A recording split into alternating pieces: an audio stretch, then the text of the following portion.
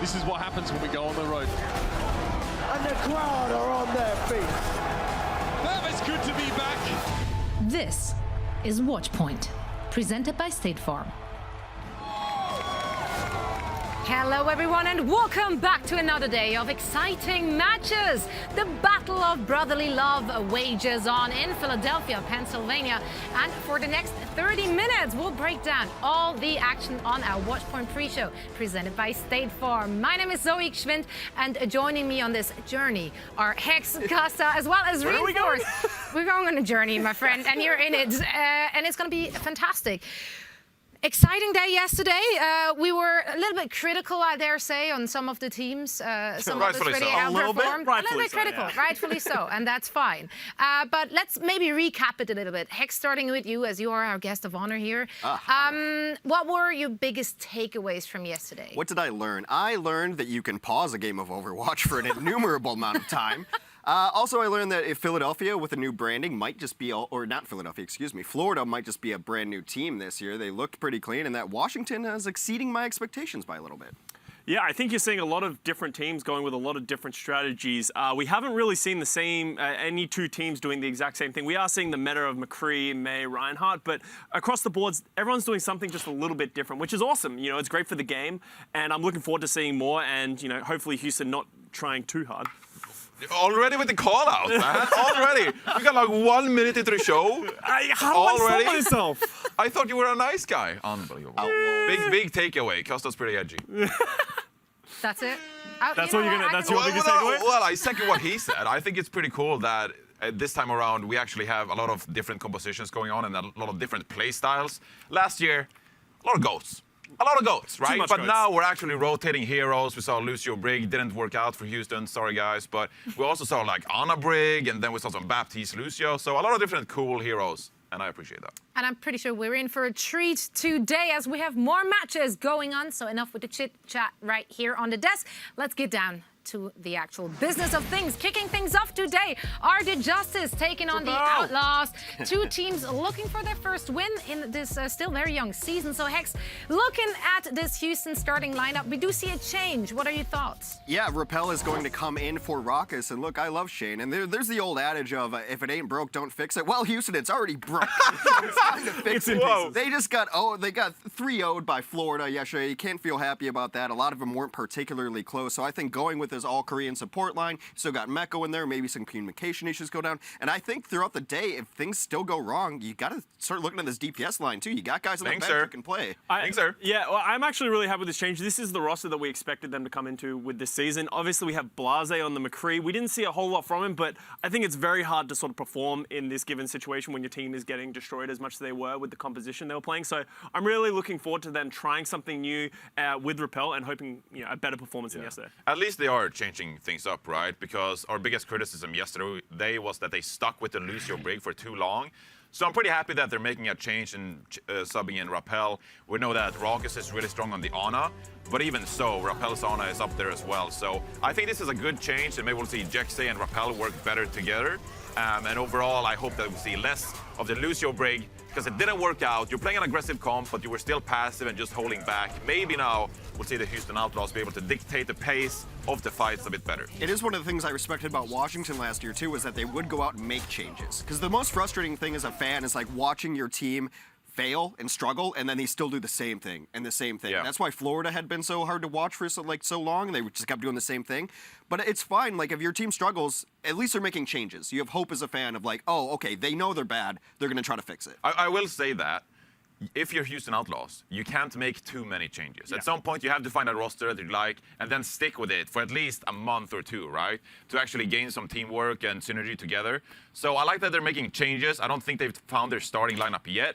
But at some point, you have to settle because there's a lot of talent on that roster, and you can only pick 6 players to start for your team. Well, and the Outlaws do have a very tough task at hand today as they are facing Corey and the rest of the Justice, who had a really good showing yesterday. We saw a lot of bright moments coming out of their roster, and that was even though they lost against the Philadelphia yesterday. So, Kasta, what kind of adjustments do Washington need to make in order to come out victorious today? Well, I was actually really happy with how the Justice played and how they adapted in that match. They seemed to come in with a set strategy of we're going to try and shut down Carpe and we're going to put a lot of focus on sort of playing our style. And you saw it happen. You even saw Corey picking up the Hanzo, as you saw right here. It even forced Carpe to follow him and switch to the Hanzo. So Justice seem to have a way they like to play the game, and they really, they really showed a good, had a good showing yesterday. I think some of the adjustments that they're going to make is that they don't have to deal with Carpe. So Elivo doesn't have to go freelance. He doesn't have to just deal with Carpe, and that's his only job. And that's going to make Roar a lot better too, because Roar kind of got left alone on an island,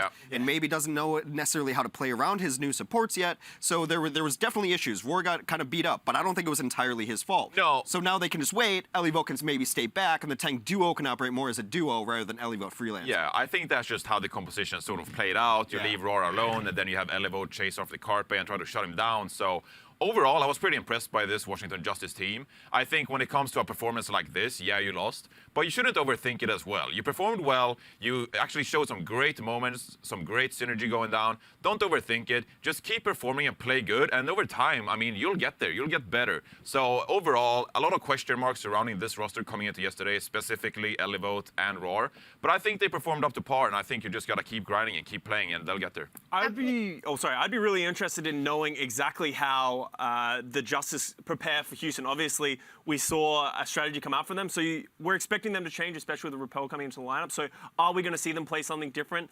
I really hope Justice come in with something unique that wasn't just yesterday's strategy. I mean, what I liked about the Justice as well as Philadelphia Fusion yesterday was the adaptation we saw, like, on the go. It wasn't one of those scenarios where we saw them coming in with a strat and then that's just it. Like, they did have different kind of looks to them. Is this something Outlaws really need to work on today? I think they have veteran players and veteran coaches, and that's why I was most disappointed by their lack of adaptation.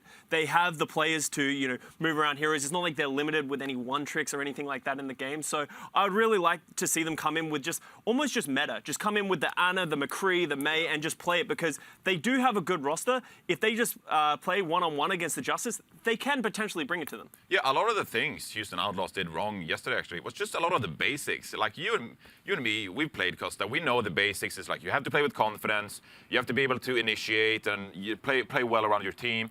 And you have to be able to adapt as well and rethink what you are doing. When you are playing that match, sometimes you overthink things, or you just become a bit too passive, or I don't want to say choke, because they didn't choke, okay? But you get stuck in your ways, and you're not really willing to change things up or reconsider stuff. I think they just messed up a lot of the basics, and that really disappointed me, because this is a team, as you said, a team of veteran players, and at this point, they should know how to perform best on that stage. Okay if you get outstratted, okay if the opponent team has better players, but overall, I think that Houston Outlaws, they just messed up the basics quite a bit, and that disappointed me. All right, Reinforce is disappointed. However, sorry. Not angry. And that's I'm way sorry. worse than angry, isn't it? But I got a prediction wrong. This is only the first match of the day. We have, of course, more coming your way.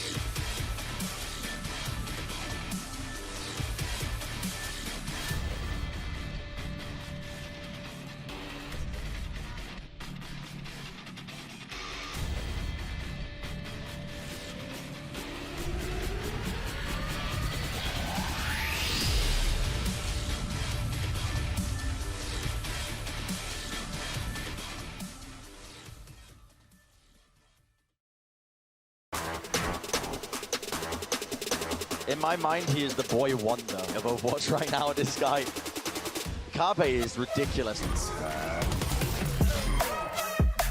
Carpe, again, so many finishing blows for this guy right now. Carpe, what are you doing? This is unbelievable! Oh, Carpe! Wow, you got too close to Carpe, and that's what happens.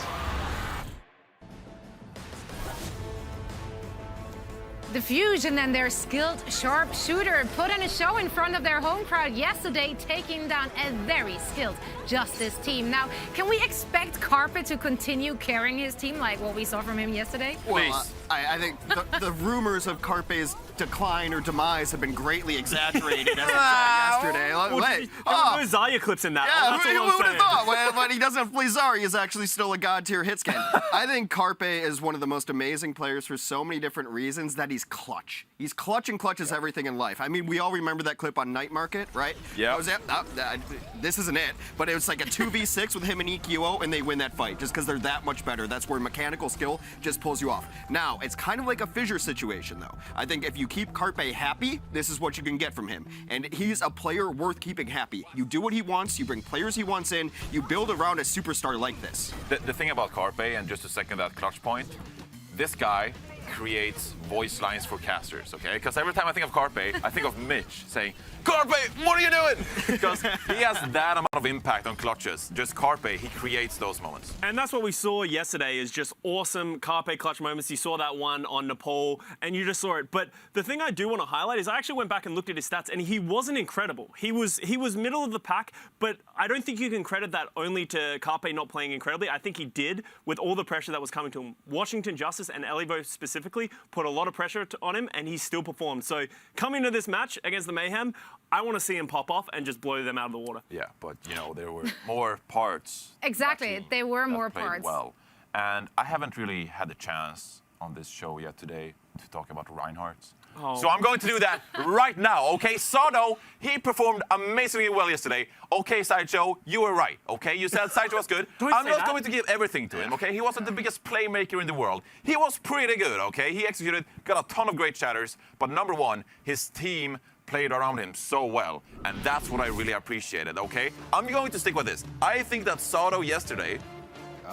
I think that Sado yesterday reminded me of Coco from Envious because he just played so well with his team, okay? His team set it up with great walls from Ivy on the May, and he also got a ton of great setups with other heroes as well. So I think that his team just helped him out to perform really well. You see the Earth Shatter efficiency on your screen, 0.91.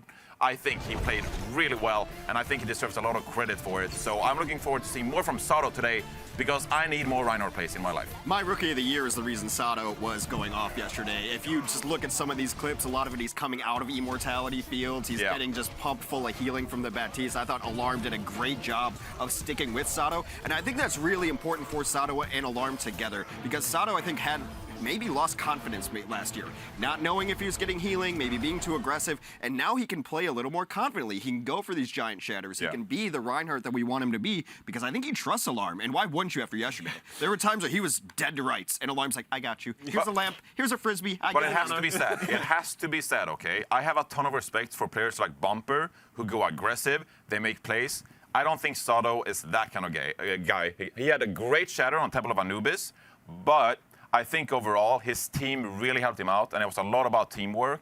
So I think primarily he's a very safe and a very methodical Reinhardt, and I appreciate it. Stay in your lane, do your job. Yeah. That's it. Exactly. And I mean, we saw that in the stats, right? On the stats card, 2 deaths per 10, like that's phenomenal. And that's all due to the support he was actually getting from his team. Now, Philly is facing off against the Florida Mayhem, a team who is also trying to repeat their performance from yesterday. Mayhem, they did show a lot of upside and poise when their retooled lineup 3-0.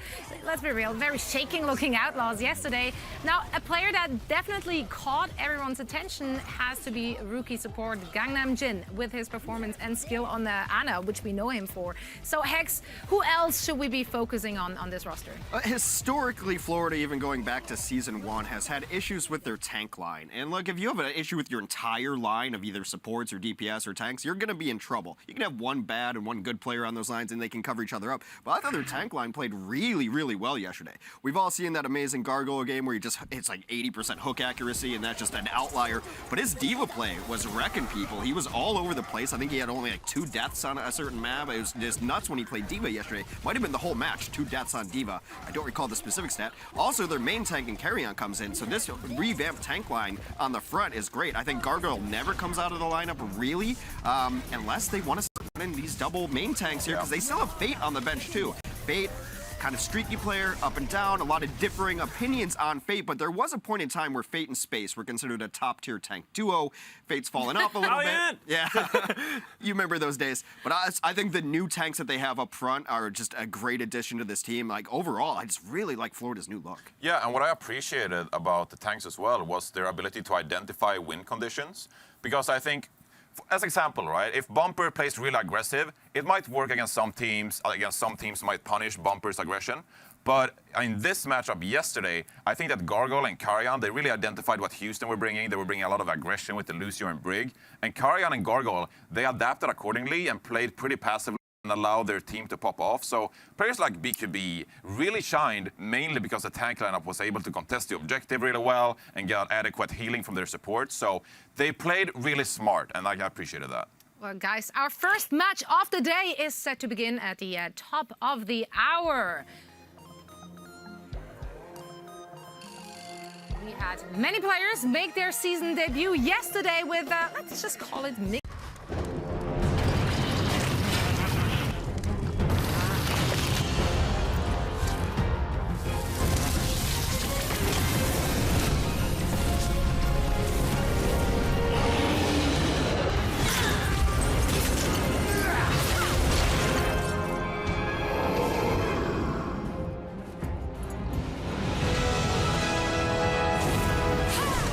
Legend of Soulguard. Download now.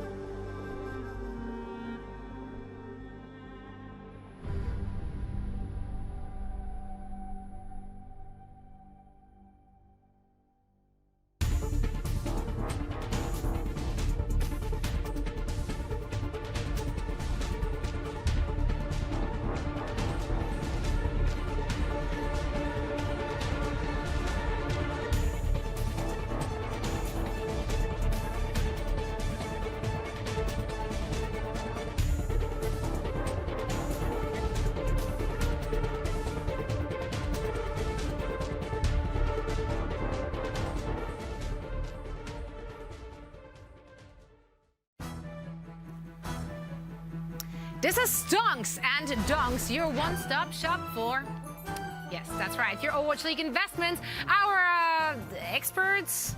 I think you can call us that. Yeah, our experts are Generous. going to tell you whose stock to buy and which ones are donking. So Hex, who's trending up or down for you right now? Overall, it's got to be the Florida Mayhem, but there's one player in particular who, after an atrocious year 2 in Season 2, on the way up, the stonk is rising, as it were, and it is going to be BQB, or as I often mistake him for, Barbecue. BQB has been going off, and this is nuts because I thought it was going to be Saya. This is a highly touted player who we thought was going to be this Sombra ace for the Mayhem last year.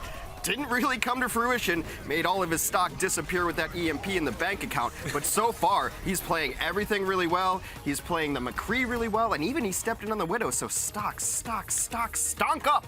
for BQB. Oh, that was well done. I guess if it's my turn to talk about it, you have to talk about the donks, and when you talk about the donks, it has to be the Houston Outlaws from yesterday. I know we've beat this horse down, but they had a terrible match yesterday. They had Raucus playing the Brigide for some reason. So I'm going to mainly target the coaching staff. They didn't really show up with the strategies and what we expected from the Houston. They didn't have huge stocks, but they're definitely on the way down. So make sure you sell a little bit, but don't sell them all because as far as I'm aware, Repel's coming in for this match, so stocks might go back up. Oh my God, I panic sold already. I panic sold yesterday, so I'm over it. Anyway, for me, I'm sensing a bit of a trend reversal with Sato. This is a guy that really outperformed the market yesterday, and the Fibonacci levels confirm that the oscillators are absolutely crossing and confirming a buy signal. So buy Sato stocks. I don't care what it is. Credit cards, do it on leverage, all of it. Sato played so well. He played so well. Listen to Johnny. Set up by his team, hit some big shatters. Many thanks to, of course, help from Ivy on the May, and then he had Alarm on the Baptiste, so a lot of stuff going in his favor, but he really outperformed the market yesterday. So I would suggest buying a lot of Sato stonks, and then maybe take some profit around hero pools. We'll see how he fares then, but for now, Sato stonks, they're going up. They're going up. They're going up, Gustav. They're going up. Well, you heard it here first. I'm not sure you should take any of our advice, but if you were to do so, I want you to put all your money on Washington's Ellie Vote. I honestly think he outperformed yesterday. I wasn't sure what to expect from him, knowing that he's not going to play with his, his compadre with Gotsish.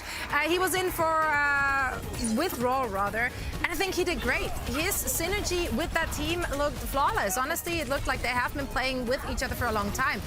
And considering that that is not the case, I think that those stonks are just going to go up and rise and rise and rise. Swedish stonks. Swedish so hot right now. Stonks. I started my Swedish stonks after Reinforce played, so I'm actually reinvesting. Could not get any lower. And when Wolsish comes in, that stock's only going to go up. Dude, man, my stocks are like penny stocks.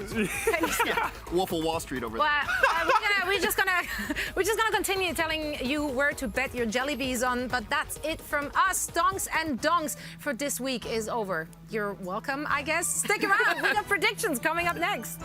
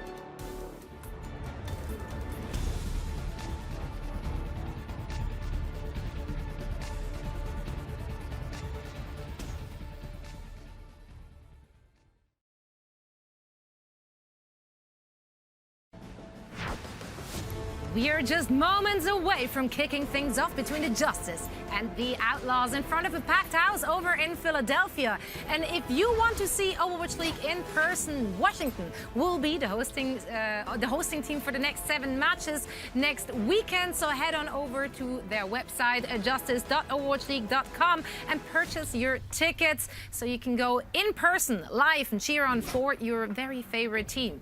Very exciting stuff. So you know what time it is now? No, it's not crunch time. It is time for predictions. Boo, really let you on. Let's take a look at our overall lead. Coming. Yeah, that's right.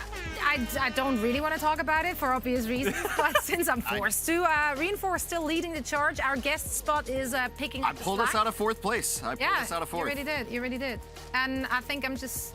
Gustav thought he could win his first tournament in his life, but I'm just taking the lead. Oh, yeah. We talk about 3-year-old results again?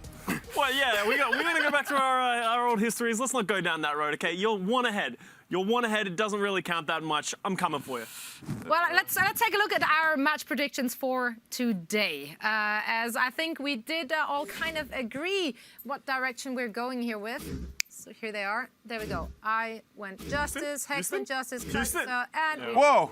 everyone goes Justice. They learned from their mistakes yesterday. I don't think you can really go for Houston. After seeing what they did yesterday, there's just no one in their right mind is putting money on Houston today. So watching them look pretty good, so I'm expecting good. Look, So, man. Hex, but if we have to flip it, like, how can the Houston prove us all Yeah, wrong today? so, I mean, there's a couple things. Be decisive. I think yesterday I had a very succinct moment. Just go! Just go fight, please! But no, just be decisive, make your calls, and go with them. Also, stick with your plan until it doesn't work, because it felt like they were copying what the other team was doing. Like, oh, they're running Brig Ana, let's try that. I don't think that was necessarily in their plans, but then also be willing to adapt when it's not working, because that's the most frustrating thing, to watch a team just bang its head against the wall for 20 minutes doing the same thing over and over. So stick with your plan, but when you realize it's not working, adapt, and overall, just go fight. Please, for the love of God, go fight. Well, let's take a look at our predictions for the second match of the day, featuring the Florida Mayhem, as they are going up against the hosting team, Philadelphia Fusion. And surprise, we all picked the same team once again. Spoilers! Spoilers! I'm not even there yet! It could have Johnny. Oh, there we go.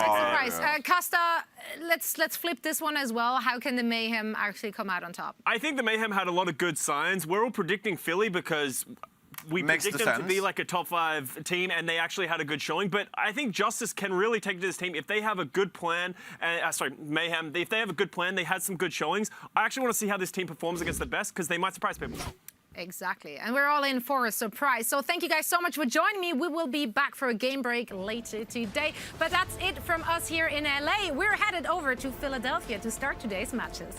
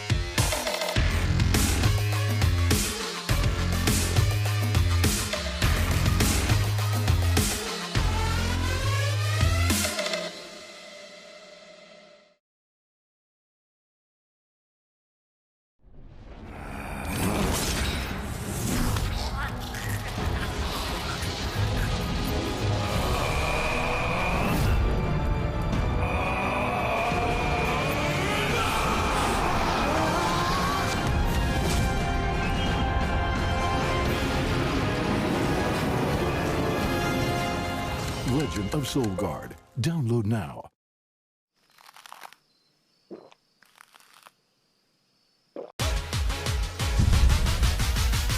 Turn up the bass.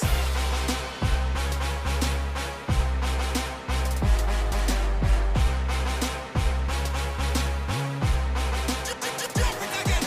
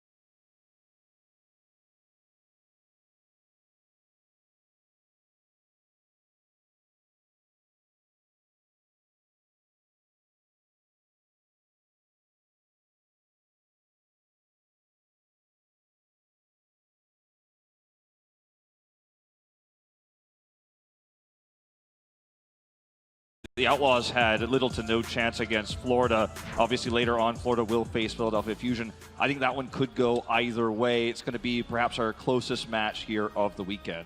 I mean, that's boldly stated as well after what we saw from Justice and Fusion just yesterday. Even the 3-1 scoreline, not quite telling the full story there. But the 3-0 doesn't really tell the full story either for Mayhem versus Houston. Some of those maps were very much down to the wire. Taking a look, however, at some of those highlights that we saw from yesterday, Houston just weren't able to get across that finish line. Got ever so close, especially on Havana. It's hard when you have this back-to-back schedule as well here, where you have a tough loss, your 0-3's first match of the season, and then you go into a secondary match just the next day. It's a tough schedule. It's hard to adjust. You know, Harsha spoke on Twitter about how he felt like it was him to blame for the strategies they used and why they ended up falling down 0-3 in that first set. It's a tough wall they have to climb to take that win today against a team that's clearly got the advantage in the Washington Justice. I mean, is it the strategies? Is it going to be a roster change, perhaps, that is the alteration here for the Houston Outlaws to try and find an advantage to try to get that victory? We did see Blase and Hydration starting, so no sign of Dante, no sign of Linkser yet. That's right. I mean, we talk about the DPS duo of the Houston Outlaws. They really struggled in part due to the fact that Raucus wasn't able to give the same sort of support that Chris did in the Brigida duo there, because you know that right now the way these two teams played yesterday, with how the McCree works, you get that extra armor, it's all about that extra protection, and Raucus just underperformed compared to Chris, and that made it much easier for Saya player and BQB to lead that DPS charge. So Blase and Hydration, you know, if they start today, they have big shoes to fill again here against a tough DPS in Corey. And I mean, that's going to be, I think, what potentially defines this series is, does Raucus run it again, the Brigida? Do they try to duel against Corey? Do they change it up? Because running the exact same thing, trying to mirror again, I think is a bad look for the Outlaws going into this series. Well, of course, that DPS duo for the Outlaws isn't the only new faces that we had on some of these teams. Aim God made his debut yesterday on the Washington Justice, and overall looked quite solid for them after his short stint on the Boston Uprising, then benching, and now here on Justice. Overall, a very solid performance for him on the Ana, something that he's very well versed with. Yeah, I mean, since his time in Contenders Korea, he's been a very good Ana player. He was stuck on Boston last season, so looked a little bit weaker, you know, overall. You know, in the thick of things, when you look at Boston's record last season, you wonder how good is Aim God really? Looks like the Justice are having a better season, or at least from the outset, looks like they will have a better season they did last season. I think Aim God could shine a lot more. And we had talked about it after that match. During that match, Elivote, one of the newest faces, does not have that backup main tank of Lulcich coming through yet, but had some hot and cold moments overall. I feel like Elivote, he certainly showcased his incredible skill at peeling and also controlling high and low ground, but his over-aggressive tendencies sometimes got the better of him. He ended up getting caught and picked. And once the Fusion started to understand how he was moving around, trying to zone out Carpe, helping get Corey that high ground, they punished him, and he often got caught alone and was isolated. So that's something I think the Houston Outlaws definitely should have picked up on and should be zoning in on going into their match today. All right. Well, I mean, relatively speaking, obviously we had a decently long off-season, but these guys have squared off against each other fairly recently. Stage 4 went all the way to Game 5, and Washington Justice were able to take down the Houston Outlaws. So maybe a bit of spite, some vengeance wanting to be snagged here for the Houston Outlaws. The question is, can they do it today? Because the Justice just looks a lot scarier than they did even in just the last season. I mean, it was a great matchup between these two. We saw at the end, we got to see a lot of Hanzo, and Linkser was on the roster, Dante was on the roster, those players missing from the starting lineup of Houston now, and you know, you have to wonder, is that the right choice, especially going against such a great DPS duo in Corey and Stratus. I don't think this matchup, at least on paper, is going to be as close. Remember, that was peak Justice too, that struggled against Houston at the end of Stage 4, and I think that Houston, right now, comparatively, there's going to have to be some changes, or we may just see another 3-0 here. Well, we'll have to see what happens. Will it be revenge, or will we have a win streak amassing for the Justice? We're going to find out as we go ahead and bring them out on stage. Ladies and gentlemen, please welcome the Washington Justice.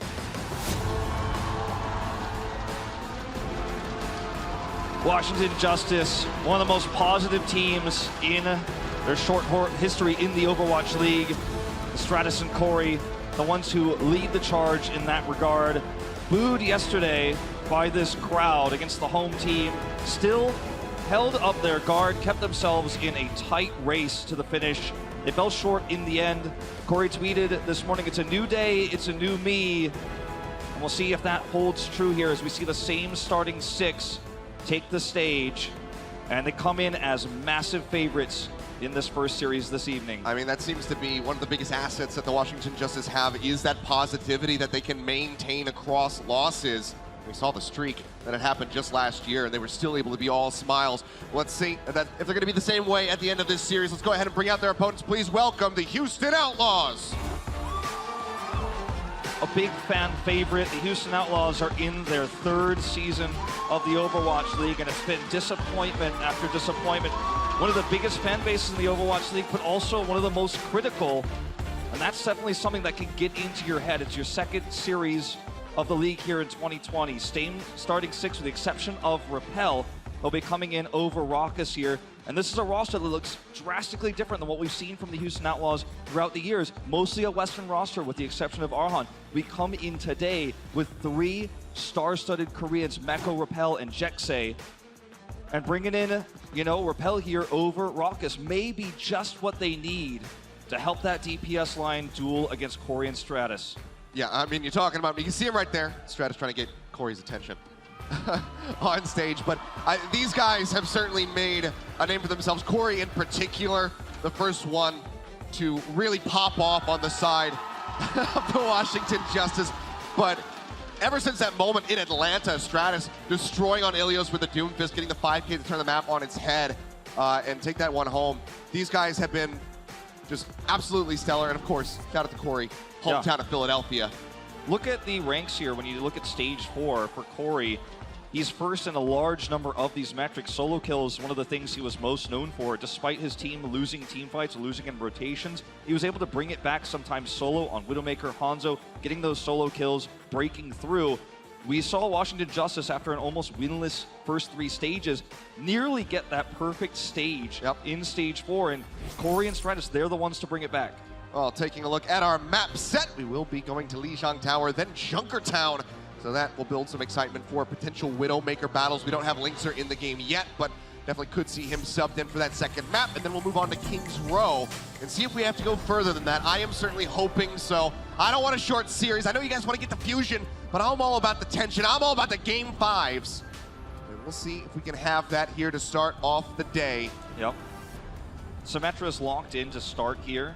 It's another map like Village on Nepal, where the control point itself is very small, and controlling it first with a hero like Symmetra and like Zarya in the past with Ghost compositions, getting that first control if you're going to commit to the Symmetra is oh so important. It's much safer to run the McCree and the poke damage. Let's see if they commit after teleports. It's going to be Blase on the Symmetra. Corey, though, will go with the McCree option. He'll be joining a little bit later, but that's what he wants at range. He'll be sticking through with it. We saw this just yesterday. The setup on Nepal, so we'll be sticking through. Lijiang Tower has been a lot more popular for that Symmetra. Already Roar loses out on that shield. The rest of them cut off the May walls. He gets taken down. Hydration finds the headshot onto Stratus, and that is going to be the first point lockdown for the Houston Outlaws. Now think about how difficult it's going to be for Corey and Stratus to chip their way in here, even with a D.Va on their side. They have to go around all of these walls and the shields, the double barriers, and then when they get through, they're going to be facing Blase, who can charge up very quickly and on the May wall if used to try to lock off. Stratus is swapping away from the May as a result. We'll be trying to go for opening burst picks with the Doomfist. But that Blizzard is almost ready for hydration.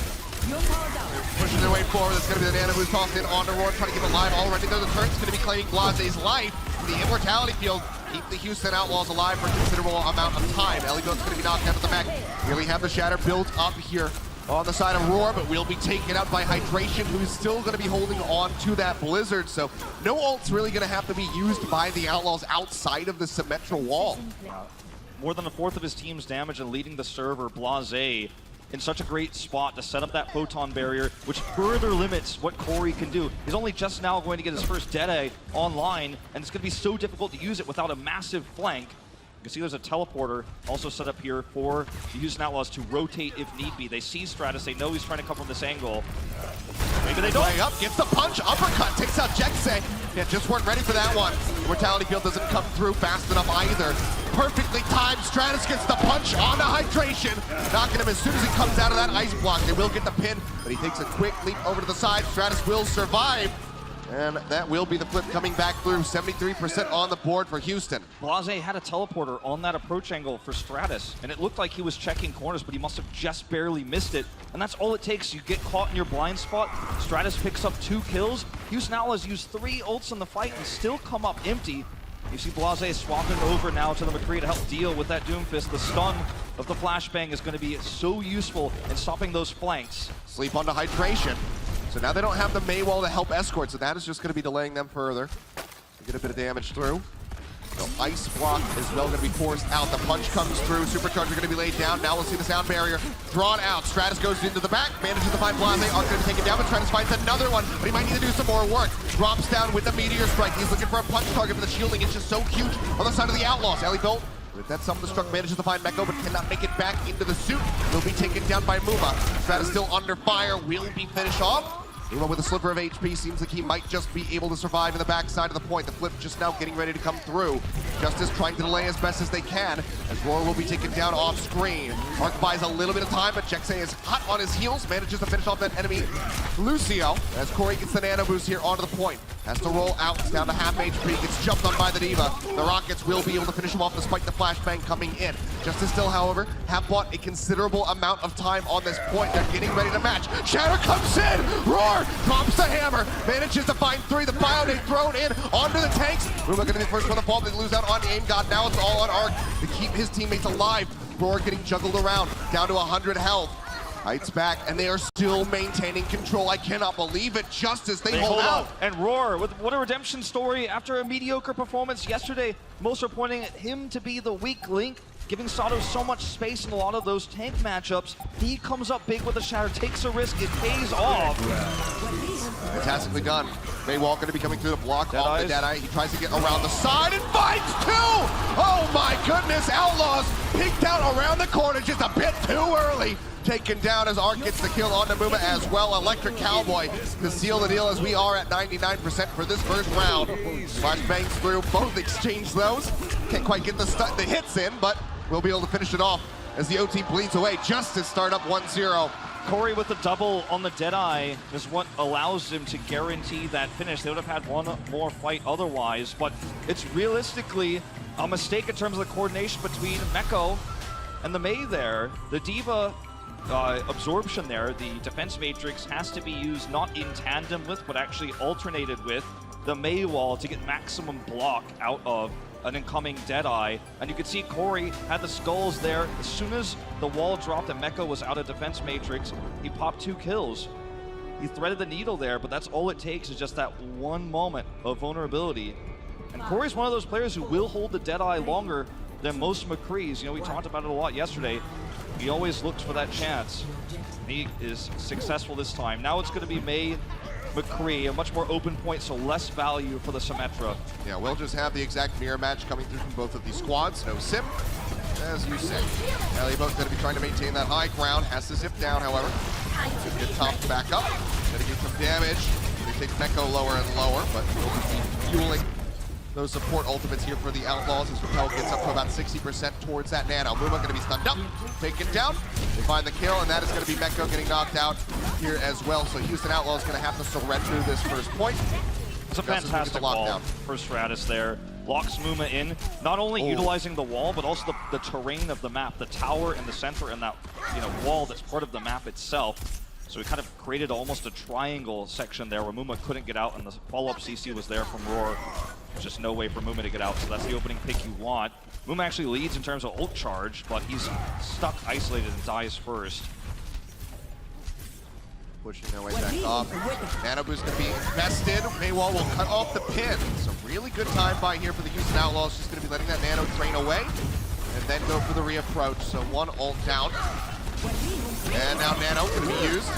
Stratus gets the blizzard taken away. A very nice eat from Meko. Muma pushing around the corner. Not quite topped up, drops the hammer, but it goes straight into the shield. Maybe he was going to be able to get Ellie both there, but could not find it.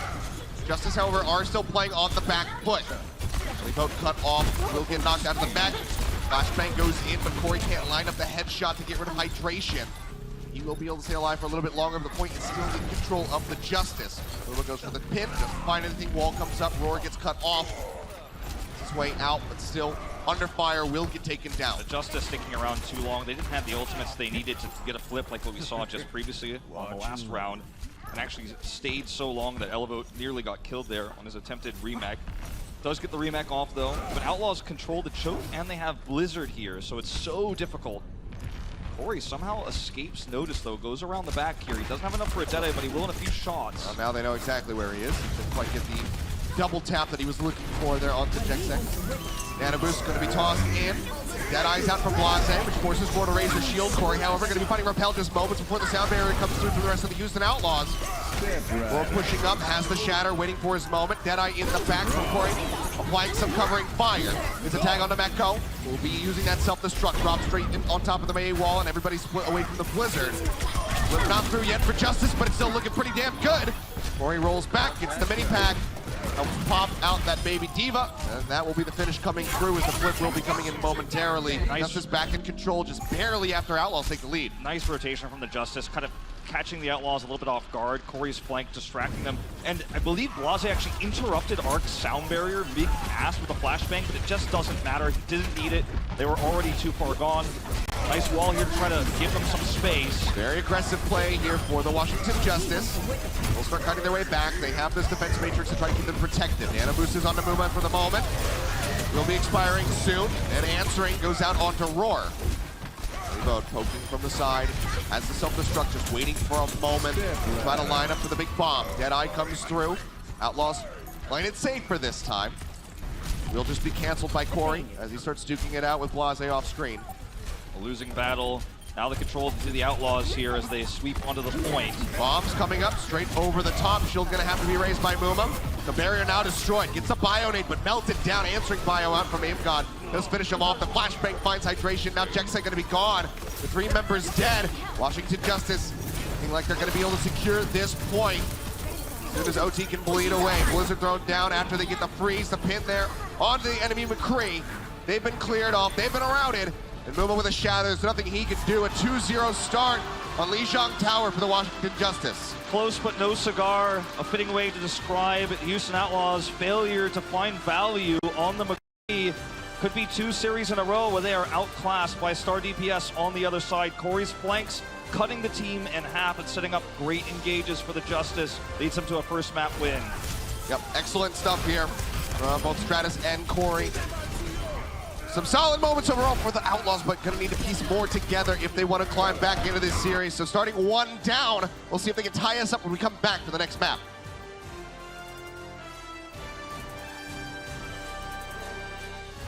Coca-Cola is the official refreshment of the Overwatch League.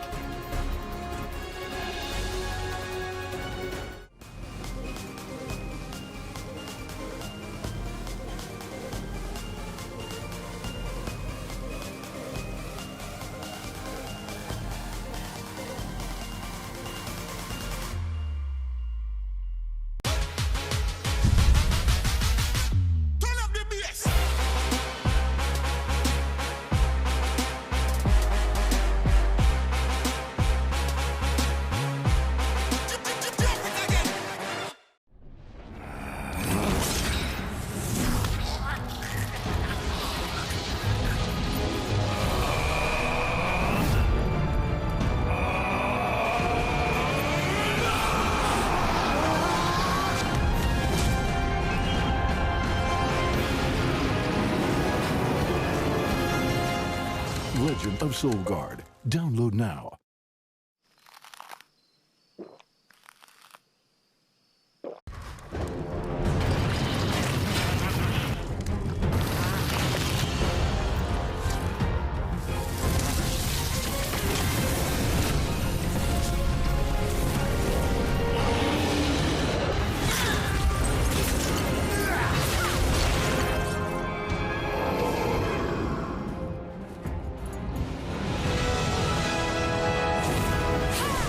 Legend of Soulguard. Download now.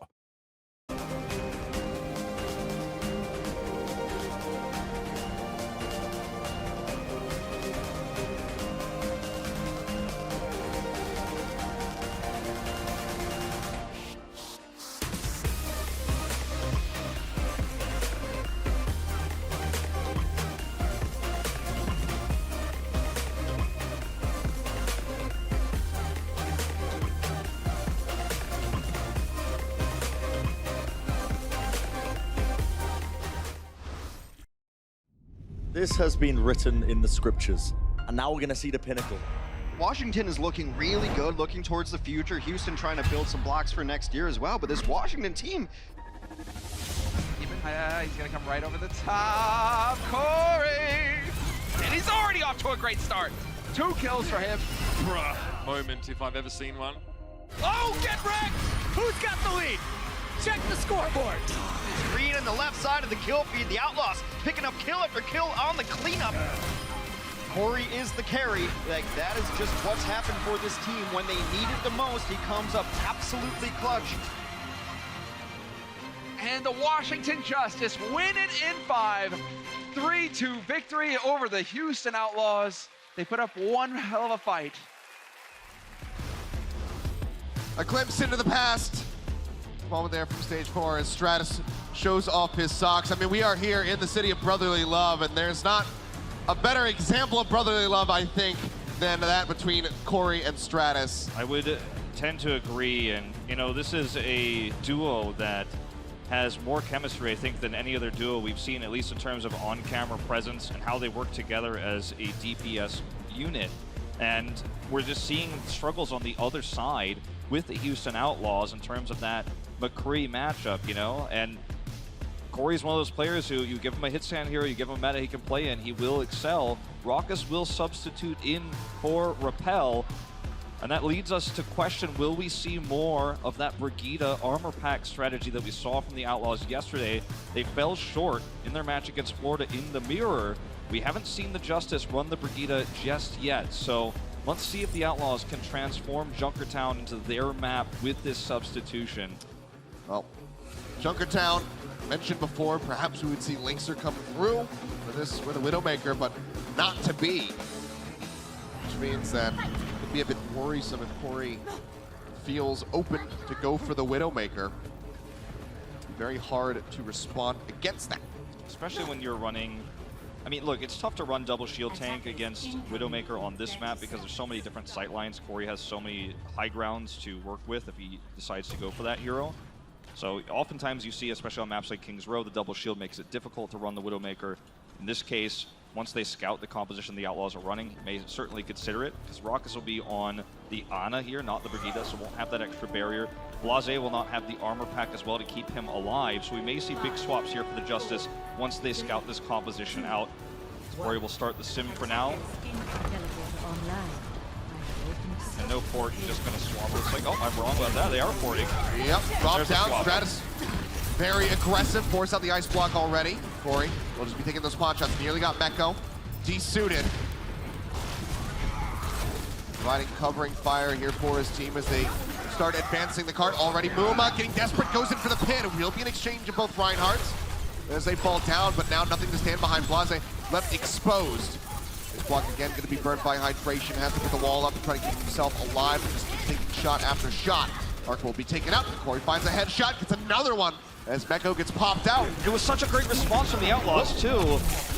But now they're going to lose control. Corey gets that kill, and that's all it takes for the Outlaws. They dealt with the teleport well. They responded quickly. They saw the swap to the Widow. They retreated into that room where they had less line of sight. We saw Muma struggle, but then get a trade. But as soon as he's down and the shield is gone, Corey finds heads. He takes out hydration, and that opens everything back up. The Houston Outlaws deciding whether they want to contest A. Very risky business. If you fail here, you give Corey bigger line of sight on the high ground. It's often better to just simply let A go. They're going to contest. And they do drop down. Smooth by himself. Also together, hydration. Trying to freeze everybody in his sight. They have the D.Va around the back, but they're supporting fire, and Meko's already going to be desuited. Blase himself finished off. Corey gets a nice quick scope in there onto Meko. And a pretty questionable contest. We've seen this since the history of Junkertown. Contesting A, if it fails like this, you give ult charge. But now look at where Corey stands. He is staring down the barrel of the opening where the Outlaws have to come into. So they're all in line of sight. There's so much poke. Hello. And look at where Corey stands. He's just saying, okay, I know exactly what they're doing. I know what they've swapped to, and I can take some pot shots while the cart rolls for free because they contested A. They got nothing for the contest. Poison trap for some added damage and vision. Arc bringing up the cart by himself here for the moment. Meko trying to contest him where possible. Gets the move back. Body shot just been coming in. Corey constantly repositioning. Sign of a veteran Widowmaker. Never take 2 shots from the same location. The Blizzard called in by Stratus.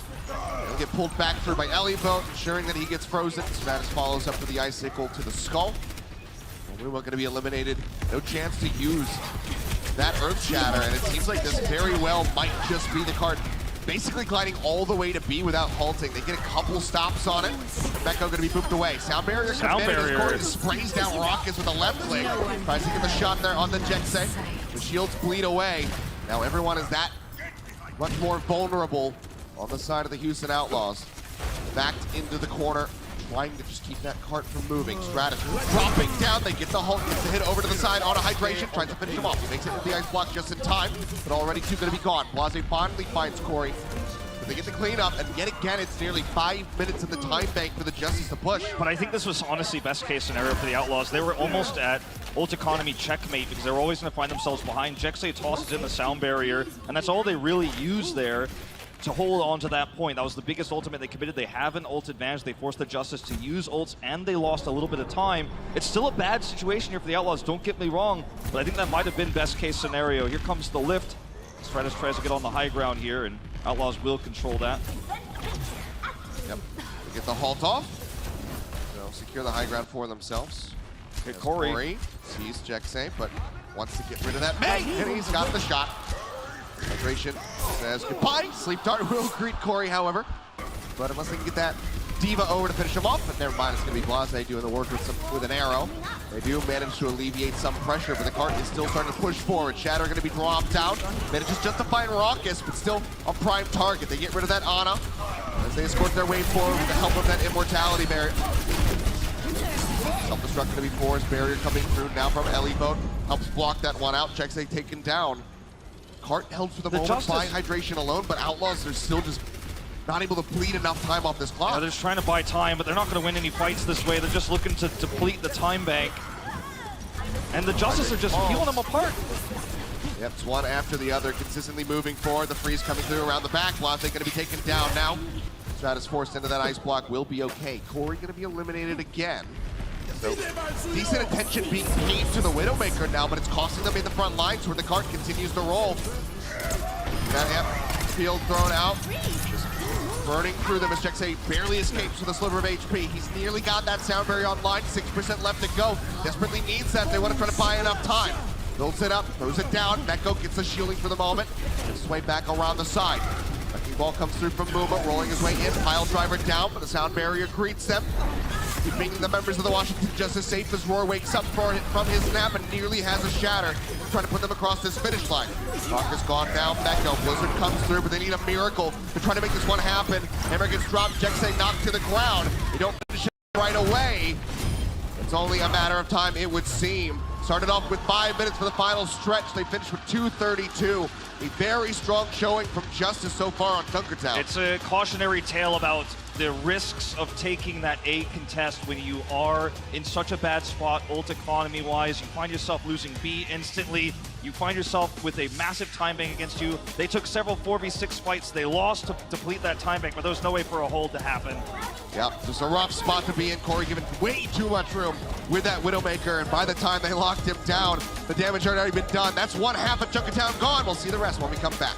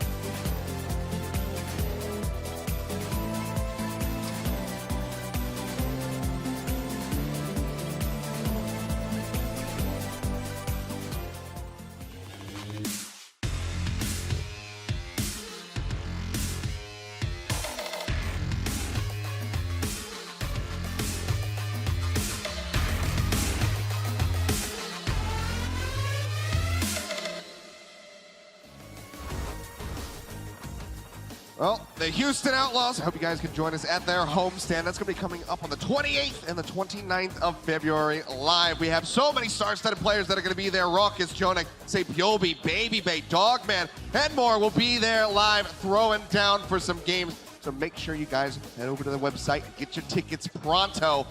They won't last very long. Certainly not. Maybe like the Houston Outlaws in this series, but that is yet to be decided. I mean, the playstyle of the Outlaws around Corey's flanks, whether it's on the McCree, the Widow, or even the Tracer we saw yesterday on King's Row, it's almost like picking apart a crab or peeling a shrimp. I mean, it's a surround style, but they force people out of position. Raucus got caught alone and his solo shattered, and Aurora and the Justice are not afraid to solo shatter Raucus to remove half the healing, to then collapse on another player that's caught out. And from that moment on, it's just the Houston Outlaws fighting 3v6, 4v6 fights that they felt compelled to take because they had no ultimates. They didn't want to group up and try to take an ult fight because they couldn't. They just were crashing into the point saying, hey, we might get 90 seconds off the clock here. That's our best option. It will be Corey starting the Widow here on defense. And there's, again, as I mentioned before, so many different sightlines he can take and high grounds he can approach from.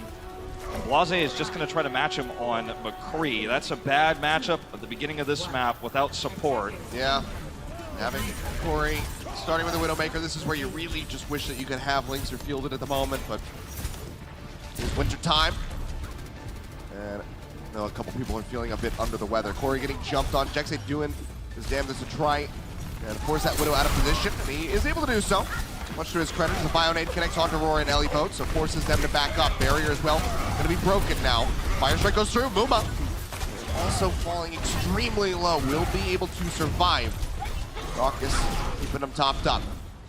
Fire Strike goes through, and this will be Washington Justice surrendering a decent amount of ground. They're gonna try to back off, stay together. Corey can now try to hide his position before he goes for another flank. He's staying straight up main right now, but he can break off in just a moment here once they pass underneath this underpass. You can see in terms of damage, Blase, 28% of his ult, barely doing anything. Oh, Nano gonna get tossed in. And they just disengage. Sure, he doesn't get frozen, tries to go into the pin, unable to find anything, now getting tagged up. Shield gets raced back through. Bolted together are the members of the Houston Outlaws. Puma gonna be dropping that shatter, but the Rissa barrier was there to greet it. Blocks it out, Corey starts finding shots. Blase gonna be taken down first and foremost as the Fire Strike comes through, and Muma will fall. Corey's going to be looking for a little bit more as Roar will take a nice little nap. It's such a great disengage we just saw from the Washington Justice there. When the Nano came through, they split away as we see the delay here. That's actually very reasonable then. But the awesome thing about it is Justice just avoid the Nano. They back off. They say, Muma, if you commit, he's already at half health, he's got to commit. You commit, you're just going to get picked off yourself, and then we're going to have a 6v5 fight. We can collapse him just like they've been doing all day. They drop in that Blizzard, and they get a great reset. They have this control of the center once more, and Corey's at a very safe distance back here. There's no way Blase can match him at that range. It's impossible. At least the nice thing here for the Houston Outlaws, they have this Blizzard that they're using now. There's no D.Va on the side of the Washington Justice, but there is a shatter. Gets dropped in. Hydration and Blase both falling low. Rock is going to be taken down for the sound barrier. He comes in to keep the rest of the members alive. Now Arc going to be matching as Ellie boat gets eliminated. Supercharger still out powering the members of the Washington Justice, however. Corey's got the walls rolling. Looking for some more targets, and Muma will fall. There's nothing over there to grapple onto. They'll get onto this water barrel now. It's just buying time right now against the Outlaws here. Yep. And Muma's got a long way to run back. This card is under full control of the Justice. Only Roar was frozen by Hydration's Blizzard, and he still got the shatter off. He still got that impact. They traded ults in favor of the Justice once again. And Corey can't be contested. Again, at this range from Blase, Blase's not a Widow player, so he can't swap. Anabu's going to be coming out onto both of the Reinhardts. Bionade through, and Muma already frozen up. Looking for the pin. Nice boot back. Jexay saves his life. Echo going to be taken down, though, by Corey. Tries to get the self-destruct kill. Unable to find anything. And Muma will just get cleaned up. A 3 for 2. Justice still maintaining control as we dip below a minute. Houston Outlaws, reminder, have to go all the way to the end of the map. This is... They want to have a chance to win it. Dire straits here for the Outlaws. Blase is just getting totally outclassed in terms of damage output here. Washington Justice is going to keep operating the same way. Corey does reposition to the high ground. Push their way out. Trying to get behind the cart. Muma still under. A lot of duress, however. Slowly will get topped back up. Shatter online for both of the Rhines. We'll see who pulls the trigger first. Muma cut off for the moment. Nano comes through. As that freeze comes down, they go ahead. Not Nano, rather, the Shatter. Drops the hammer, but Corey and Roar are going to be taken down. Blase finally breaking through. Gets rid of one. Eliboat dangerously low, should get knocked out of that mech as well, so now they don't have the mitigation of the defense matrix. They finish off Arc, and it seems like Outlaws can finally push through, and they don't have to use any ultimates to do so. They have to hold It's a very them. clean fight. They have to hold them. Already, this is looking like a really bad situation for them in terms of time bank. They're ready to drop down. They're going to drop, and look at the positioning of Aim God. In the minute to find one, but Roar, the first one to drop, will be eliminated, so they do still manage to roll through. It's not a full commitment to the drop, and they still get to keep the high ground. They don't commit all the way like the Outlaws did. They wanted to trade some ultimates here, but they realize, okay, this isn't going to work. This is not going to be successful for us. So they're just going to slow this cart down and try to get Corey back into the back lines. And so far, he's successful. He's out-rotating Blase. When he spots him, Blase's in behind, but can't quite get a beat on Corey to take him out. Meko can't close that distance either. He's really struggling to pressure him because the rotations are better for the Justice. I mean, they're basically just cutting them in half at this point. Aimgod in the corner, trying to keep everybody alive.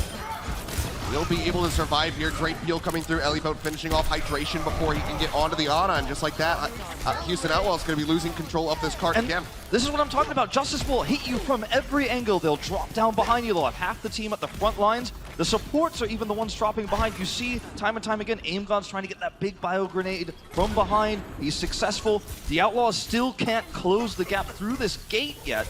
They have the Blizzard. They still have that ult advantage they've been holding for so long, but it's much less now than it used to be. Freeze going to be forced out. Blizzard now going to be coming through from both of these maze. Sound barriers there from Jexay to try to keep everybody alive, but hydration will not be able to survive. The lone member on the side of Houston that did get frozen. Finish him off. Meko going to be locked up as well as they try to finish him off. Sound barrier comes out from Arc, rescuing Roar as he's a bit too deep into enemy territory. Nano will be tossed in. They try to keep him alive. Shatter comes through, bomb into the back, but Corey is just clicking heads. But with the hammer, does manage to swing his way to 2 kills, getting rid of Arc and Eliboat.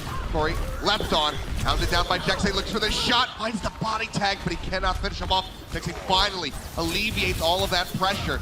Houston, can they get the cart moving? I think the answer is finally going to be yes if they can just finish off Stratus. It's losing so much time here, though, and the ult trade is still better for the Justice. It's a big issue. It's a serious problem when your Lucio player is the one who's dealing with the Widow. Jexay finally gets that heroic kill on main support, but the whole map is still open. Justice can now go for one big contest here to straight up win the map and head into match point. They can look for a Shatter engage. They've got all the cards in their hand, and Houston need a miracle. Good positioning, at least trying to play up against the Justice while the cart gets escorted forward by Meko.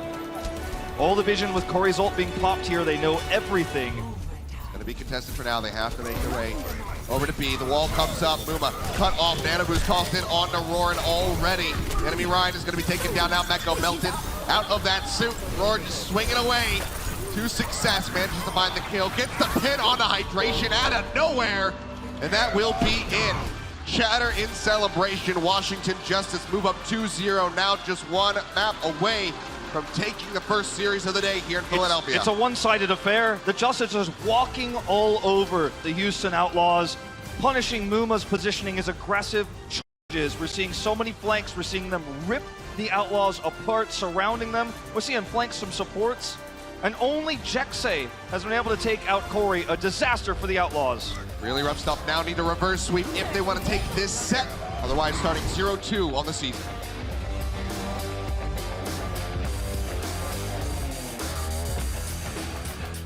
The Overwatch League is brought to you by T-Mobile. Rank up with America's first and only nationwide 5G network. And by State Farm. For auto, home, or renters insurance, like a good neighbor, State Farm is there.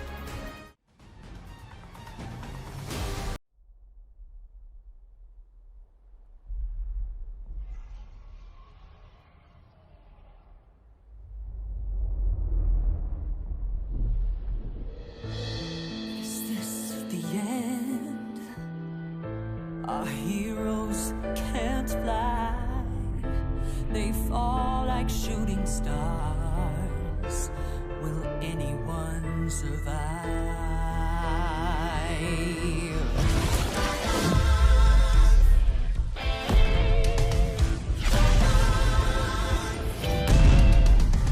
Dragons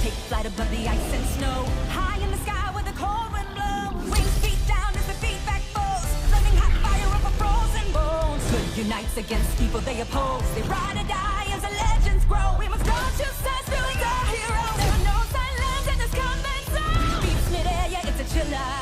Life and death, yeah, it's a killer. They go round and round as the beat down pounds. Aerial thrills, yeah, it's a thriller. The sky's filled with trauma and all of this drama, pretending and impending it. Crash down. It's dragons and dragons descend.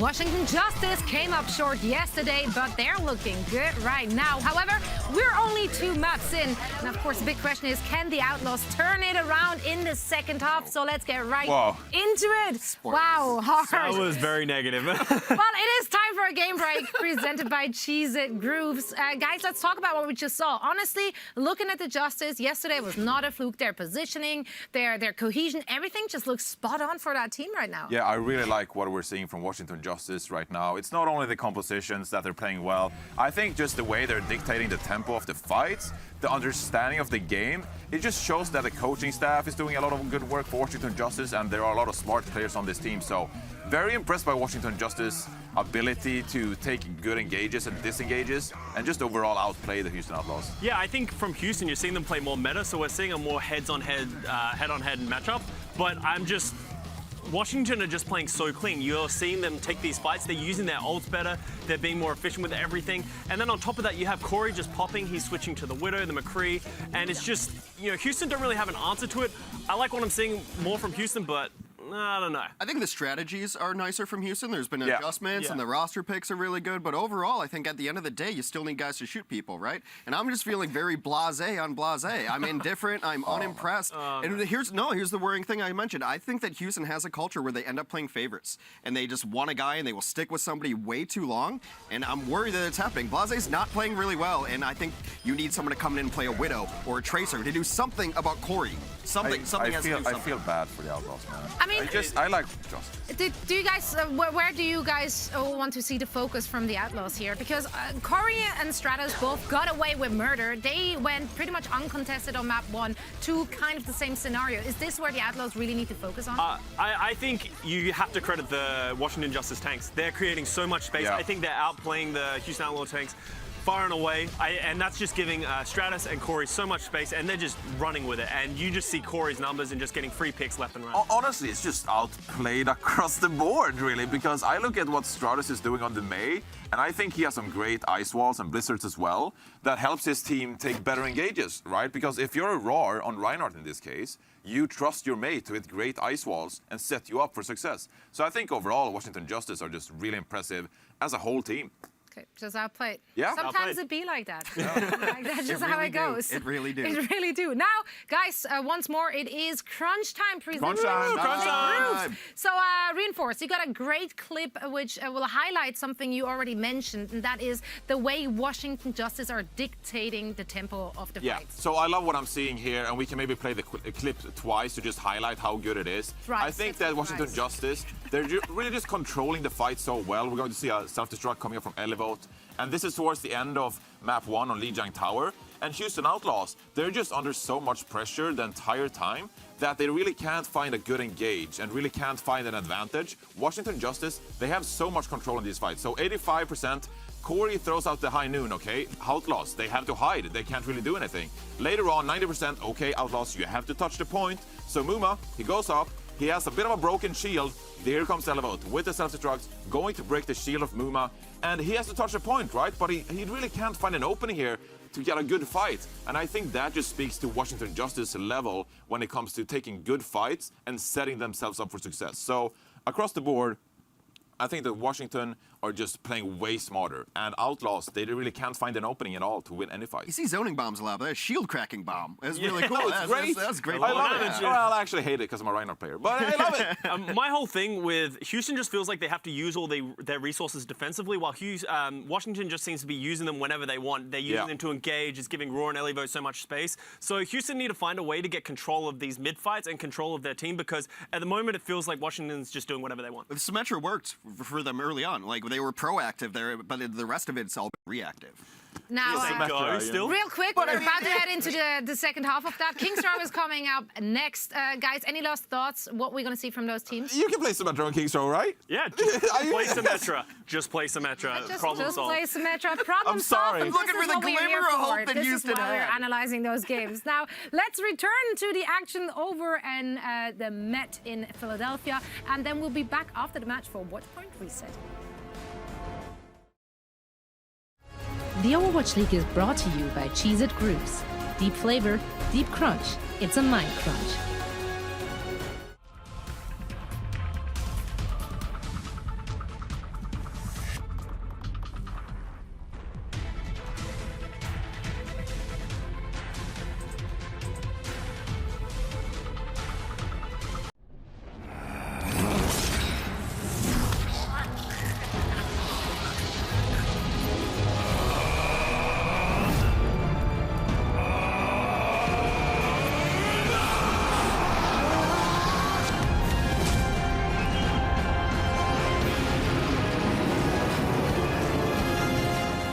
Legend of Soulguard. Download now.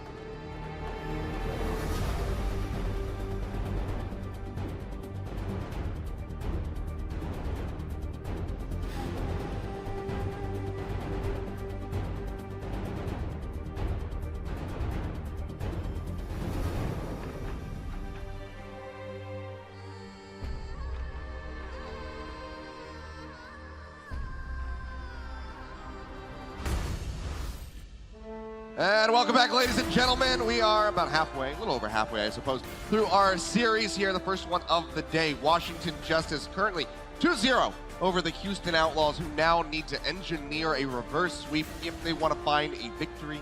Start off their season with a 1-1 record. Yeah, I mean, there have been a lot of reports of a sickness that Linkser might have, an illness that may be why he's not showing up to play here, but you could certainly feel his absence here on the field when you've got Blase struggling on McCree. He's not able to match long distance, obviously, versus Corey's Widow on a very open map like Junkertown, where it's almost a must-pick hero.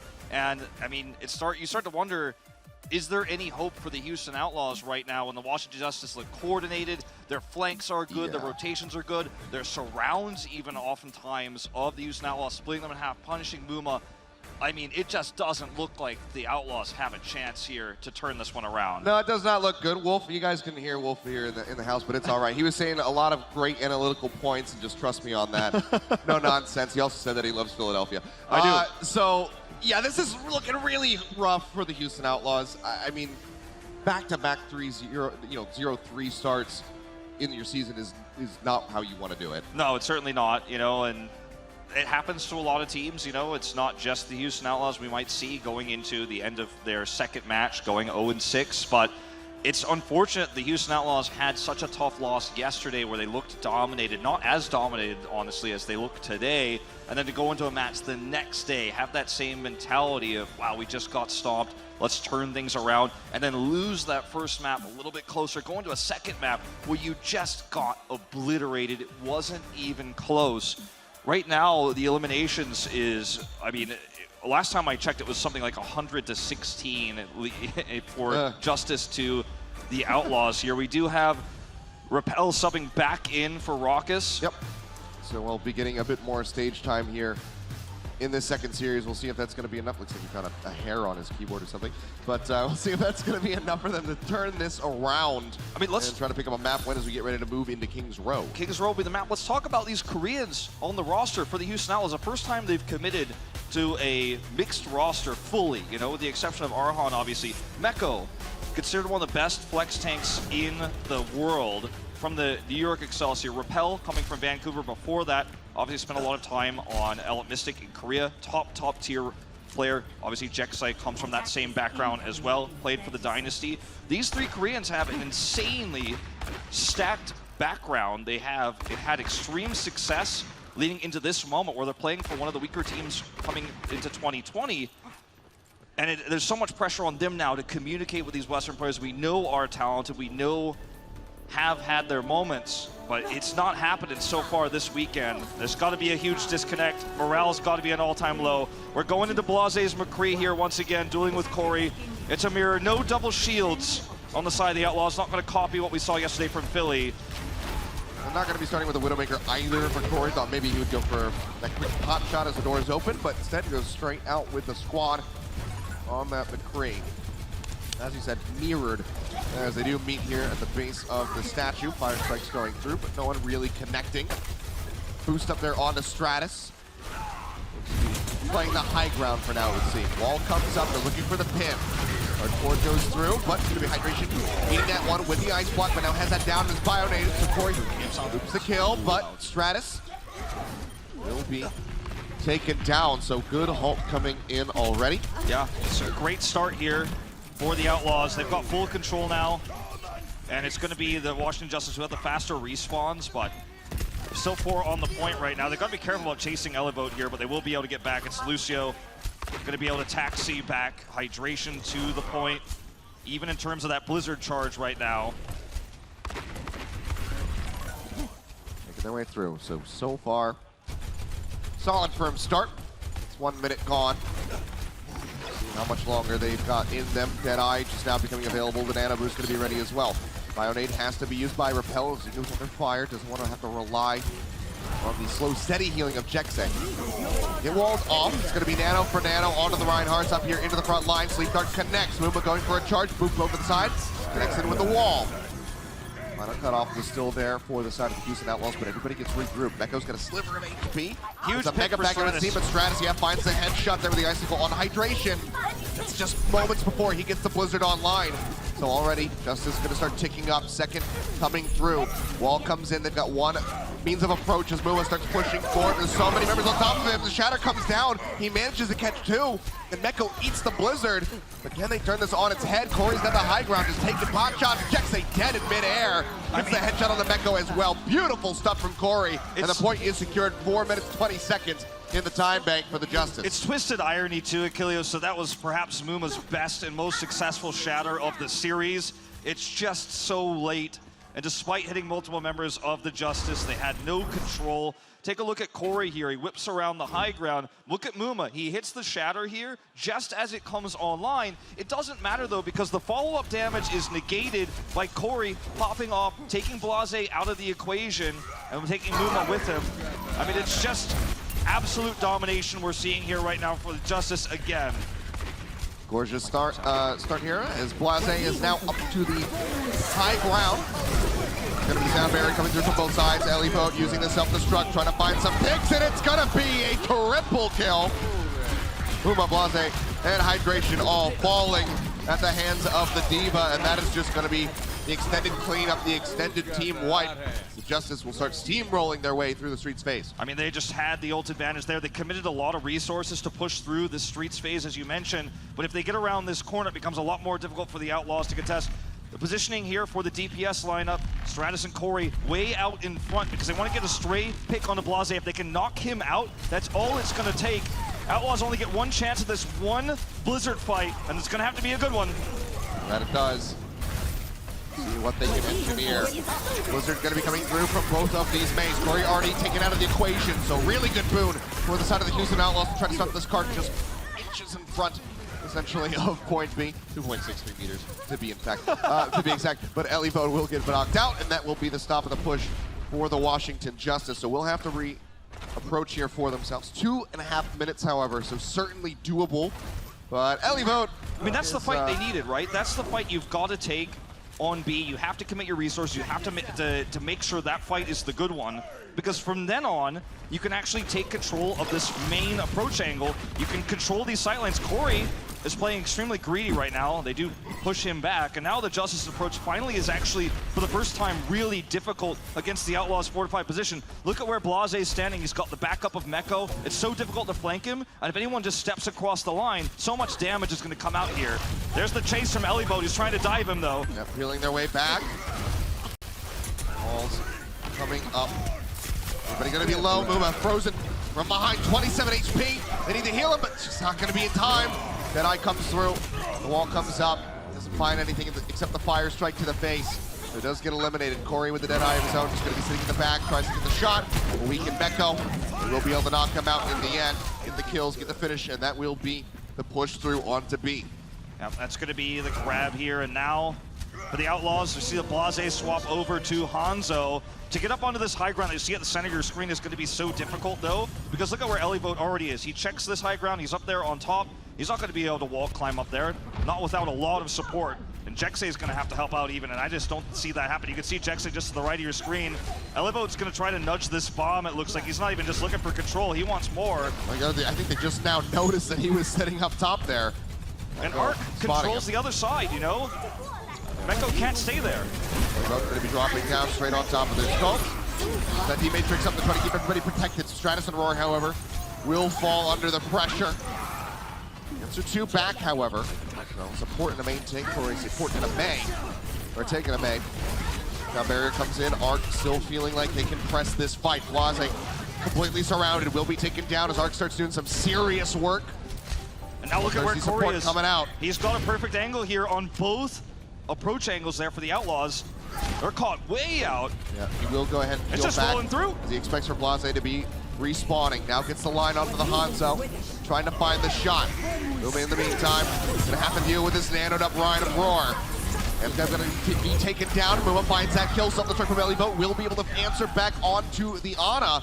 But hydration very much makes the fight happen in favor of the Houston Outlaws. It's a big blizzard. It's a big blizzard. It sets them up. They don't use the Shatter Bomb combo that they have online.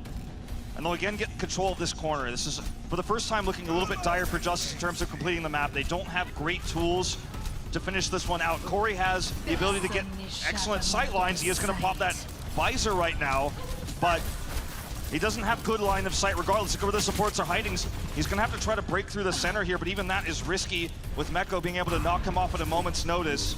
Right now, Meko has his work cut out for him. The Dragon Strike rolling through. Don't quite see it, however. Tossed out.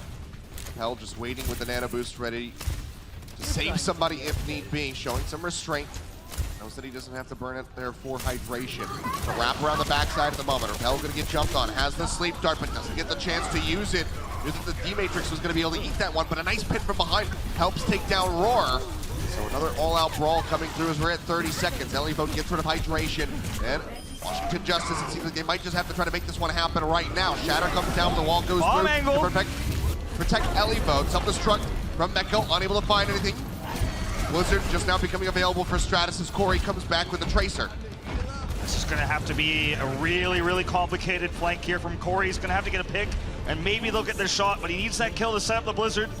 Numerous ultimates available for the Washington Justice, but they're going to have to try to make this happen. It's early. In OT, the Blizzard does come down, does not get eaten, but there's nobody inside of it outside of Blase. They try to keep him alive, and Elivode just runs him over. Jexe finds the kill on the Corey, and Rappel's going to be bionated, trying to stay alive with that Ana. So far, will be able to do so as they send hydration off the side of the map. Echo up top does not have the self-destruct, no way to remech. Will just get knocked out straight away here on top of that cart as Muba is a bit far away. Gets zoned back as the Doomfist comes in for Blase. Drops in, but the freeze comes through, slows him up, and they will be able to take him down. It seems like it's going to be the case as well for this Wrecking Ball. He just cannot last on that cart for very long. 4.32 meters left to go. No one contesting. They get it again. 2.36. Now hydration going to be gone. Get the kill. They get rid of Jexay. Mid-sound barrier. Deny the shielding for the Lucio. And now they're under a meter left to go. That go down to half. The Wrecking Ball desperately spinning around, but Ellibo just sits comfortably directly on top. Self-destruct comes through, gets rid of Muma. They will glide through. Very, very close call there for the Houston Outlaws in terms of that defense. They failed to get it. And that's after the big Stratus Blizzard comes through. They have to step away and split into two groups. And that's when you see two major environmental kills come through for the Washington Justice. And it's just all cleanup from there. It's an overtime finish, but it's a finish nonetheless. Yep. One half gone. Houston Outlaws got to go to the distance. We'll see if they're able to do so in the second half of Kings Row. The Overwatch League is brought to you by Pringles Wavy. Big crunch, big flavor.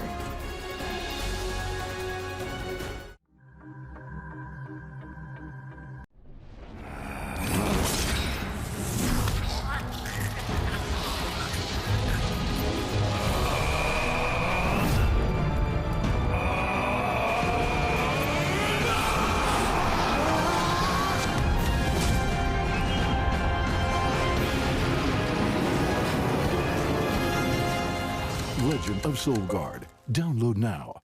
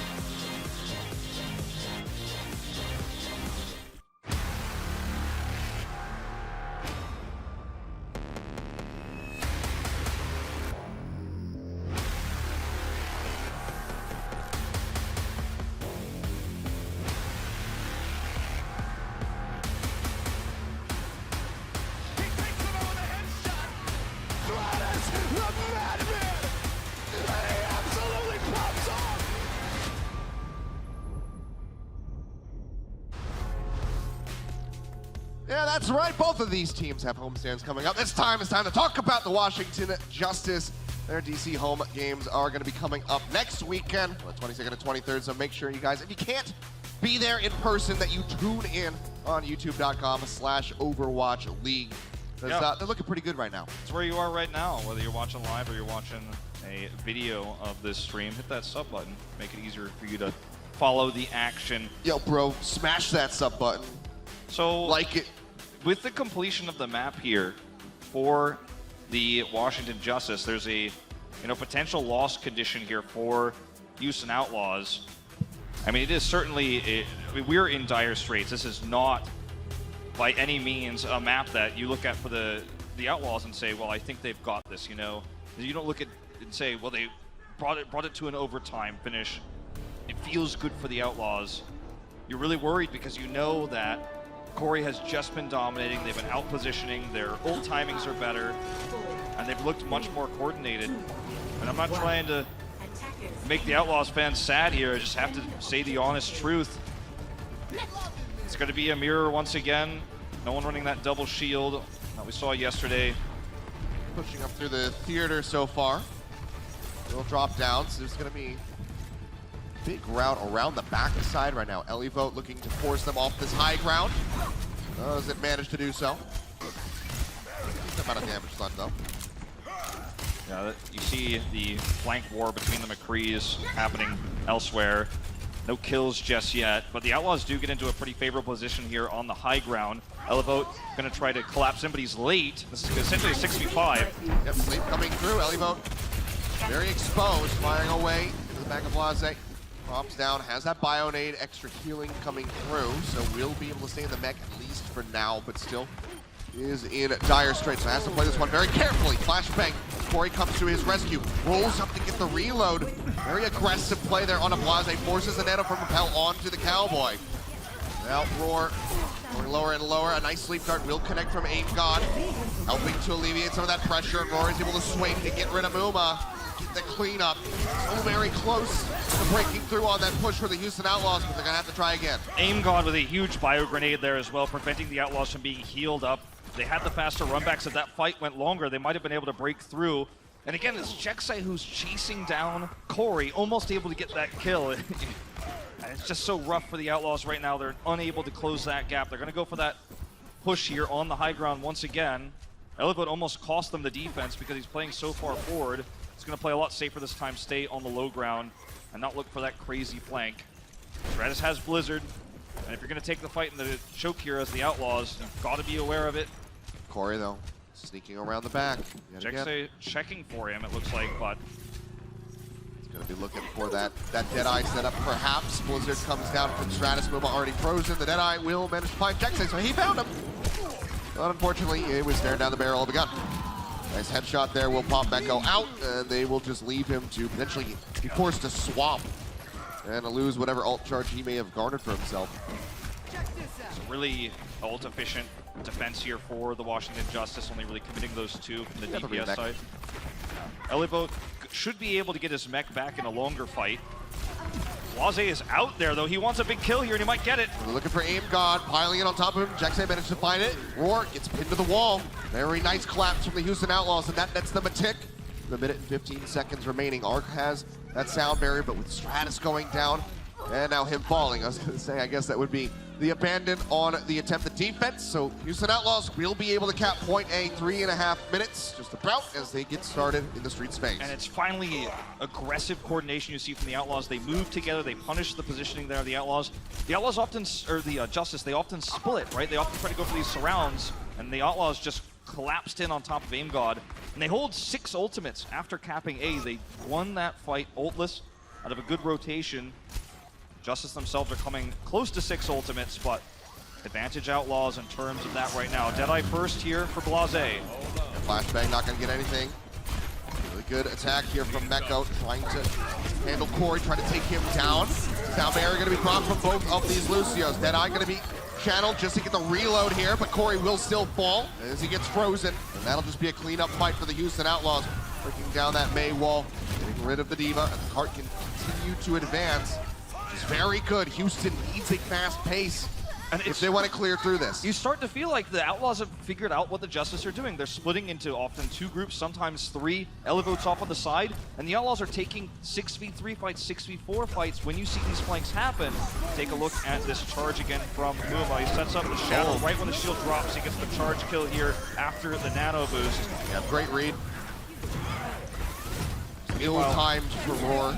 Bombs. And ships passing in the night. Going to the back. Outlaws not able to find anything. Meko still will pistol down Arc, however, so a support for a support, but the Washington Justice coming out on top on the back end of those self-destructs. They will be able to halt the cart. Still 2 minutes here for the side of the Houston Outlaws, so odds are they will be able to move through into B, but remember, if they finish below a minute, that's going to grant a minute over to the side of the Washington Justice. Now, just like we saw with the Houston Outlaws when they had that defensive point on B, they're going to keep Corey on the left side, but it's not actually with Elivote. We saw Meko and Blase stay to the left here. It's actually going to be the support line that tries to prevent a Diva from coming up. Corey's actually going to slide back down into the center here as the Outlaws try to decide how they approach. They're going through that middle high ground, but that just gives the Washington Justice so much time to back off and prepare. The Outlaws don't have ults, so they have to kind of slow push this, but that costs them majorly in terms of time bank. Have one now. The shatter there from Muma. Just saw his replay. Corey wrapping around the back with the dead eye, trying to find a target. He's unable to do so, but he's still sticking into that back line and just be able to find one of the supports, taking some shots at Rappel. Will he force out the Bionade? Yes, he has. Deadeye now coming through from Blase. They won't peek him, and Elliboat straight up in front. Sleep Dart connects. They lock him down now. Muma gonna fall, doesn't get the chance to use the shatter and the pin from Roar. Manages to find the McCree. And all of that, Roar gets a double shatter there to lead into all of this. And Washington Justice, despite a really nice rotation around the back there during Corey's Deadeye, they find themselves exposed. Muma's unable to block Roar's shatter. The double shatter there just opens everything up. And now it's 30 seconds to go here for the Houston Outlaws. You almost wonder, is it better for Blase? He doesn't have an ult here. He's not finding success in the McCree. Maybe go back to something like a Doomfist here. It's risky.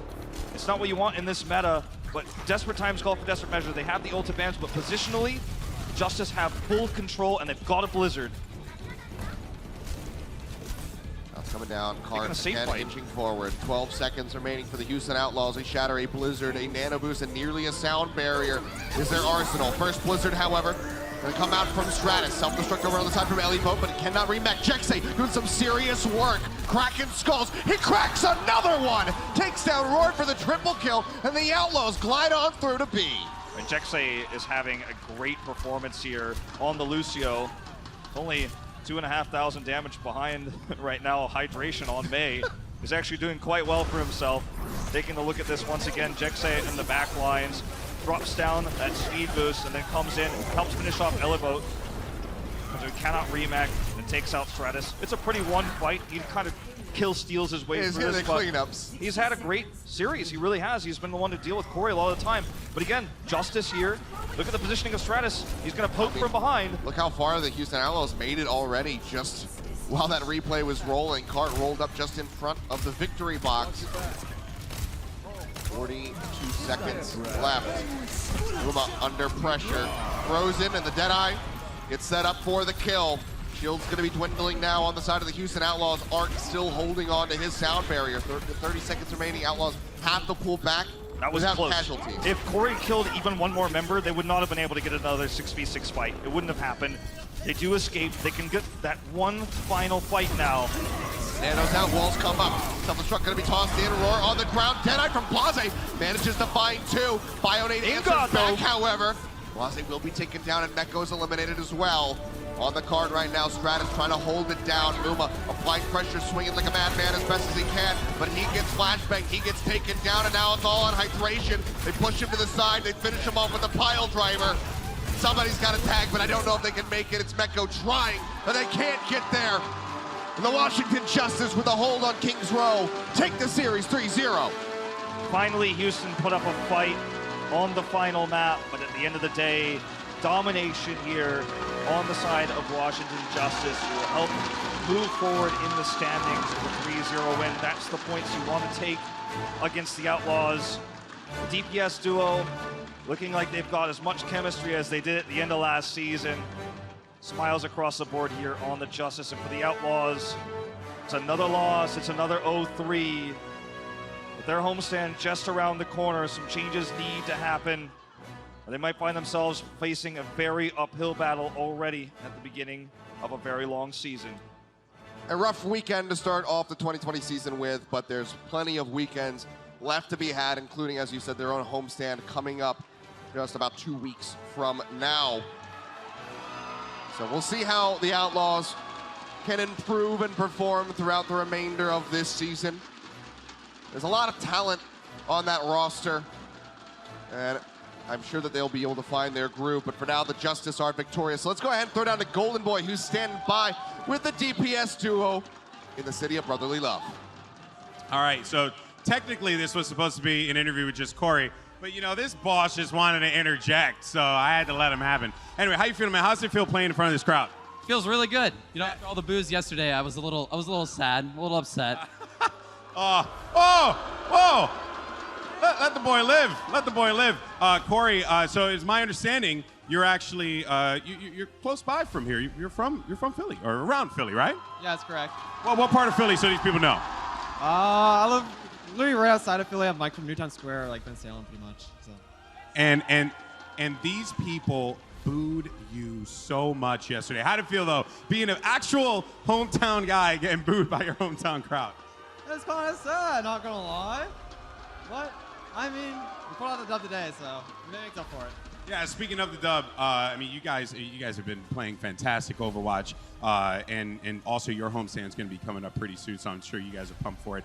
How do you feel that this meta right now is really playing into, most importantly, both of you, get closer to me, goddamn. Okay, how do you feel this meta is really playing into both of your guys' hands at this point in time?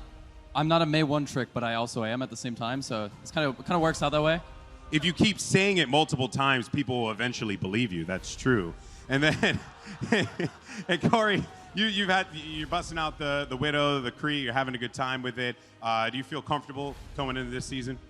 Definitely for sure. I mean, I get to play all the hit scan players that are characters that I want to play, and Stratus is a May 1 trick. So. All right. Lastly, you know, hey, just parting words for these wonderful people here in Philadelphia, Strat. Come on. Listen, real talk. All right, real talk. Real talk. I love all of you. You guys are amazing. Look at that. We can be friends after all. Isn't that wonderful, guys? Give it up for Stratus and Corey of the Washington Justice. Congratulations on your win. Casters, back to you. Thank you very much, Golden Boy. Thank you, Stratus and Corey, for always very much entertaining us. That is a duo that I never want to see split up. Those guys are fantastic. Yeah, and, you know, congrats to Corey for winning in front of the hometown crowd. Very wholesome Coca-Cola victory moment there. And we get to see the brotherly love between these two players. And, I mean, it's one of my favorite stories of the end of last season is how they kind of succeeded together at the very end. Yeah. And we all wondered, how far can Justice go going into 2020? And it's a good start thus far. Well, we are not done seeing Corey because, as it turns out, he might very well just be the player of the match. We'll go ahead and throw it up. I'm giving you guys the spoilers, but I'm very excited for him. I know he was disappointed after the loss yesterday, but still gets the win in front of the hometown crowd, even if he's not a part of the Fusion. That's right, yeah. Philly boy here, and I mean, look, Corey had so many great moments throughout this weekend, not just today, but across multiple heroes, and he's the flanker that split Outlaws apart and yesterday gave Philadelphia Fusion so much trouble. This guy is a role star, and he's one of the best hit scan players coming out of the West, and he might find himself being a top 3 DPS throughout this season if the track record continues and the meta goes his way.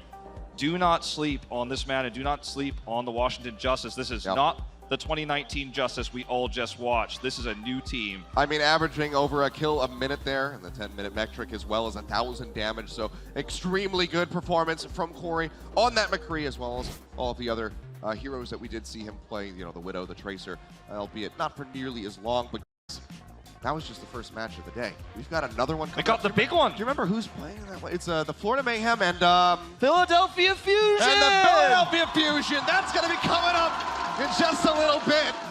So make sure you guys stay tuned because you do not want to miss it. I know this crowd's going to go wild over it all over again, just like we saw yesterday. Coca-Cola is the official refreshment of the Overwatch League.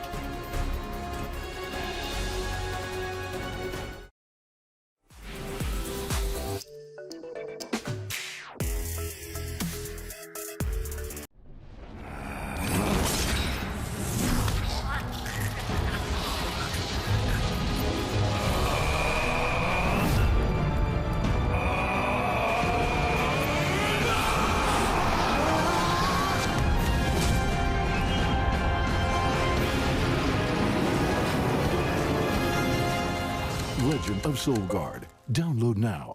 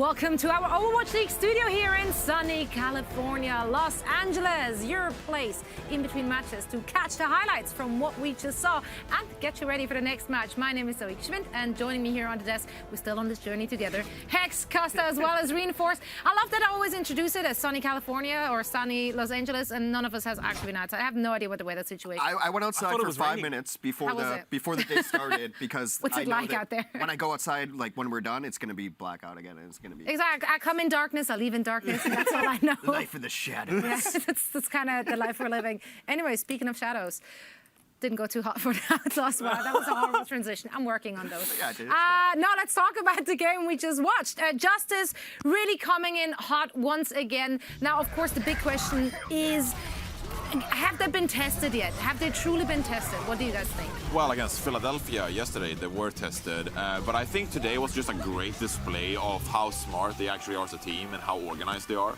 So overall, I'm just impressed by how well they executed fights, how well they used their ultimates, and I think that's a great start to a team. And then you can build on that on top and refine things, get a bit more in-depth. But overall, I'm just really impressed by the Washington Justice so far, and I think they have a great foundation to build on and potentially win more games down the rest of the season. I think that the Justice, they went up against Philly in their first match and they just fell short, but they were close. I'm really looking forward to seeing them play against these other, probably like top 10 teams that we would estimate and where they actually stand in the grand scheme of things, because you can't look at this match and really take a lot from it. No, but if you are a good team, you should be beating bad teams 3-0. That's it. Like, you can only beat the teams on your schedule, but you should beat them handily. Yeah, if we're looking at their performance, though, any cracks in the armor? Did you guys spot anything which could make a Justice fans worry for Well, I mean, they still have only beat Houston when they're playing like the straight-up Ryan Diva and the McCree May composition. So yesterday they struggled against Philadelphia when Philly played the double main tank and they played the Baptiste and Lucio. So if you're a team, you can throw different looks at Washington Justice and see how they adapt. But I think for now, Washington Justice, they just played well straight up in a head-to-head matchup.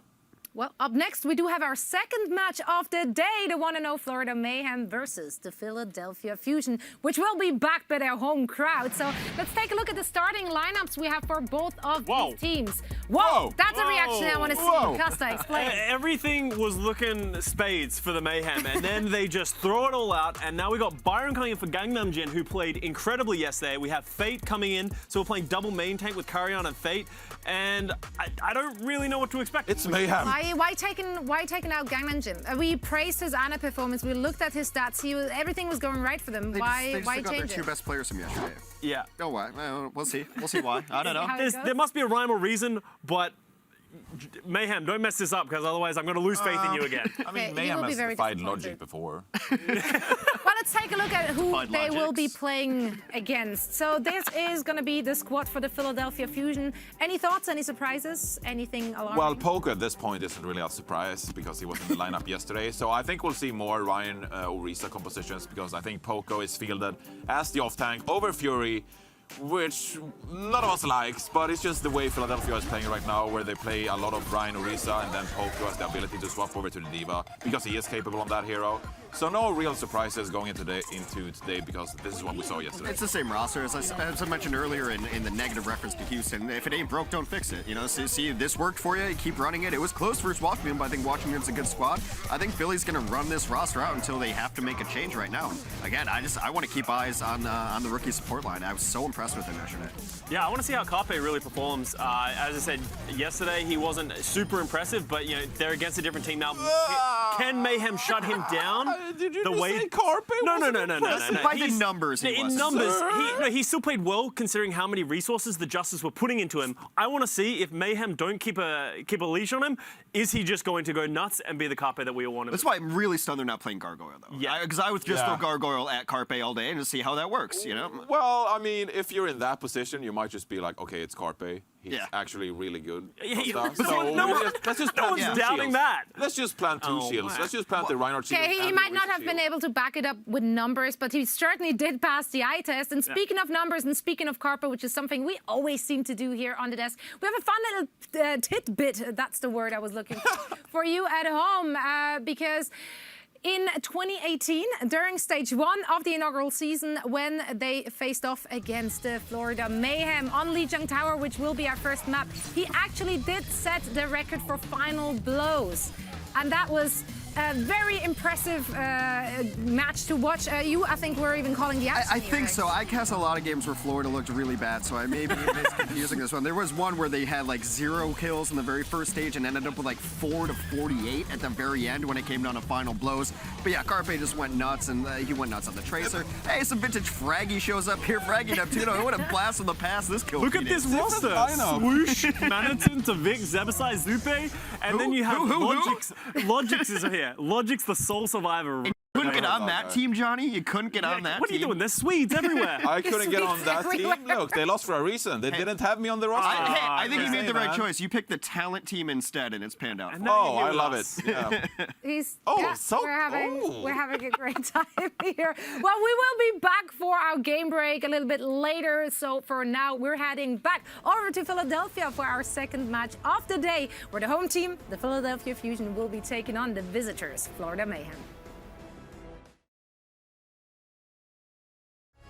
The Overwatch League is brought to you by ZipChair Gaming, the official chair supplier of the Overwatch League, and by TeamSpeak, the official voice supplier of the Overwatch League.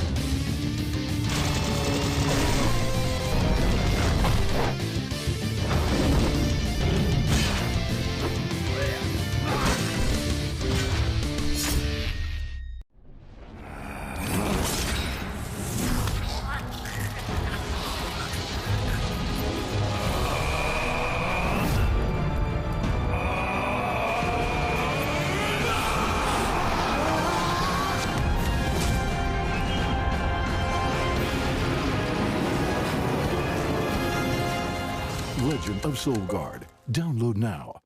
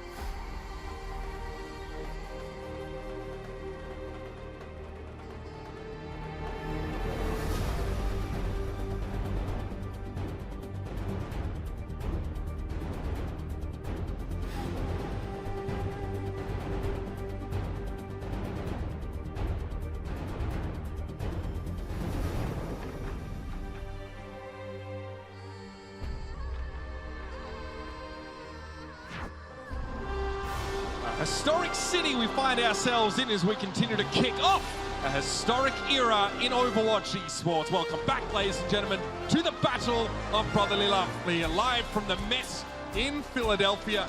I am Mitch Leslie, joined by Matt Morello, and there is a crowd very excited for what is to come. Yeah, I mean, we got a Philadelphia Fusion match. They win yesterday. I think this is going to be a much tougher match, though, going up against the Florida Mayhem. Florida Mayhem, the team we casted yesterday, they looked really strong. It seems like they really want to shut this Philly crowd down. Now, we have definitely set up a nice finale for the weekend. Probably the two teams that looked the best in their respective matches yesterday go head-to-head now for the bragging rights. The big question is, can the Fusion walk away from their first homestand weekend at 2-0? Yeah, I mean, it's going to be important for them to do so, right? They don't want to end up like, Dallas went 0-2. You can't do that, but still, get a 2-0 start. Then you go to the Washington homestand next week, and you can start to, rattle off some wins. There's a lot of these Atlantic Division teams, they play each other for a very long time. And some new faces, fresh faces in the engine room for the Philly Fusion in their match yesterday. Ivy leading the charge on that name, Matt. Really big impact player. A lot of that crowd control being laid down. Right now, you have to have a May on firing on all cylinders in your front line, and, well, Ivy was just that. Yeah, I think the May right now really kind of sets everything up with the walls, whether it's kind of defensively to save teammates or you want to get split-offs on the offensive end and then really capitalize on those players who are cut off from the rest of the team. I thought Ivy did a nice job of that yesterday. And a really hotly anticipated debut was Alarm coming into the flex support role for the Philadelphia Fusion. We saw him play a lot of Batiste, actually, because of the presence of Orisa, but we did get to see a little bit of that Ana as well in that first map, and what an exciting map that was in general. Yeah, and I think, look, for Alarm, probably, obviously very talented coming from contenders, a lot of hype around him, but probably still some nerves yesterday coming out in front of the crowd, but I expect him to put on an even better performance here today. His teammates speak so highly of him, Matt, say he's got no ego to speak of. This guy is a real kind of team player, and that is definitely what the Fusion are going to be looking for now in some of the matches to come, especially today's. This weekend has been a great showcase of a new and upcoming flex support talent, because on the other side of the stage today, Gangnam Jin made an incredibly explosive debut yesterday. He was sick against the Outlaws in the game that we casted, primarily playing Ana for most of the game, and he was just tremendous, right? I mean, a 4-player biotic grenades time and after time, really kind of stalling any type of pushes the Outlaws were trying to get going. I think he could be a huge difference maker in this series today. I mean, huge sleep darts. We kind of saw that he wasn't shut down. It was like shades of old Ru Jae-hong. He would just destroy teams in terms of the damage that he dealt. Huge bio nades, was always trying to fire into the enemy team, shut people down, and stuff like that is filthy. I mean, look at these stats here as well. We're comparing him to the league average here, and you can see in many of those categories he's dominating. The highlighted ones see him at the best in the league at final blows and lowest deaths. A fantastic start for him per 10 minutes on these stats. Yeah, I mean, look, they have one game against the Outlaws. The Outlaws haven't looked good this weekend, so I think you'll learn a lot more about his level of play in this match against Philadelphia. I mean, let's talk about his cohort, his teammate coming across from Runaway. Yaki had a fantastic showing. We got to see a taste of the Doomfist, but it was really about, I mean, the main, we definitely had to give him player of the match here. Well, look, I mean, his May was dominant for this Florida Mayhem team, and they wanted to play some Widowmaker. They would sub Inside player, and then BQB played a lot of the McCree for this roster. I think, though, as you saw yesterday, Yaki definitely the mainstay on the May in this roster. He had a really good day against the Outlaws, but like I also mentioned, the Outlaws did not look good all weekend long. So we'll see how it fares today against a better team. And he said in an interview yesterday, Yaki on stage said he is looking forward to silencing the Philly Fusion crowd. He's here to make a statement, and I'm quite sure he'll be met with some resistance. But let's not waste too much time, Matt. Let's head down to the stage and bring our challengers out. Oh, man. Uber may be onto something there. Well, folks, it's time to go ahead and get this bad boy going. You guys ready for today's matchup? That's right, that's right. And you guys have kept that energy going the whole time. So you know what I need you to do is I need you to show that brotherly love, that friendship, that kindness to the away team. It is the Florida Mayhem.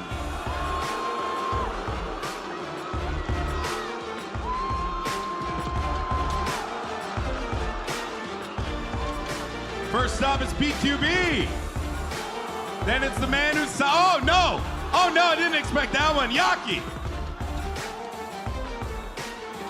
Followed by Karayan. Next up, Spade. Ooh. Then we got Byram. Wow. And finally, it's Chris.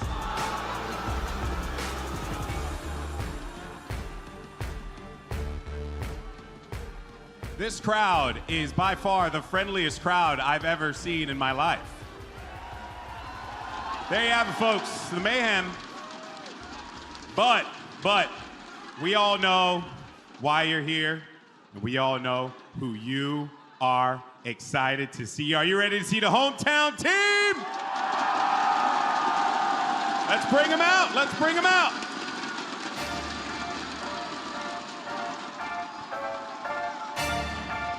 Ladies and gentlemen, your Philadelphia Fusion.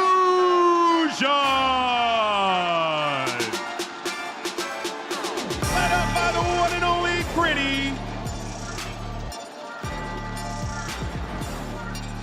Right behind him, it's Yuri.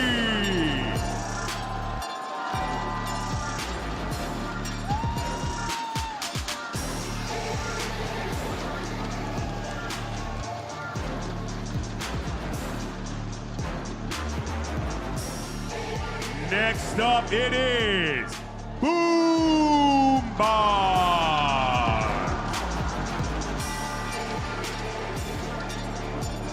Followed by EQO.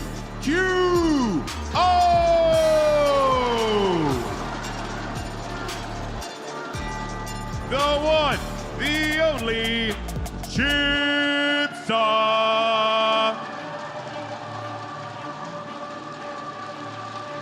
Followed by Hisu.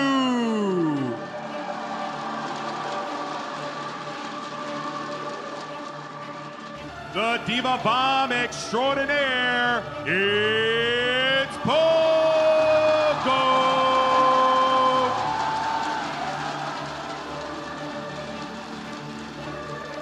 The legend himself, Soto.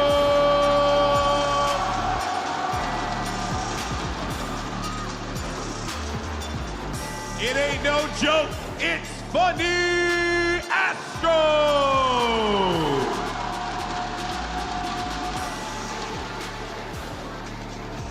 Next up, it's Ivy.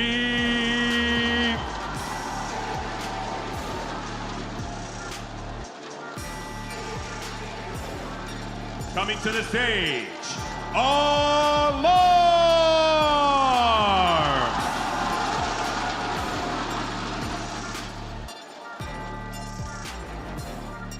And Philadelphia's favorite son, it's Carpe.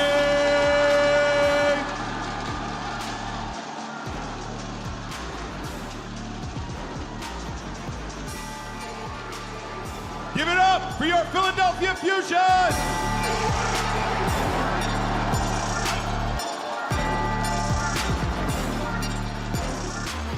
Starting six, take your seats, please. This is it, folks. The battle lines have been drawn. We even brought out Gritty. It's now time for the final match of the day. The final match for here in the Met in Philadelphia. Ladies and gentlemen, I gotta ask you a simple question. Are you ready? Oh, no, we're in the city of brotherly love, and I gotta feel it, so I'm gonna ask you one more time. Are you ready? Casters, take it away. Philadelphia is ready, no doubt about it. And as they welcome their favorite son to the stage, Carpe, you could see a lot of expectation leveled at that individual, and justifiably so, Matt. Yeah, I mean, he was focused, Carpe. Gritty went to go give him a high five. He didn't even flinch. Gritty staring down some of the members of the Mayhem. I love it, man. But Carpe, he was a boss yesterday. I mean, some of the stuff that he does, right? I mean, we were in the back room watching the game, and Nepal, it's like final seconds. He switches to Widowmaker, and you're like, man, what the hell is he doing? And it's just, he's able to just pull off these heroic plays time after time. And that's what may be required of him in this matchup. Frankly, the Fusion looked scrappy in their game yesterday. Carpe had to rescue them on a couple of occasions, but look at this. All-time ranks. First in hero damage, first in final blows, and clutch final blows per 10. Third place. A quiet 2019, and he still sits atop of so many of these rankings. That's what's the crazy part about it, is it just shows you how strong he was in the inaugural season of the Overwatch League, that if he can get back to that level of play, which I believe he can. I don't believe you can be that talented of a player and just not have it anymore. Like, I think you're just too good at that level of play that you're just going to bring it back eventually. That if he plays like he did in that first season, and you can start to play some of the heroes like the Tracer, the McCree, the Widowmaker, Hanzo, that he's really strong at, you know, he's gonna start climbing up. I mean, he's already #1 in a lot of those, right? And the ones that he's not #1, he's gonna get there. Now, Philly yesterday played quite a lot of Orisa and Reinhardt in concert. Now, they did struggle a little bit when it came to dealing with flankers or McCree's playing off angles. We're seeing a lot of McCree and Brigitte sort of buddy systems from these teams to try and get out there and get around these shields. Were Poco to play the Diva, it may be that he has much more flexibility to try and counter that. Because even Houston, who struggled, Meko was able to fulfill that role essentially on his own. But if you back your Diva up when they're trying to shut down those flankers, that is going to allow someone like Carpe to do a lot more work. And I'm really interested in what Florida decides to do, because yesterday we saw Gargoyle in the lineup. They played a lot of Reinhardt and Diva compositions. And today they have Karian and they have Fate in the starting lineup here for map #1. So that tells you they probably want to play some double main tank setup, which if you're the Fusion, you see that lineup come out for Florida, and that's going to be the starting point that you think that that's what they're going to run. You probably kind of game plan some strategies around it. Yeah, look, and if you're probably maybe just getting involved in the league or just starting to get around Philly as a team that you're supporting, you may be wondering why there's so much hype around a player like Carpe. Why don't we give you a little bit of a primer right now? In my mind, he is the boy wonder of Overwatch right now. This guy, Carpe, is ridiculous. Carpe, again, so many finishing blows for this guy right now. Carpe, what are you doing? This is unbelievable! Oh, Carpe! Wow, you got too close to Carpe, and that's what happens. Last year, we experienced a metagame in Overwatch that didn't lend itself to Widow or McCree picks, and those were definitely where Carpe shone. He had to play Xayah a lot of the time, wasn't able to make a big impact, but it was said yesterday, and it may well be that Carpe is well and truly back. I mean, look, we don't even know if he really left, right? You didn't get to see him play the heroes that he was really known for through a lot of last year. So you really don't know what the level of play would have been like if he could have played McCree for a lot of the season, Tracer in play. You know, that's when we saw the Philly Fusion at their strongest in the inaugural season, when he was able to play those heroes. You combine it, right, when EQO was in the lineup and he was able to play the Genji and the Pharah, but I still think this is a top-tier damage dealer in the league, without question. Now, here's a face we did not see yesterday. Fate comes in at main tank for the Florida Mayhem, sort of breaking up that ex-WGS armament tank duo that we saw Florida put forward. What are your thoughts about this, man? And what should we expect? It's got to be because they want to run double main tank. Like, you don't come out and play as well as you did yesterday, the entire series with Karian and Gargoyle in the lineup, and then come in today and put in Fate just off the whim, right? So I think it's definitely a set strategy where you want to run the Orisa and the Reinhardt in combination. Maybe it's not something you want for the whole series. Maybe you want to play a little bit of a slower pace on control to kick things off. You see Fate is a very experienced main tank player, right? You know, LA Valiant, the original season, the inaugural season of the Overwatch League. Then he gets traded over to the Florida Mayhem last year, where, look, I don't think anyone really got a fair shot on the Mayhem last year in terms of kind of judging their play. I think they're a little bit all over the place. So we get a first look at Fate this season today. So definitely expect him to be a solid mainstay for this team. He's an absolute veteran. I mean, if you look, he's definitely the longest serving player on this roster in the Overwatch League in general. Obviously sporting some new colors this time around. And what do you think? Okay, so you're expecting to see Reinhardt Orisa combination. I thought you were going to say, what do you think of the colors? I was gonna give my breakdown of the colors of Florida. Are we really at that point of Phil that I have to ask you about color schemes? No, not yet. We can go a little bit further. I got a couple silver bullets still. Sorry. I mean, again, like, what do you think about that? Do you think it's you know, better than playing with a D.Va and your Reinhardt? You'd rather see Orisa there? Honestly, I thought the Florida looked really good yesterday. Like, I don't really think there was a reason to change anything up, where now you go in and you want to match the Fusion and play the Fusion's game, so to speak, where I think this is, if you're Philly, this is probably what you would have wanted to see. I thought Gargoyle was a really high-impact player yesterday on the D.Va. You know, we talk a lot about Yaki, but I thought Gargoyle did tremendous on D.Va, really, you know, pressuring out Blase time and time again on that McCree, which you could have utilized today here against Carpe, but you want to go with a different strategy off the start. So as you can see, there are some text up on the stage right now, just ironing out some of the kinks. So we're going to take a short break while some of those issues are rectified. See you in a moment.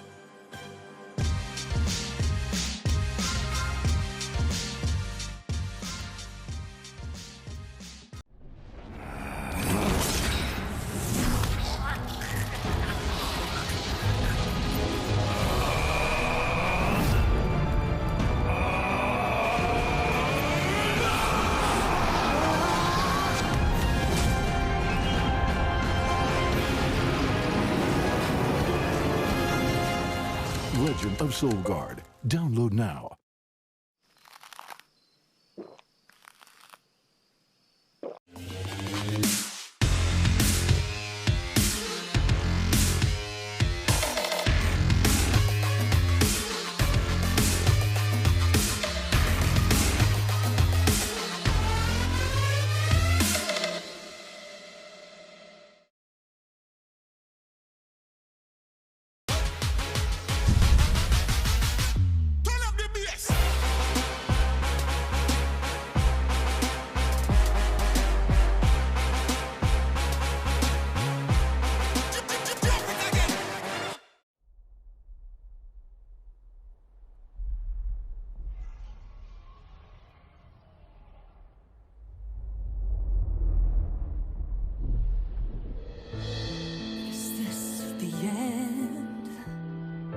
Our heroes can't fly.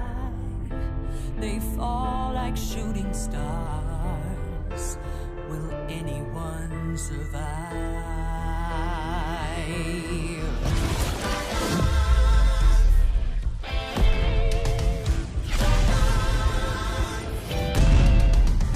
Dragons take flight above the ice and snow. High in the sky where the cold wind blows. Wings beat down as the feedback falls. Flaming hot fire over frozen bones. Good unites against people they oppose. They ride or die as the legends grow. We must go to sense doing our heroes. There are no silence in this combat zone. Beats midair, yeah, it's a chiller. Life and death, yeah, it's a killer. They go round and round as the beat down pounds. Aerial thrills, yeah, it's a thriller.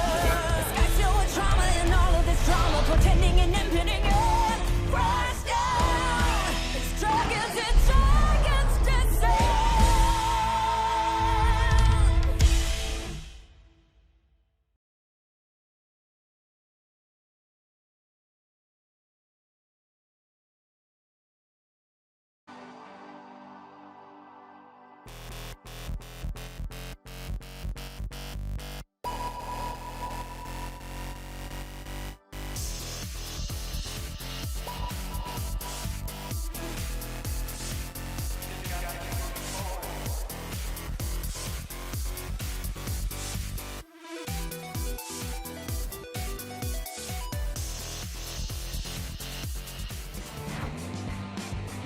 There it is. That is what we are playing for now as we cross the world this year in search of glory and the greatest Overwatch players. For that trophy. Tell you what, come August, we will have our champion, our third.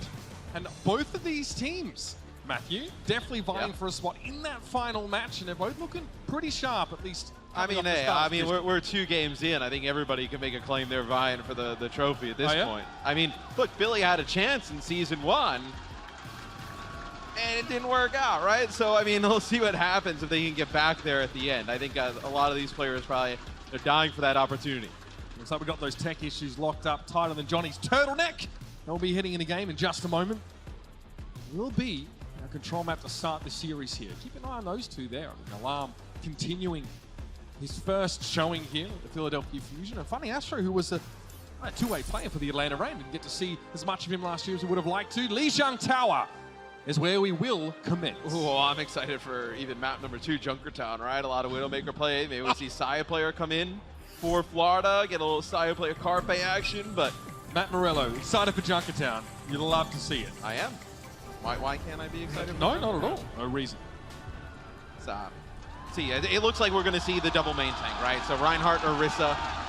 So Florida makes the change coming in with their lineup to be able to do. May on both sides, no surprise there. Do we see the Symmetra? We've seen a lot of teams who opt to get to the point first early. Good control setup, especially against the double shields, right? Symmetra can charge the beam rather quickly, do a lot of damage. Carpe there, already chalking up a record against the Mayhem in the past or out of the gates. It is going to be much the same thing across the board here. Okay, so Brigitte plus the Batiste. Already the Mayhem go for a high ground play with the teleporter to try and drop on in, but Philly were ready to receive them. Byram's Immortality Field's been taken down, and Philly have won later in the fight, and that is a good formula for a fight win. Like, I mean, you see how much damage Carpe is doing with that primary fire, just chunking down the barriers already at about 80%. Sade took a little bit of a big hit there, but the Mayhem aren't really in a position to follow up now. The Reinhardt, Karayan has just rejoined them. And because you have control of the point here for Philly, you don't have to put those shields out like early, where Florida kind of has to get to the point. You can build up some charge for Carpe. Oh, into the belly of the beast with BQB, but they were ready for him. That is, I tell you what, that's wishful thinking to try and teleport into the midst of the fusion. Didn't quite work out, but Ivy may have overextended into that fire strike. Especially when you're running this Brigitte for Florida, you really want to get point control now to be Byram who takes out Alarm. So Carpe just putting some turrets on the point, just trying to stall this out a little bit. Probably going to try and drop a teleporter so people can get back to the fight a little bit faster. Oh, Sound Barrier, he might be looking for a flank here now. The Blizzard dropped down on the point by Yaki, and Carpe is just trying to poke him from the outside. But at long range, Symmetra isn't exactly going to have the biggest impact. Philadelphia will have to concede control of the point at about 45%. Some slight stall here from Ivy. How annoying. Karayan eventually shuts him down, and that will be the flip at 50. Now we see what Philadelphia decides to do. I was going to say, you have to... Look, I don't think you have to switch off of the Symmetra there. I think the safer option probably is... When you don't have control of the point, it's harder, right? Yeah, it's a lot like Pharah, right? Where we talk about how Pharah sometimes is like difficult to take the point back. It's really good when you have control early on, where Sim, if you get control of the point, it's way easier to stay on the hero, keep playing it. And Carpe still has a few of those shields to contend with, and the Fusion don't have the teleporter option to close the gap now. Byram's Immortality Field drawn out early and now removed. Sado's cooking up something here, Matt. Perhaps something of the Earth Shatter nature. It's going to be a Symmetra barrier thrown up, and Ice Block has to be used by Ivy here. Big Blizzard, it catches so many of the Mayhem. BQB, Karayan, Byram all locked up, and now it's just a matter of finishing the job. Ivy comfortably protected behind that Orisa barrier. He's going to get the Icicles. And he's going to zip him up, Matt. And it's a lot to try and walk through there for the Philadelphia Fusion to get that retake. Like, you have the Symmetra barrier there, like, blocks a ton of damage, especially with Rhine and Orisa. You have to put the shield down, you have to push on forward, but it's a good Blizzard from Ivy, a Shatter from Sado that connects with one player, but you already have a few players frozen up. You go in, pick up the kills. BQB switches off the Sim, now you lose the point, now you go over to McCree. Carpe close to a Deadeye here.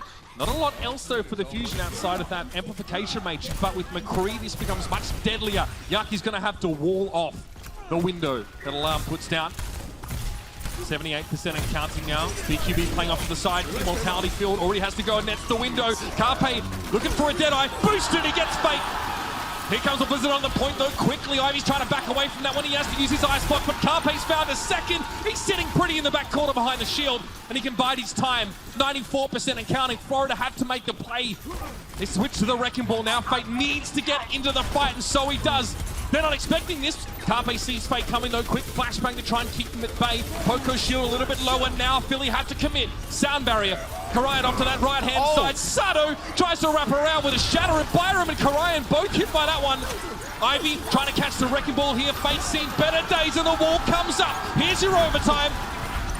On the point is Fate, just rolling around, trying to stay alive. It's going to be the Tracer for BQB, but he's instantly shut down by Ivy. The pesky May, Yaki proving very hard to shift from the point. The charge not quite timed, Sado would have liked, but that'll do it. One round for the black and orange.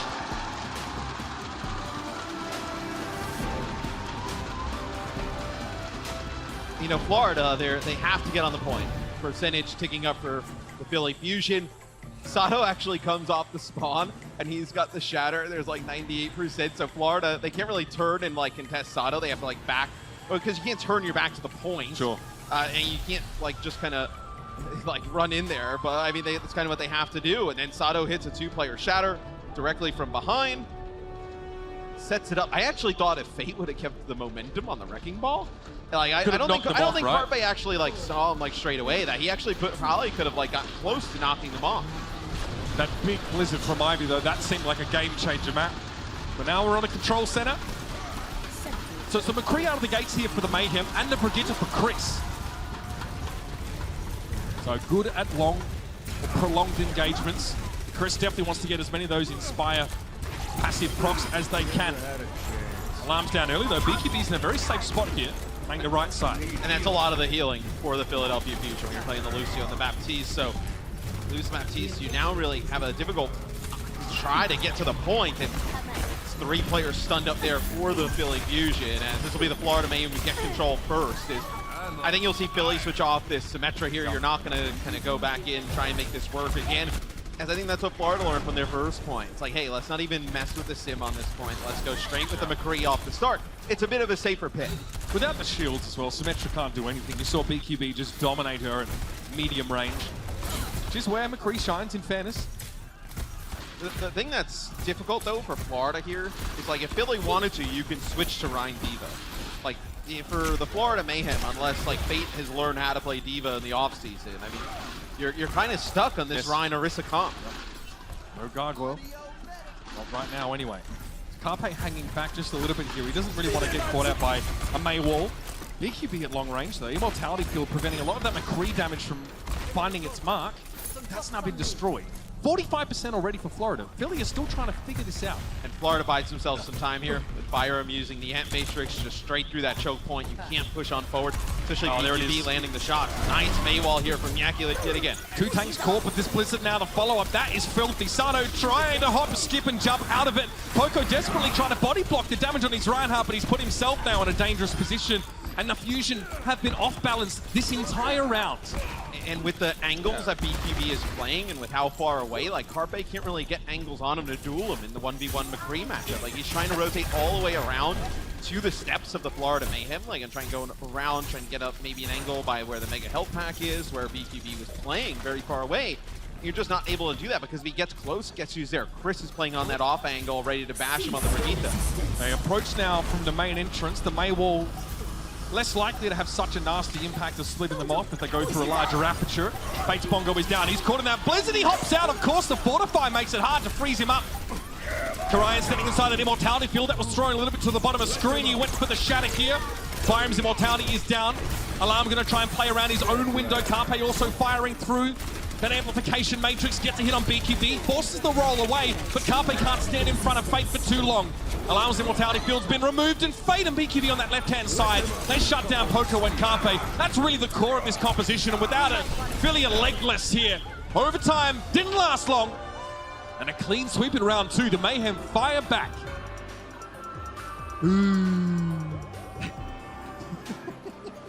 I love how Florida just hammed up into the booze. They're having a great time up there, but Karayan actually makes a sick play there, Mitch. So Ivy lands a good Blizzard.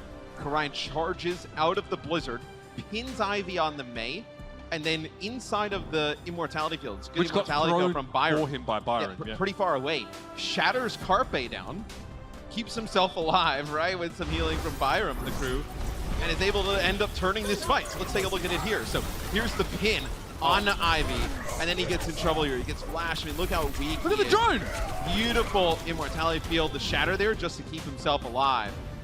Sick play there from Karayan. I mean, incredible reaction as well to catch Ivy just as Ivy had thrown the Blizzard. Game now already to the point. Both teams have gone. It's going to be Symmetra for Philly here. Inside that Immortality field. Okay, that's Fate's shield. Karayan's shield going down, should I say. So an opportunity here for Philly to push on. Carpe playing safe. Teleporter here, but Sato had already gone down.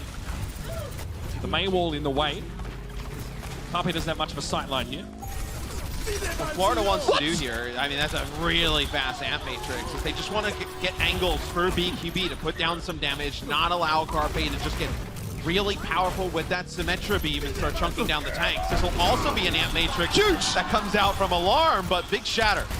Actually, only a couple of players caught in that one. The middle of the map makes it easy to break line of sight and get away from that stuff. That amplification matrix from Alarm, yes, he almost got it as fast as Byram did, but Philadelphia did not get value from it. So they cycled through some of their own ults and they still find themselves pushed away after that initial 13%. Both Amp Matrixes used straight away. You'll have a rally here for the Florida Mayhem coming up.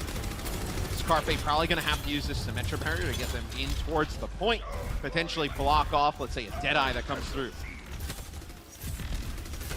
Wrap around the right-hand side, there is a Symmetra barrier available for Fusion. That's a tough one to break. That's a pick from Funny Astro. What? He was just sitting in the back line. Sharp shooter, all right. I mean, getting the May out of the fight for free is just gargantuan advantage now for the Fusion. What can they do about it? They're going to follow up with their Blizzard. Karayan was caught in that one, fakes that one again out. Sato does not let him abscond. Nano boosts would have been nice. They're playing, of course, without the Ana. Like, how do you get picked off on the May really early on? I mean, May is a difficult hero to drop early. I mean, a lot of just health, able to heal yourself up with Ice Block. I mean, maybe Yaki thought he was going to be the recipient of an armor pack a little bit faster, some other healing, and didn't want to blow that cooldown early on. But still, losing to May there pretty much gives the point to the Philadelphia Fusion right after that kill. And there was no assists on the kill feed there for Funny Astro, so just blew Yaki away himself. Sound barrier for this next fight. That's something that the Mayhem don't really have at their disposal whatsoever. They have the Brigitte. See how it plays out. Shatter attempt here for Sato. Wall thrown up. Byram just trying to shoot through the crack here and find a way in, and they've done so. Ivy's down. They need to take a break to get Karayan back to full strength, but then they'll be pushing forward. Philly about to lose control of the point, but Sato hits a big fire strike. It's through the amplification matrix. An instant kill on a squishy character, and now they wrap around using the Symmetra wall. Poco wants some FaceTime here with Karayan, and he gets it. Yaki over the edge. He knows his fight's over. Supercharger, Amp Matrix, Sound Barrier, in the Symmetra wall, all invested there by the Philly Fusion. But hey, look, you're in one fight territory pretty much now. As you see Florida, they're going to wrap around towards the close side. Do not want to push over towards this bridge. BQB's hanging back. He's looking for a flanking Deadeye. Oh, this is risky. Can they shut BQB down before he gets this kill? He's looking. Here it comes. Trying to connect. Oh no! He's gotten himself two! So much warning for Philly, but they couldn't reach the McCree, let alone shut him down, and now BQB can wrap into this fight. Fate feeling much more comfortable with two Philly players off the table, and they can roll through and get the clean up. Not a moment too soon, but Sato's found two. There might be an option to come back here, but Philly will resist the temptation to brawl.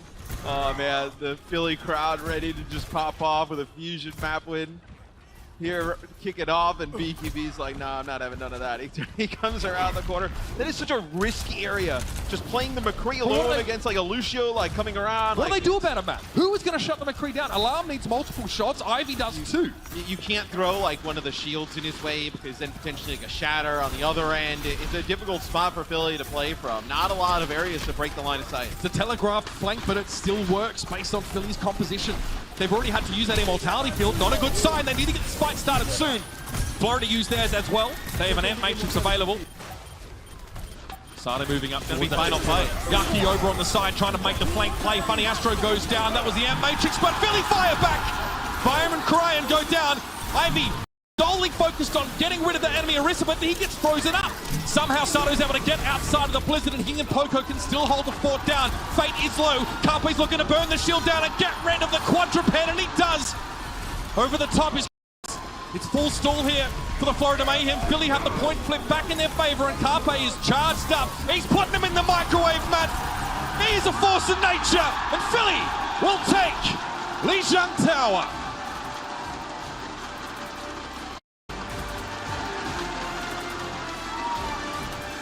It's about as close as it can get. Carpe at the end. So you're walking into a fully charged Symmetra. Very difficult to deal with that, but This is going to be a very, very close series. So both teams putting their best foot forward now to see if they can make map 2 just as explosive after the break. Coca-Cola is the official refreshment of the Overwatch League.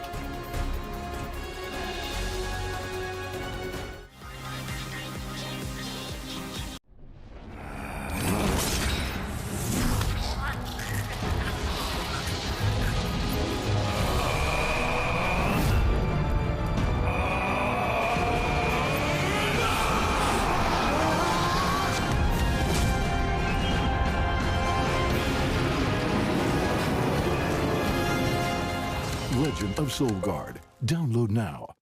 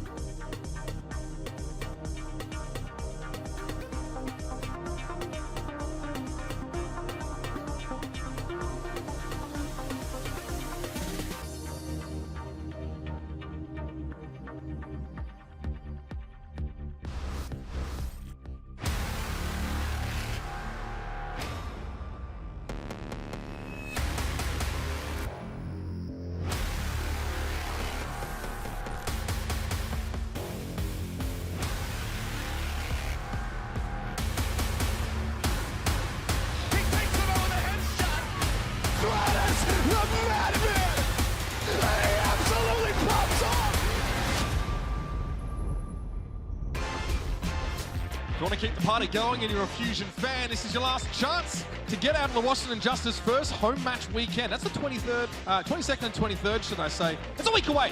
So head over to justice.overwatchleague.com to get your tickets now. Philly will be there, and a bunch of other teams we've seen so far. Yeah, and will also be turning up. Stratus and Corey said they enjoy you guys. I'm sure they would love to have you. Yeah, try booing them in Washington. Yeah. See how it goes. Really, hey, Philly fans travel well. You know, I've been to a bunch of Giants-Eagles games in New York. I'm from New York. You need to find for me and I've been booed in my home city by Philly fans. So I mean, look, You got booed in your home city by New York fans. That's true. That's true. But they deserved it. But you deserved it. Is that what you're saying? Which I deserved it after they deserved it. Yeah. He did goad the fans, so that is reasonable enough. That's yeah, fine. I'm sure we'll enjoy that Philadelphia friendliness if you get up to Washington. I mean, it's great actually. You know, I mean, the centralization of that particular homestand is a great opportunity for a lot of people to get out there. I don't know the last time we had a major esports event happening out in DC, so it's very exciting. Yeah, it's been a bit, but I think that's what's great about the league this year. We're going to a bunch of different cities that typically in the past don't really get a ton of esports events, or now you do. That's right, and of course this particular event so far has been straight fire. In that first map, a close one. When BQB goes for a flank on that McCree, the Deadeye, in that moment that you realize he could stand here and hold Deadeye for quite a while, and his opponents couldn't do anything about it. That's when you realize there could have been a turn right there and then, but Philly bring it back in that last round. Yeah, you know, Florida did come out with a much different lineup today to start the game than what they had yesterday, but we do have some subs coming into map number 2, so interested to see who we have coming in. So it looks like side players, just like I talked about a little bit in the pregame. You see Junkertown come into play. He was their Widowmaker player yesterday. We know what he can do on the Widowmaker. He comes back in. Gargoyle will come in, receiving the love from the crowd here. Yeah, just continuing yesterday's fan. He'll come in for Fate. You'll expect the Diva play to come in.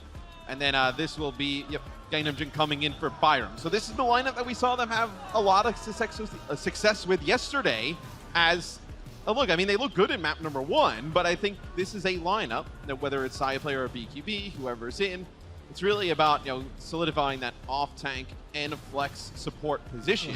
I think makes this roster great. He is under the pump to get everything ready to play. He's obviously just rolled out there and they're trying to get him set up. But I mean, hey, you want a battle of the sharpshooters? You got it. Saya player versus Carpe. And we're going to be on a map that really lends itself to Widowmaker, Hanzo, potentially McCree play. All your eyes should be on the head-to-head between these two of showing themselves to be among the best sniper players in the league. I mean, Sai player just always consistent on the Widowmaker. You know, obviously for Florida Mayhem, the first 2 seasons doesn't result in a lot of wins, but really a lot of highlight plays. Very strong on the hero. And then Carpe. I mean, we've seen it time and time again. You know, Philly's down 3 players to like 5 in a fight. Next thing you know, 2 heads fall on the floor at the hands of Carpe, and he's able to turn it. I mean, these 2 guys are the headliners in this next map, and potentially the match for a head-to-head to watch. So let's give a little bit of a teaser of what to expect. If this turns into Carpe versus Saya, we're in for a treat. Saya player's got his number. They know how much of a big deal Saya player is. Saya player, he's locked on. Under pressure, Carpe. Ooh, wow. Carpe has decided that it is time to go Super Saiyan. Saya player's getting work done. Just another day in the office for Saya, dominating noobs. He's flexing, bro. He's flexing. Whether the team was winning or losing, those 2 did perform. And it's a Carpe show in this fight. Carpe's been doing some serious work. He knows his opponent is a talented sniper himself. Carpe versus Saya player. This is what people wanted to see.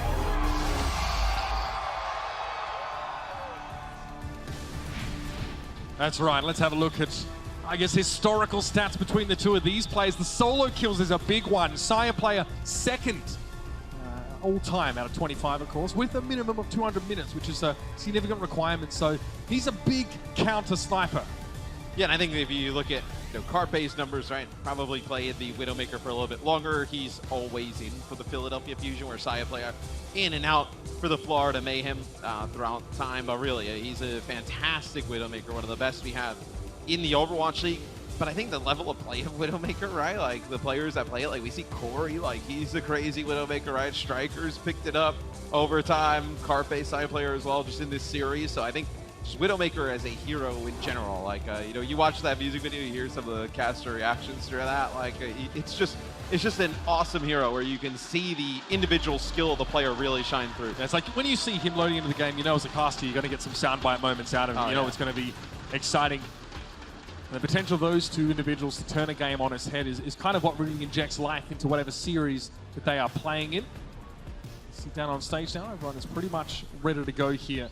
And again, you know, Saya player is such a dominant, you know, Widow or Sniper player, but kind of lacked the front line or the support to enable him to do that consistently. That may well be different here in 2020, Matt, with how this roster looks. He lacked the front line and the support, which is basically the whole team. I didn't say that. You said that. Well, I mean, look. I think our fans are pretty smart. They can do the math. Hey, 2 tanks, 2 supports. Well, hey, if you're lacking all that, you're lacking a team. I mean, that's why I have you, Matt. You're here to just to break it down. I'm here to do the real quality analysis. As Junkertown will be the next map up in the series, like we mentioned, probably going to see some more diva play from both of these teams here, trying to pressure out some of those snipers that are definitely going to come into play. Haven't heard the Dig in quite a while. And on the defense, Florida Mayhem, out of the gates. Saya player on that Widowmaker. And they did go head-to-head in last year's All-Stars Widowmaker competition. I think Saya player did win that, though. Might need a confirmation of that one. Look at this. The record for final blows on any single map, and it was Junkertown, which is a big sniper map. And it was the Valiant on the receiving end of his domination, or how do I put it? Dominating noobs? Semi, that's right. Could have been one of the games where Custo is too smart to play in. Don't know. Yes. The Florida Mayhem getting close Long up to the have we door. waited. All right, so we do have the DV here for Gargoyle. That is Florida switching things up, and the Ana for Gangnam Jin. So that's exciting. A matchup to watch. It'll be easier for Gargoyle to put the pressure here on Carpe, on the Widowmaker at the start, because you can get so close to the spawn door, right? So a player can play from so far away. Yaki got caught there. We had the ice block very early on, and Maywall put him out of position. That's first blood! And it is the favorite son. Just trying to, like, you have to, it's so important for Carpe here, right? You have to keep, like, consistent damage down on the opposing team, but then you also have to kind of keep track of where Saya player is playing from, because now you lose this head-to-head battle. Pretty fortunate for the Philly Fusion. You kind of lose it really close to your base, you be right back. But as we move towards the map, the payload will start moving. Now you get into this open space. A pick from Saya player on a Carpe is even that much more impactful here. Carpe taking such close angles to the payload early on there. Really, we're still relying on the shielding from his front line. Poco is on the Diva now, so really showing us that other look, maybe what might be a more ideal comp. A composition that doesn't require them to constantly chase after the enemy team. Nano boost distributed. Sato though, not in a hurry to make use of it. Yep, creating space again for Carpe to do what he does best. Gargoyle does a drive-by. Sato has insurance though, no worries. There's an Earth Shadow. He really wants to try and keep his shield alive. Breaking line of sight here with the payload. Carpe has infra-sight though, so he is keeping tabs currently on Saya player's location. And look how busy Poker is in the backline, trying to make it hard for Saya to do anything. Blizzard, Karayan, oh no. Yeah, he's in trouble. Oh, the self-destructs! Really so focused on what's in front of him, they didn't see the bomb drop. Bunny Astro and Sato have gone down. And the Fusion in complete disarray. They have no one on the cart right now, and they have to regroup. Fantastic self-destruct. And Sato is in position to block that on the Reinhardt, but he just gets stunned up. So, see, now everybody gets back to full strength. Philly trying to get this first point. Infrasight expired for both Widows. Back to yelling Marco Polo across the map to find each other. Poco with an early D-suit there, and that gives a lot of freedom now to Saya player. Doesn't need to worry about getting pushed. Defensive Blizzard from Florida. I'm happy with this setup now. Divided grenade on towards 3, though that's nice from Alarm, but here's what Gargoyle wants to do a lot of the time. Chase Carpe down. Put to sleep though. Fantastic peel from Alarm. Can Carpe do something now with this extra space? Yaki's gonna struggle. Ivy's really doing the groundwork here, and even though Saya finds a kill, Ivy gets another. But they can't make it back to the card as Gargoyle, he gets booped away by Funny Astro. Saya player, he's out in the middle of nowhere playing the Widowmaker. He's not gonna make it back. And that will allow Philly to take that first point, keep the payload moving. But I gotta say, it's been really strong Diva play from both sides. Poco and Gargoyle, both players doing a fantastic job trying to pressure these Widowmakers, make their life extremely tough. Just putting that large Diva mech right in front of the Widowmaker sightlines. Gargoyle has right now 66% of his team's final blows. PC man. Dude, he was phenomenal yesterday too. I mean, he had that final map on Icon Ball. He went like 44-1. Probably Florida's strongest player towards the end of last season as well. Gargoyle playing high ground here just so he has a vantage point upon which to descend. Ivy has Blizzard though. They want to try and keep the Mayhem in this one. Yaki had to go into Ice Block, but that's it. Nano boost used on a Karayan. He'll hold down the fort for the time being, and Poco's gotten into the back line. Out amongst the pigeons, another big bomb though. Poco's put to sleep, but so is Karayan. Sato now is going to try and step up and make use of this. Trying to get a stun on Karayan, didn't quite manage to make it work. They still got a bomb kill on Yaki. Saya player has to switch to full defensive play right now. Up close and personal with Poco, but he gets a slap to the back of the head for his insolence. Is it enough to keep the cart going though? This will be a nano boost here on the Poco up to the high ground. Gargoyle in trouble, D-suited. Yeah, it'll be enough. It's Philly. Just one player alive here for Florida, and they steamroll from point A to point B. So we talked a lot about the Widowmakers, a lot about the Divas in this case, but Ivy right now, 5 final blows, 10 limbs, 0 deaths. Yeah, I mean, that's really the key thing, right? Good usage of the Blizzard. This will be a infrasight from both sides. So probably not a lot of aggressive play for the time being. The cart will just continue to move. No one turned off their location on their phone. I guess that's their own fault. Okay, so both Widows find picks. Now, it's a little bit nastier for Philly because they really would like Ivy to be present here. Carpe will hope that someone from Florida gets over-aggressive. Right now, he's unseen. Infrasights have timed out. He's looking. He's looking for Saya player. I don't think you saw him grapple. Didn't spot him in the top left, yep. Okay, maybe a flash of him there. We see outline, so it's a very different story. Still looking, going for the counter snipe here. Gangnam playing so far back, doesn't want to risk getting picked off again.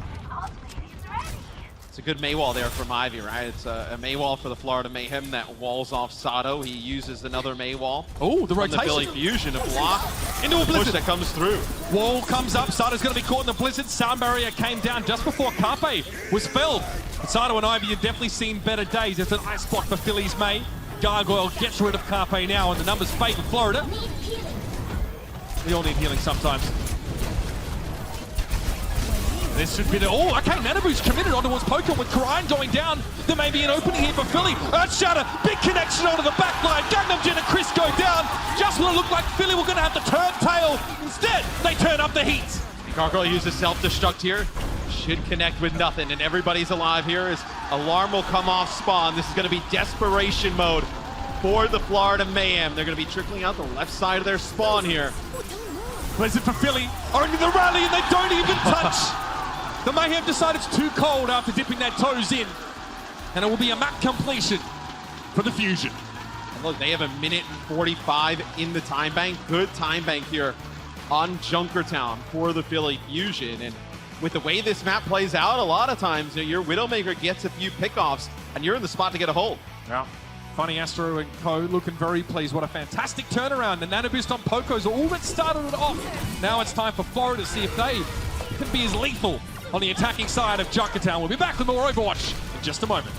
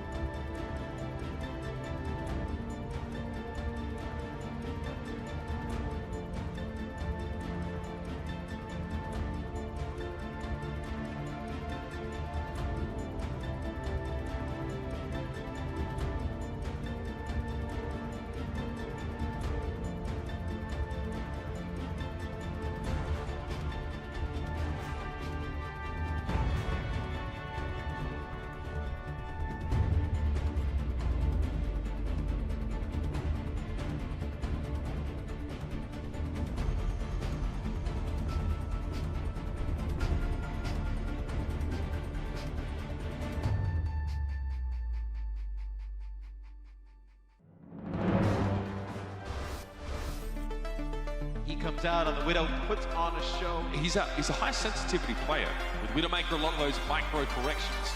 He's just dominating.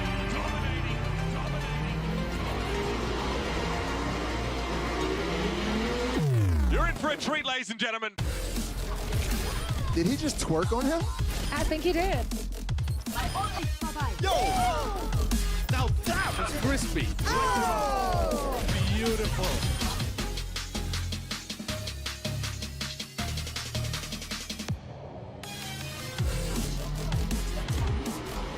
Fireplace is ruining Fulton.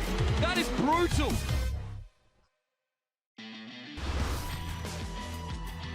Already this series has delivered when it comes to Saya player and his opponent on the other side of the map. It's the Widow duel. That really, honestly, the two of them came out that one pretty evenly. Both Widows have 4 final blows for 4 eliminations. Ivy stealing the show on that May for most of that round. We don't often see May take responsibility for the majority of the kills when it comes to a lot of these fights. Usually just trying to pave the way for other people, but been a really standout performance from Ivy so far. Yeah, and I thought Poco was really strong on the D.Va as well, just constantly annoying Saya player, just forcing him out of positions. So Poco only drops once there in the first half, and it's got to tell you a little bit about the level of play that Poco's at right now in terms of, Philadelphia. They make a huge addition of Fury from the London Spitfire in the offseason, who's widely regarded as one of the best, if not the best diva in the world. And they feel strong enough that Poco can stay in the game and play the hero on maps like this. And we've already seen the justification for that. It's evident so far. Still more work to be done, though, because Florida are going to try and leverage Sire players' sharp shooting. On the attacking side of Junkertown. Still the Brigitte for Florida. And Philly decides to play this different than Florida did. Florida, they wanted to play up towards the spawn door, get Gargoyle on the high ground, and just kind of block off any lines of sight for Carpe. Philadelphia Fusion, they back out. They give space. They want to allow these Widowmakers to go head-to-head. Both Sire and Carpe have taken to the skies. Reconnaissance also perhaps looking for a pick. Eventually, this Reinhardt walls are about to come clashing together. Carpe's taken some really inventive angles here. Looking for Gangnam Jin. Wants to respect that, though. Karayan got hit with a binding grenade. He's in trouble. Fantastic setup by Alarm. Now the charge, wall thrown up. Sato not really too bothered. As Alarm's had some big biotic grenades and a few crucial sleep darts connecting on numerous players like Gargoyle or Karayan. That time it's a big biotic grenade that sets up that first kill. And now with the cart stuck right here by this bridge, this is a fantastic spot for Philadelphia to play defense. Florida may have to flank around these buildings, and that's what Poco is looking for. You can see his outline there at the center of your screen. He's trying to make sure that no one really wraps around and catches anyone by surprise, but Sire is on the other side. Wall thrown up. Ice block had to be used there by Yaki. Sato looking for a shatter, and that Karayan shield is low. Goes for it. That is filth! Yaki and Gargoyle both knocked down by that one. Karayan had to rest his shield. Now, just the one kill is enough for Philly to keep the Mayhem at bay. Yeah, and now you see that it's going to be Karayan split off from the rest of the team. They use a nano boost to try and keep him up. Philly can back away. And Sire player comes off spawn here. Yeah, you can definitely back away from the nano boost. You have a Lucio here. Well, and also your Diva is not in mech here for the Florida Mayhem. So using that nano boost, probably like to have that back. I mean, you keep your Reinhardt alive, but at that moment in time, what could you have done? You're already allowed to play the game. You don't need to spend ultimates just to be here. They could have waited for a respawn. And now Philly can use their in for sight. If they start to push in, maybe deter the push a little bit longer. Poco knows already they're flanking. They don't need the infra sight. And he's trying to track Sire player as well. That's the last fight, Poco did a tremendous job with Funny Astro peeling for Carpe. Sire player got right up in his face. Bizarre angle for Sire. He really can't see too much from here. Does get a glancing blow on Poco. Blizzard thrown down. Karayan throws it up. Sato has been following these up well. Almost jumped into the belly of the beast there, but there are 3 Mayhem players very much out in the open. And Sire gets chased down by Poco. Just as Sire player wanted to get close to the action, Poco sniffs him out, hunts him down. And this is the dangerous part about when the cart gets stuck by this bridge. You can't just kind of muscle your way through that choke. You don't want to go through either of these side alleys because, well, one is over by the side of the map. You get booped, like crazy things can happen over there. And then the other one is such a small choke point that, and there's high ground there for the defenders. So you can easily hit like biotic grenades from up above. It's a very difficult angle for Widowmaker as well. Okay, Carpe did see Chris, I think, start to push towards him. Self-destruct in. Not much bound from that one. A big hit, though, at least on towards Gargoyle, who has to go for a self-destruct of his own. And they catch Alarm, frozen on the high ground. One player advantage now. Sato has to eat that shatter. He tried to go for one of his own, but he was a little bit too late. So not only is he knocked to the ground, he loses the shatter entirely. That's the opening the Mayhem were looking for. And it was a fight that Philly tried to start. Yeah, Poco flying off the side. Tells you he wants to spawn up with the rest of his team. Maybe you can come back here and make a touch. As you'll have Alarm and Sato in position, and you have a nano boost here. Do they decide to challenge it? Do they wait around? Surely not. Well, it looks like Poco is flying up to the high ground. It looks like they may have just backed out a little bit at the last second. Poco's flying out of the high ground. Looked like he was going to jump off the ledge and then quickly did a turn as they realized they were not going to be able to get there. But still, for defenders, this is a decent vantage point now. Play the high ground. You can drop down. The Diva has flexibility to make sure you don't get flanked by snipers. They've read this, though. No! This is going to be nasty. Blizzard thrown down. Otherwise, Sato would really be punishing you. But now he gets to swing the hammer. And it's a home run. I wouldn't want to be caught in a tight corridor with Sato nano boosted either. It's a blizzard that comes down from Ivy, right? Keeps everybody trapped up there, the nano boost. saves Sato, keeps him up. But still, it's a huge win for Philly because look at the clock. I mean, 1:46 here for the Florida Mayhem. Philly with that time in the bank. They know, like, Junkertown is so difficult to finish as a map. We see a lot of teams get stalled out. That they have a huge advantage if they win some of these fights early. Make Florida invest heavy. Try and just get the car going again. Alarm has 8 sleep darts connected to Gangnam Jin's 6. So we're getting a showcase from the Arnas on both of these sides. Precise here. Okay, trying to deny high ground away from Ivy. He can just climb the stairs though, and Carpe thinks about being aggressive. He knows his opponent can see him. He still was thinking about going for it.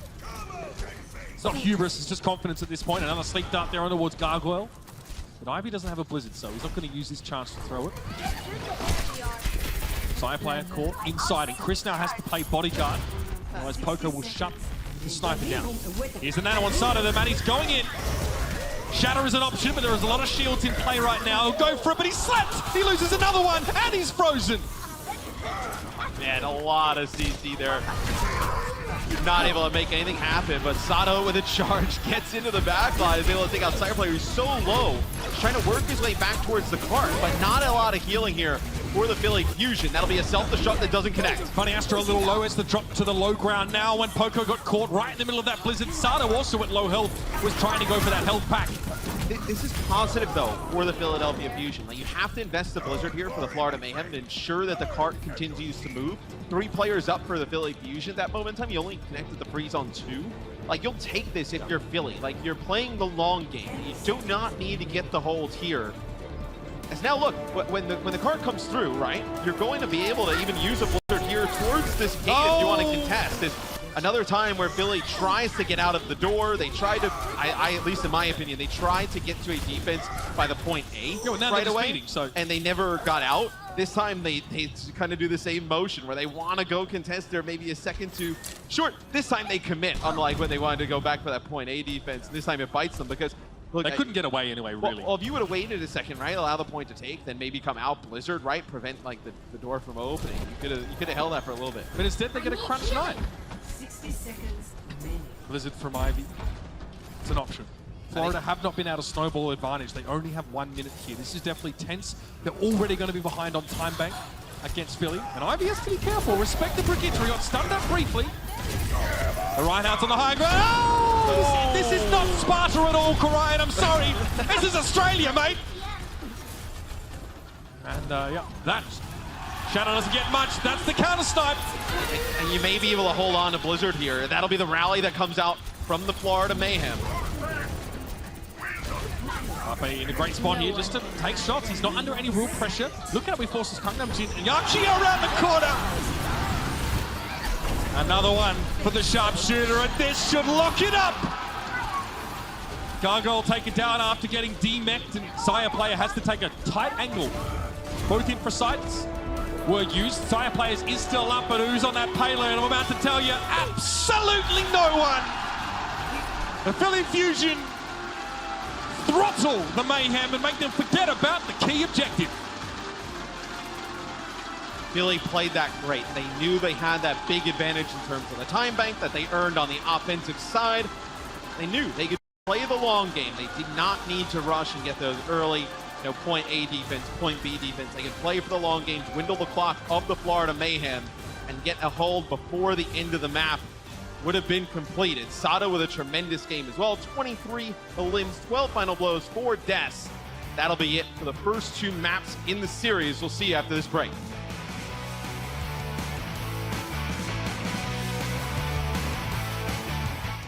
The Overwatch League is brought to you by T-Mobile. Rank up with America's first and only nationwide 5G network.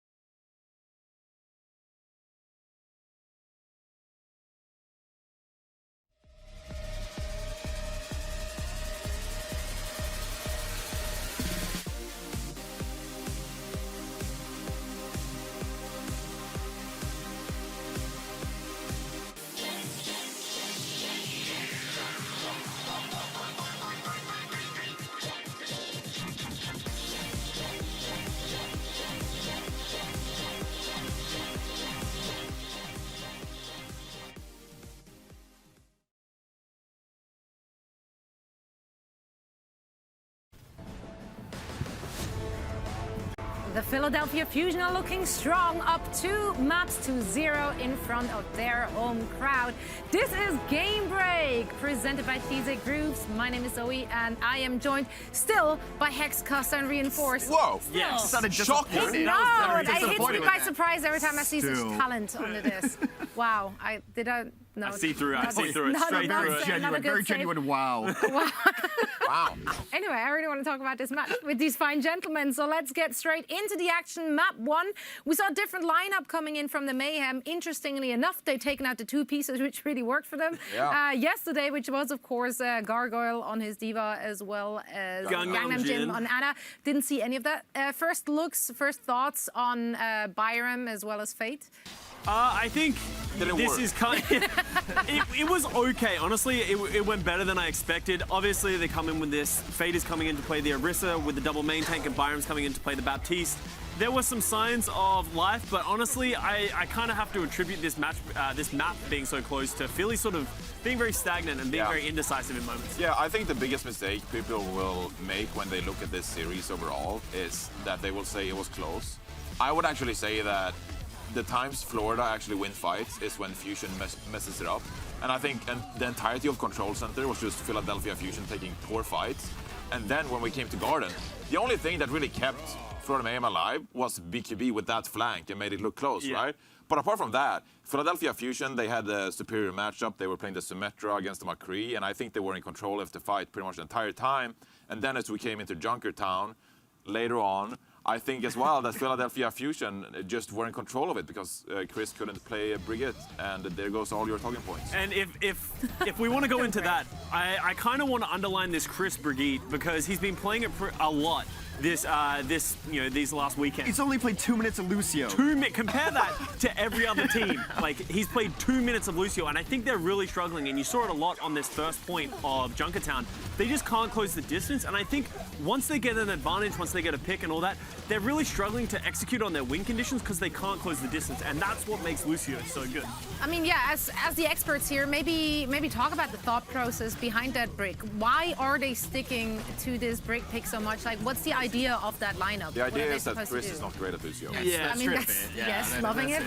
Chris wasn't a good Lucio last year, he's not this year, so now they're forcing the brig, and it just puts them behind it in a lot of situations. But I will say, though, that, they're actually keeping Chris in for a reason, and we've seen that the general manager, he's been doing interviews as well, and he explained that Chris is actually an integral part to the team when it comes to communication. Now, in the history of the Overwatch League, communication doesn't win games. So you actually need to be good at the game too. So, maybe reconsider that point. I get why you're fielding Chris, but, you gotta perform as well. Very quickly, would you rather have a decent Brigida or a less than mediocre Lucio? Lucio at this point, like, I'm a prime example. You don't have to be a good Lucio. You don't have to be a good Lucio to do your job. Just press the speed boost, everyone else will run at them, and then you're doing your job. That's what I did last season. It's a similar situation to where you're just too good at the game. Too smart, some would say. Too smart. Yeah, too smart for your own good. That's an issue every once in a while. However, we do have something special for you, or rather Reinforce once again has something special for you. Of course, it is Crunch Time presented. Crunch Time!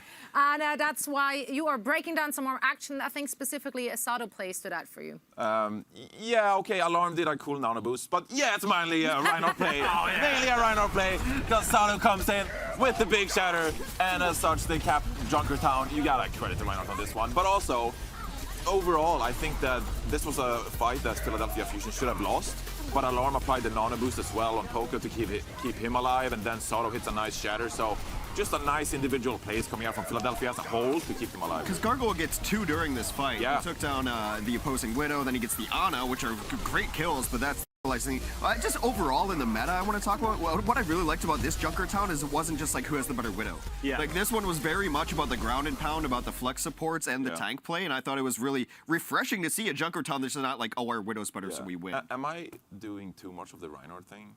No, there's never too much Reinhardt. You've got a brand to defend. Lie to him. Yes. as a fellow Rhein main, I couldn't care less what they say. Okay. You do us Reinhardt's proud. You're not caring less what we have to say. It has nothing to do with you being a Rhein main, by the way. Just hit me up on Twitter. Let me know. Yeah, let him know. But also, continue. I'm not going to change that. I'm not going to change that. I do want to very quickly get in a last question here. We are heading over to Blizzard World. Other than please, Chris, play loose here. Is there anything else the Mayhem should be tweaking in order to maybe coming out on top here? I think what's something that the Mayhem's been doing is they've been trying to commit a lot into the Phillies backline, and you got to respect the play, but at some point you need to sort of help your front line. As you said, it was very back and forth in the front lines, and at the moment it feels like Carpe and Saya are going like 50-50, so you don't need to put as much resource into it and just try and focus on winning the front line fight. Carpe's a bit better. Carpe's better than Saya player? I think he performed better on Junkertown. I don't think you can say that just on that map. Hot takes. I don't know about Hot that. takes. Well, we'll figure out what is going to happen on Blizzard World, which of these two phenomenal players will have the upper hand. We'll find out in the second half of that match, heading back over to Philadelphia. And make sure to stick around, because afterwards we will be back with the WatchPoint post show. Don't go anywhere. The Overwatch League is brought to you by Cheez-It Grooves. Deep flavor, deep crunch. It's a mind crunch.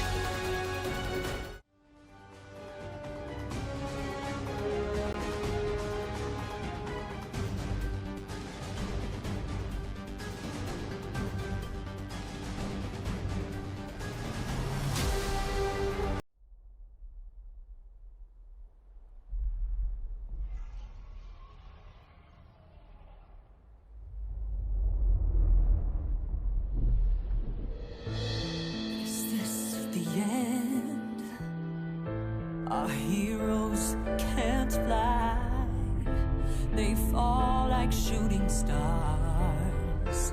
Will anyone survive?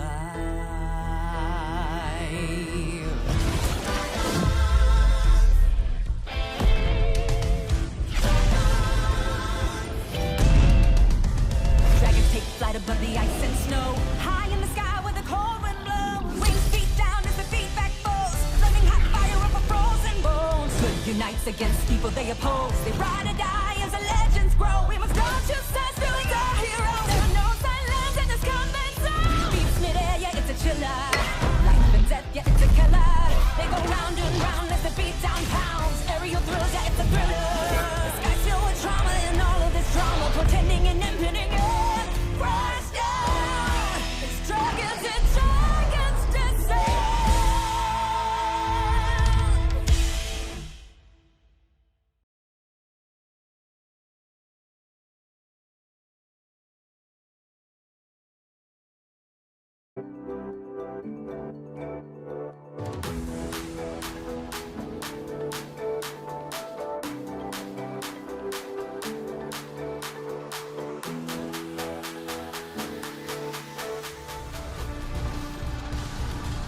Well, if this was the time you chose to tune in to our Battle of Brotherly Love, you've probably done pretty well for yourself right now. The Philadelphia Fusion are eyeing off a perfect weekend, a 2-0 outing here at the Mets. If they can take down just one more map against the Florida Mayhem. And I would say it was to be expected they would be in this position for the Philadelphia Fusion. It's a team that I think a lot of people have a lot of high hopes for this season. Last year, they were not spectacular. Everybody was kind of waiting for them to turn it on. Sure. Season one, the inaugural season, they were great. I think a lot of people are expecting them to get back to that, right? Be a contender for the entire league's title. And the time is right. The time is right for them to return to that, almost glory. Of course, they were present at the 2018 Grand Finals, didn't quite get over the line, but now we're in a position where a lot of their star players are re-enabled to have that kind of impact.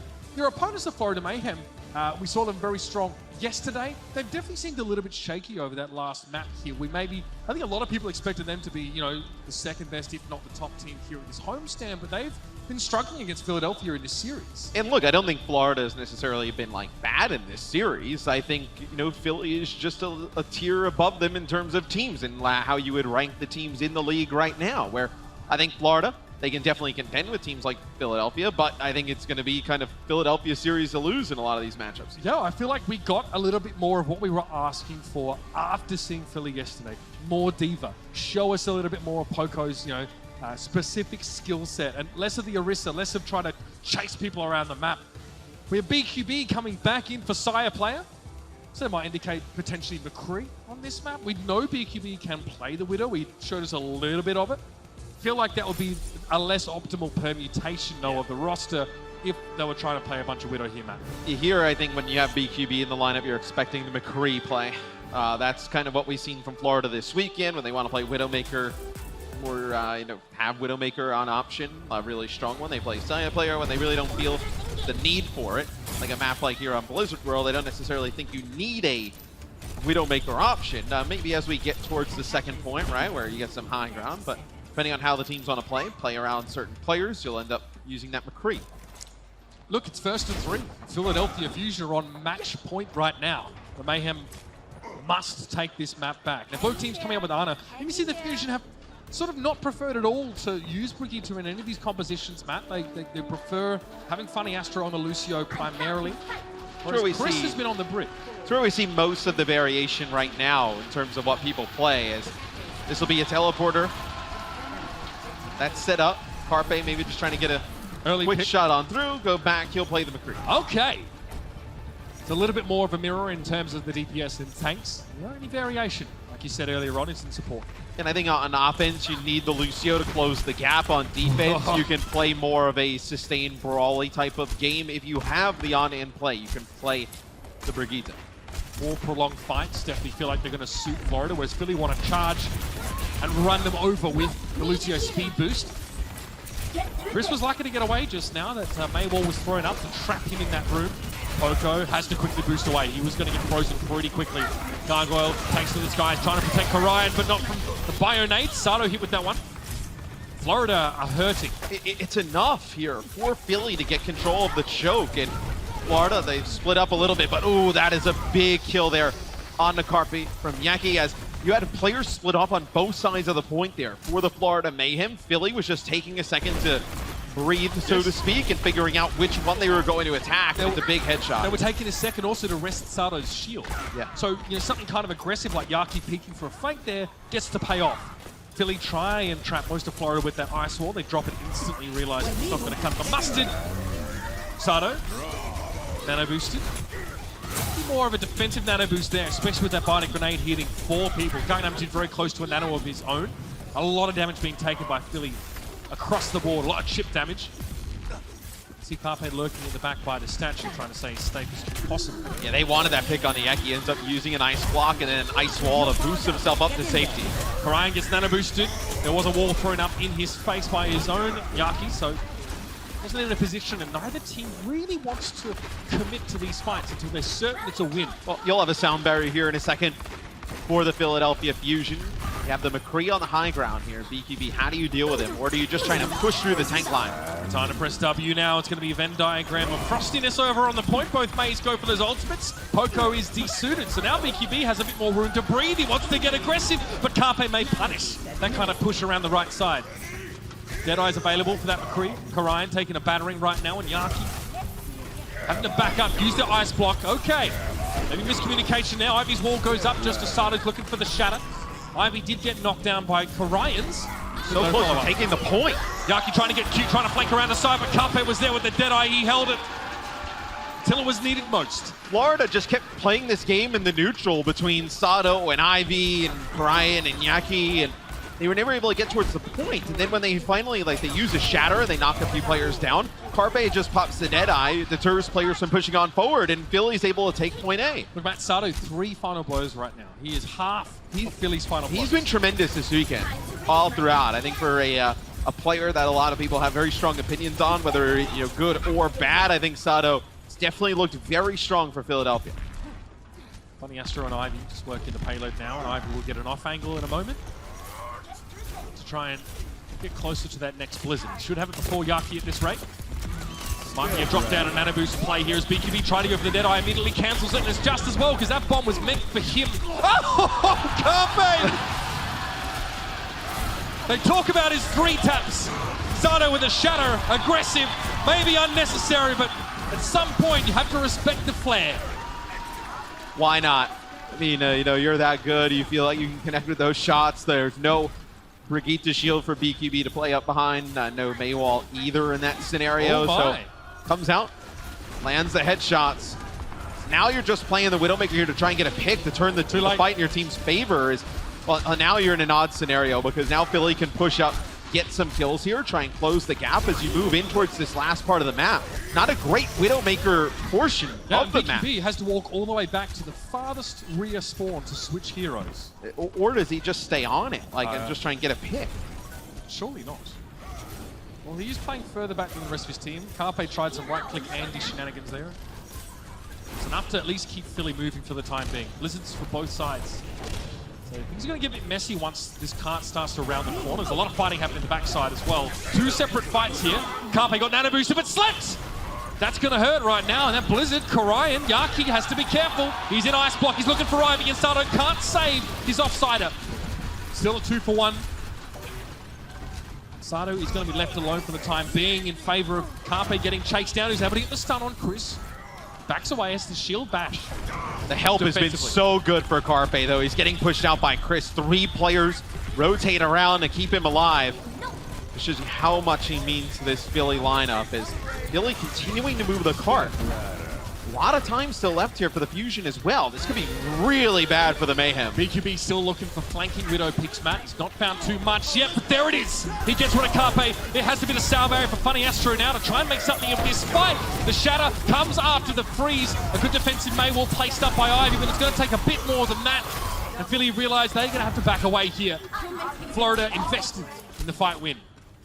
Let's see if Carpe decides. No, I was going to say, probably not going to play the Tracer here. Going up against the Brigitte, the May, not an ideal choice, so he'll go with McCree here yet again. They do not want to answer in the Widow v Widow battle, as the defensive Widow can play some like interesting sightlines, as you can see through the X-ray where BQB is to the right. He can also use the grapple to jump up above, like play right near the spawn door. On offense, it'd be way harder to play the Widow here. Carpe going for it. I mean, he's just looking for BQB. Staying close to spawn so he could switch if he wanted to. Sato got frozen there. Defense Matrix couldn't protect Sato from May's endothermic blaster, and he's getting every kind of CC leverage at him. Yep. It's Groundhog Day, Sato. Sorry. I think for Carpe, like, you're using this Widowmaker to just kind of deter BQB, be an annoyance, to not allow him to get those pickoffs, and then allow your teammates to just play an even game on the cart. And I think with the way Ivy's played on the May today, you feel like you have an advantage in that scenario. Quieter map for Ivy. Hasn't got any final blows on the May yet. Yaki with 5. And there it is, Korian. Charges Sato down. Multiple May walls being thrown in there. Ivy just trying to back up. And Florida now starting to get into the groove a little bit more, Matt. A bit more congruence between Yaki and Korian. The combos are there, and BQB is winning these Widow matchups. I mean, it's not even really a Widow matchup. Like, they're so infrequent, like when they kind of match up against each other, that now you see Carpe go back to McCree, especially in these short case scenarios where if Florida's going to be the aggressive team and take the fight to you on defense, just play the McCree in those close quarter areas and then just deny anything the Widow could offer from the other side. Very close call there for Ivy. Ice blocking at just the right time. Philly need to get some value out of Funny Astro here and the speed boost. Their mobility should give them the edge. Self-destruct over the backside. Korian was able to shield it off for the most part. Shadows from both Sato and from Korian. Now a sound barrier. Here's the Lucio difference. Let's see if it's enough to get them across the line. Sato wants to push forward. His shield was low. He's going to get pinned after being frozen. He still wants to fight, but now he's, well, got a good chance to mess with Korian. The charge is good. Funny Astro got the kill. Yaki now has to retreat around the backside and try and interrupt some of the lower health targets. Philly finally brute force their way through. Yaki has to find a way to be relevant now without Blizzard, and he's a long way away from being a part of this fight. Oh, and they know exactly where he is, and he's got to go in, try and get that health pack and make it back towards the cart as Korian just charges on. Carpe with the flash and the headshot. From the shadows he emerges, Carpe trading in the sniper for the Assassin's 6-shooter. Funny Astro getting Yaki off the edge. Yaki never amounted to much being in the backside of that fight. He can't be pleased at all. Chris going to get knocked away from the payload here, trying to stay on there. Try as he might, though. Philly will not be denied.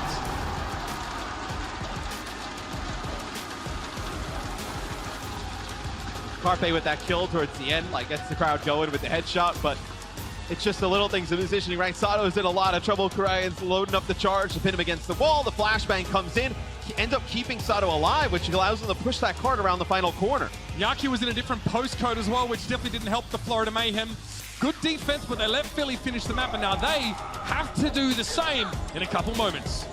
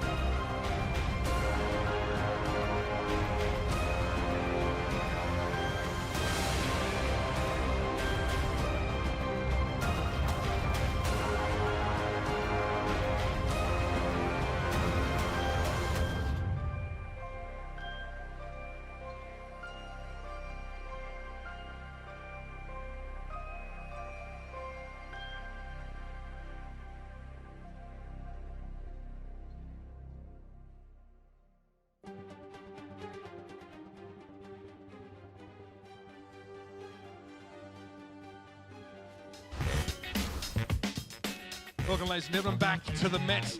Can't join us in person for the DC home matches next weekend? Well, you can tune in live, this time with Extra Crunch. Saturday, February 22nd and Sunday the 23rd, starting 1 p.m. EST. And if you're a Philly fan, you best be tuning in because they'll be taking on the NYXL. A ton of games across that weekend. Definitely want to catch up and see just where Washington stack up after such a great start here in Philadelphia. So I'm sure the Philly fans, some of them will go travel down there.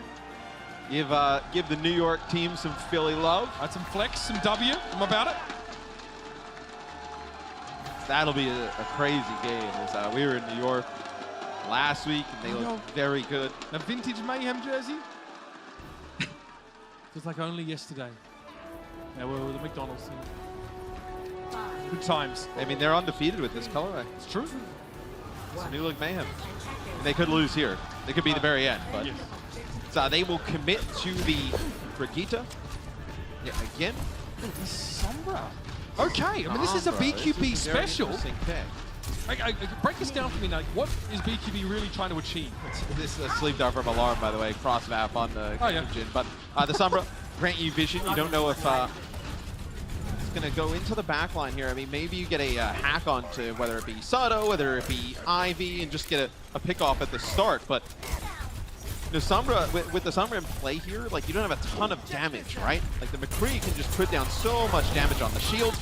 Like, are you relying on farming up the EMP here and then just opening up the fight with that? Like, but even then, like, EMP, right? Like, Alarm can just sit at a distance and you get a biotic grenade on the players, keep everybody topped up on through it. BQB just chipping away at Philadelphia from a distance.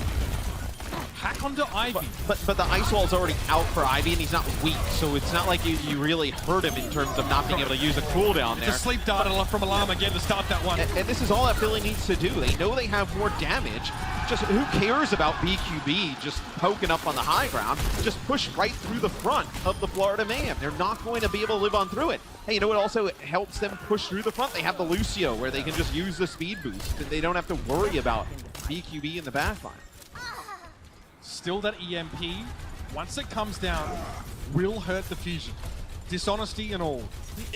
But you can hide the Lucio because Ana provides so much healing at range that, like, you can get a sound barrier off if you have it at the time. The nano boost, if it connects with like 1 or 2 players, like, you're not going to just charge into the Reinhardt if he has the nano. So I think it'll be very interesting how they try to capitalize on this EMP. Carpe come rolling out of nowhere to try and start that fight off. Karayan got slipped in the previous fight. This time he gets a nano boost. He's trying to make things happen, but Sato gets him down. It's a sleep dart on Karayan, followed up by the Shadow. Alarm is making life hard for him, and that is a huge EMP, Matt. That is massive. Philly couldn't hide anyone away from it, but Carpe's still alive. He's able to get rid of Gargoyle. Now looking for the Sombra flanking. BQB has to pull the plug, and Philly at least have a chance to catch their breath. But if you're Philly, you're even, and you have a sound barrier, and Carpe can sit up on the high ground on McCree, and there's nobody here to challenge him, so you should be able to come back in and fight it. From the Ivory Tower, Carpe rains devastation. And Florida ends up using a Blizzard here. Okay. They said, Rapunzel, let down your hair. Carpe said, how about I come down and blow your faces off? See you later. 1 minute and 10 seconds left for Florida to capture point A. They still have a tick to go. And the worst part is you use Blizzard for the Florida Mayhem. They don't even feel the need to react and use Sound Barrier. So you still have Sound Barrier here for the Philly Fusion. 2 ticks on the point here for the Florida Mayhem. We'll see. They can muscle their way in. Maybe they use a rally, back Philly up a little bit. Rally comes in, you probably see something like a self-destruct or a Deadeye to answer. It's time. Chris steps up now with the rally. Carpe still safe. Deadeye. Is there a catch here? Karayan. Oh, he turned! And Carpe makes him pay! Now the Mayhem are split. Yaki trying to duel with Carpe and Rage, but that is a dangerous decision. Florida now take the high ground. They have an Earth Shadow. They have a self-destruct. Gangnam Jin has a nano boost. Here's the self-destruct from Gargoyle. No catches, but he gets himself a new mech. The sound barrier is going to keep Philly healthy now for the next couple of moments, and Sato's shield will be back. 7 seconds. Florida have to make the play now. They have a ton of they have a good chunk of ultimates, so they have a shatter and the nano boost. It may not matter. BQB, he's in trouble. Carpe shuts him down. The combination with Poco is too much to withstand. Earthshatter catches Poco, but he's not bothered. Back to his feet in the mech. Sato getting close now to an Earthshatter. Still 2 ticks looking for more, but Sato says no. Tries to go for the Shatter. Ice Block going to be used a little bit early on the charge and gets punished with the counter. But Karayan was too low, and Carpe's there. He's always there. Overtime is done, and Philly say, nobody likes us. We don't care.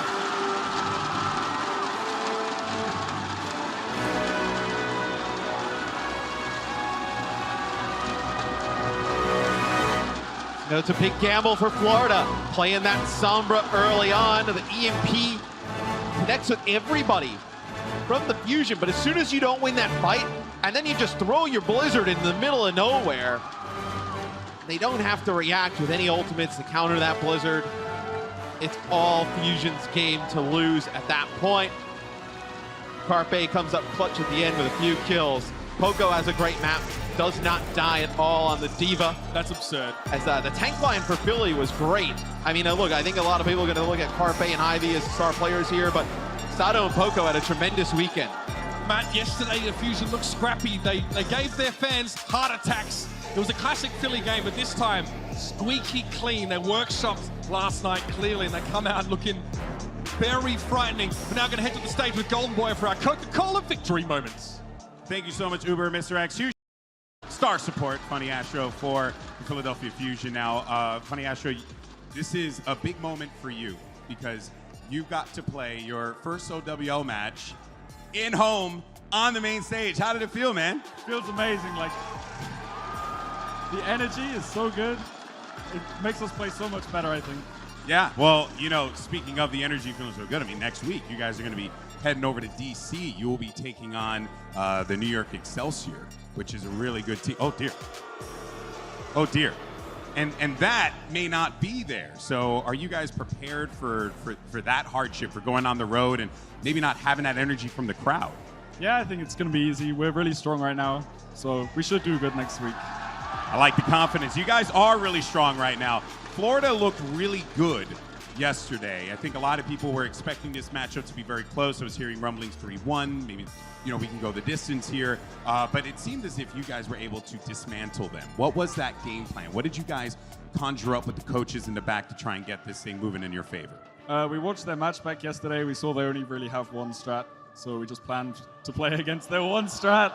And it was pretty easy once we had that set up. So you out here saying that they're just a bunch of one-strat ponies, one tricks. Yeah, pretty much. Wow. I didn't say it. He did. He did. Now, next time we're going to, we'll obviously see you guys in DC, but hopefully you get another opportunity to come out here and play for this amazing crowd once again. So any last words you want to say to this Fusion audience here today that joined you at the Met? Thank you guys so much. It's been amazing today. You guys are incredible. There you have it, folks. Funny Astro, and one more time for your Philadelphia Fusion!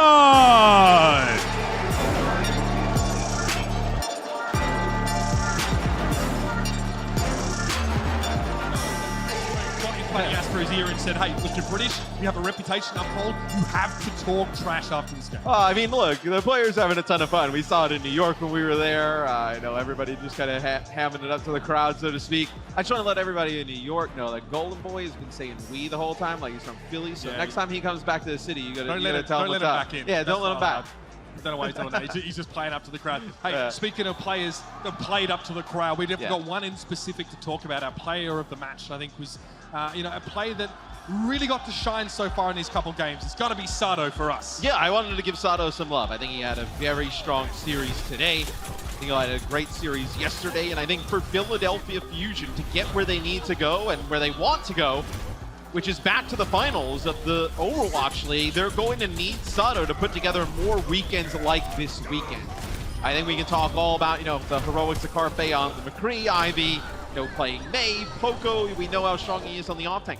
If Sato can play like this consistently, this is a team that will find themselves in your top 6, in your top 4 at the end of the year. It's possible that Sato's value has never been higher. Only getting to play a quarter of Season 1, Season 2 was tough for the team as a whole to really adjust to the meta game, but now he seems like he has been enabled to be a high-impact main tank getting involved in playmaking with these Earth Shatters, playing around his maze wall. He and Ivy are connecting, and it shows. Yeah, I mean, he does a great job of playing aggressive. We see a lot of the times he gets those nano boosts, pushes straight on forward. But let's take a little bit of a look at what happened this weekend. If you didn't tune in yesterday, well, that was a mistake on you. But Florida beat Houston 3-0. We saw Philly get a win over Washington, and then the Justice, so they bounced back with a win over the Outlaws this morning. And Philly, they close out their weekend in great fashion with a 3-0. And after that, of course, we're going to be heading to Washington. That's right, Saturday, February the 22nd. So next week, we're going to be in DC, kicking it off with a bit of a grudge match. NYXL versus Philly Fusion.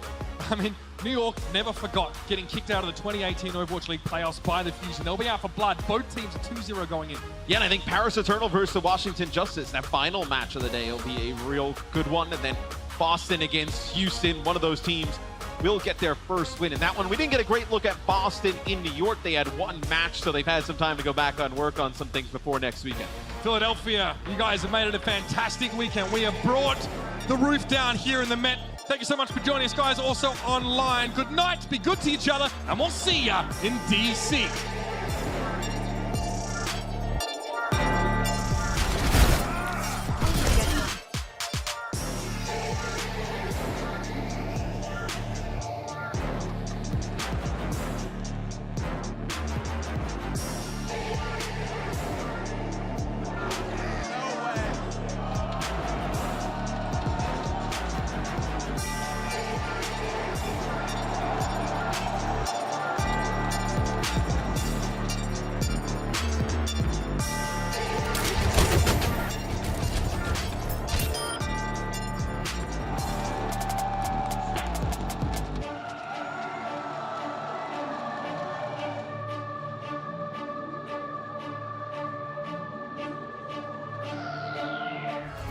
Coca-Cola is the official refreshment of the Overwatch League.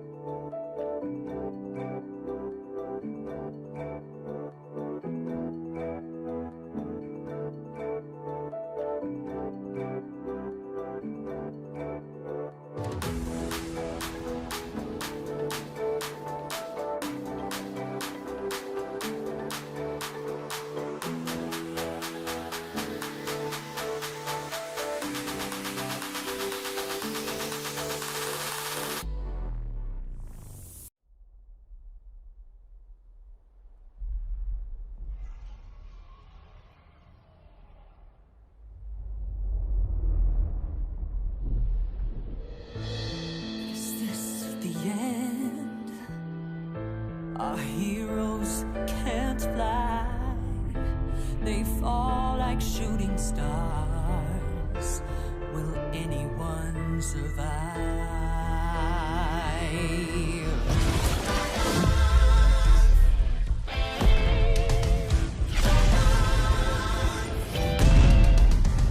Dragons take flight above the ice and snow, high in the sky where the cold wind blows. Wings feet down as the feedback falls, flaming hot fire over frozen bones. Good unites against evil they oppose. They ride or die as the legends grow. We must don't you stand still as our heroes. There are no silence in this combat zone. Beats midair, yeah, it's a chiller. Life and death, yeah, it's a killer. They go round and round as the beat down pounds. Aerial thrills, yeah, it's a thriller. The sky's filled with trauma and all of this drama, pretending and impending. Crash down. It's dragons and dragons descend.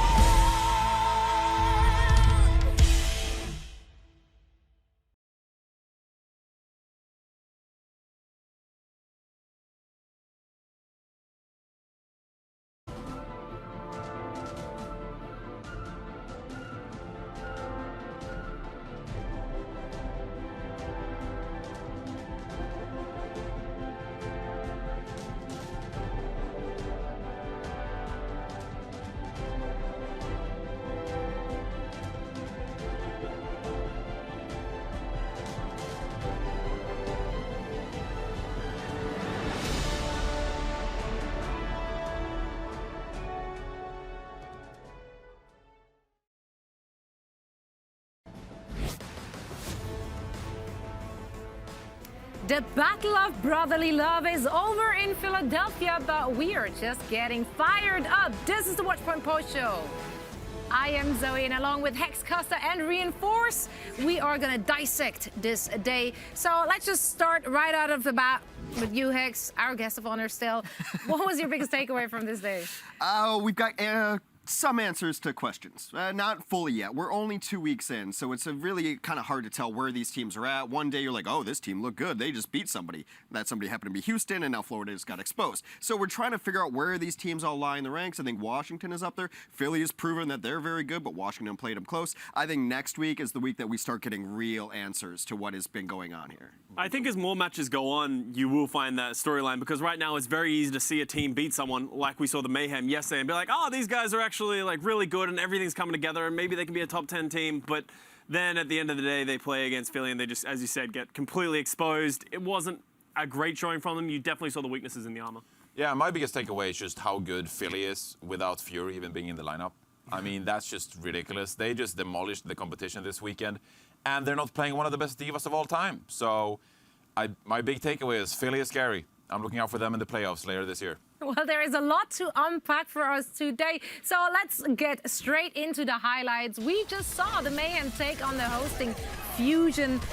Let's start with Florida here first. Anyone in particular which stood out for you, Reinforce? Well, bad, Chris, but good. I think that Gargoyle was actually still pretty good. Even though they lost 3-0, I think that there were some individual stars on the Florida Mayhem, and I think that Gargoyle played really well on Junkertown. So, look, no one on the desk is going to deny that Florida Mayhem has a lot of good pieces to their team. I think they were simply out-strategized by Philadelphia Fusion because Chris was stuck in that brig. But Florida Mayhem definitely have the manpower to become a better team, so I'm looking out for them. And they kind of played themselves too by just giving away the first match. Like it's just based on the very short sample we saw. It's like your two best players so far. You brought these new guys in. Your flex support and your diva are the two best parts of your team, and you just yoink them for the first map. Yoink. Like, here's map one on a platter for you. It was funny because that was actually like probably one of the closest maps. I don't know how, but I agree with you. Like Gangnam Jin and Gargoyle, I would say are the two most promising things coming in for Florida. So Florida, Kuki, stop that. Okay, bad. Okay, play to your strengths. Get some team synergy going so that when you do play against these good teams, you're not going to get stuck in a hole. Well, listening to the post-game interview from the Fusion there, they did say that they personally felt the Mayhem looked very one-dimensional. They only really saw one strat coming out of them yesterday.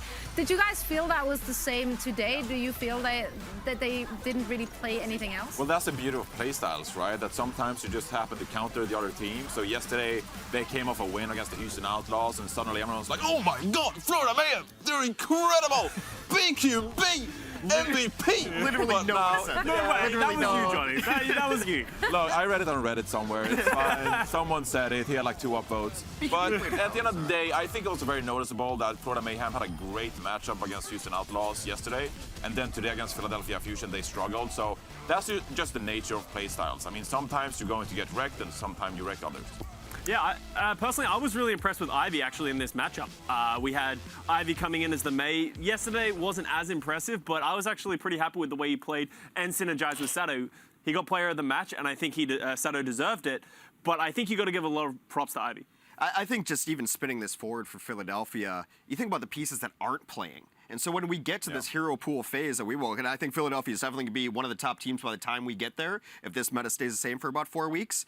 But then you've got guys on the bench. Like you say, you have Fury on the bench, right? Yeah. That's ridiculous. And Fury on the bench. Hisu. Look out for my boy Hisu. No, and then you also have a guy like EQO on the bench. Yeah. Like you play Hanzo, can play everything that you want for him. So not only are they good now, I just don't see a world in which hero pool slows this team down. What about Boombox? What about Boombox? I don't know. The funny thing about that is I think there are a lot of teams that would be happy with Boombox, even when we say like Boombox probably won't see playtime, especially with how well just like how I'm happy with you on the desk. Rough times for Costa. No, but honestly, they have so many great pieces to work with, and as we are getting into hero pools and whatnot, or rather hero bans, this is going to be a completely different kind of scenario as the teams have to put on different strategies for the different homestands. So it's going to be very interesting to see what more we can expect from the Fusion. However, our first match today was the Justice, who took on the Houston Outlaws. Now, Washington, they did have a great showing yesterday, and they were propelled by player of the match, Corey, today once again.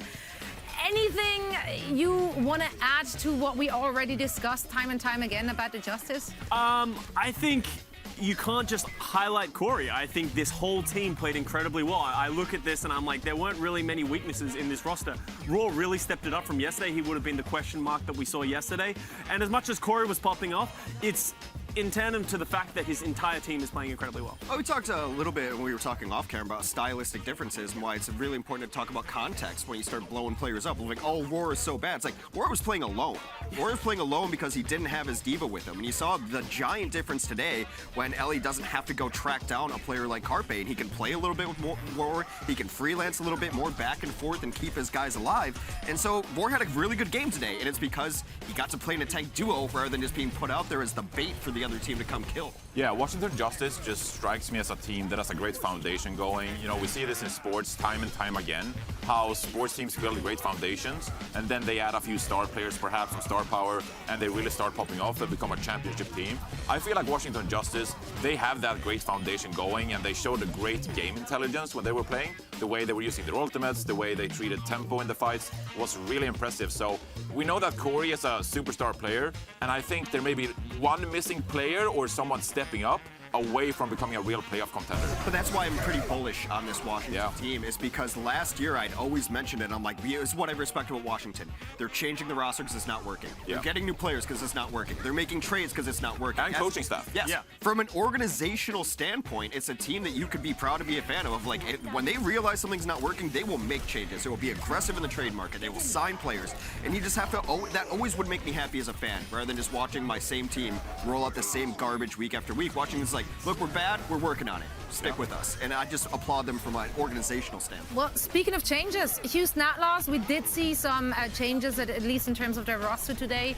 Does that leave you with a glimmer of hope, despite them not performing great today? Or like, well, what else do they have to do?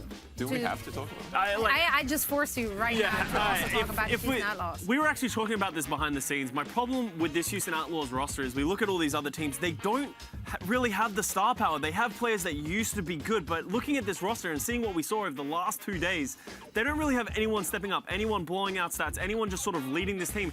You know, Jexay had a couple of good moments, but you need more. Who's the carry? Yeah. Right? Who, when like, everyone is playing poorly or mediocre, who's going to be the one guy who like takes you through and just wins you that match by themselves? Would you try to rotate it around? Do we swap in a Linkster and a McCree instead of a Blase? Like, where are we going from?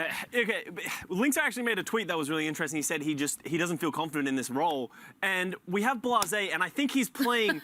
I don't like this. Calm down, Johnny. You're an old player. Be comfortable. He's never been the most confident in the world. For 5 years, he's never been confident. Yeah. Come on, that's who Linkster is. But we need him to be confident, because right now we're seeing Blase playing the McCree, and I believe he's in here to be sort of the team leader in this moment. But his McCree stats have been terrible, and like we were looking at it across the board, and he is pretty much at the bottom in every single category. I know his team is losing, but even when your team is losing, that's how stats work. If your stats are bad, you lose the game.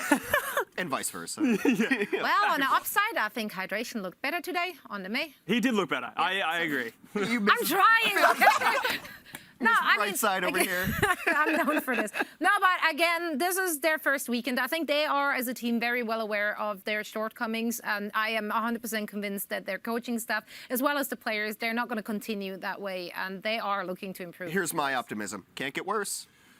You're 0-6 on maps. Can't get worse. Not true. Their next week opponent against Boston. Just wait. No, we're going to get to that. No. Actually, you know what? Because it's UCO, so let's get straight into that. Because next week we're heading over to Washington, D.C., as they are going to be our hosting city. And you can still secure yourself some tickets. Just head on over to justice.overwatchleague.com and get some tickets for you, your friends, your family.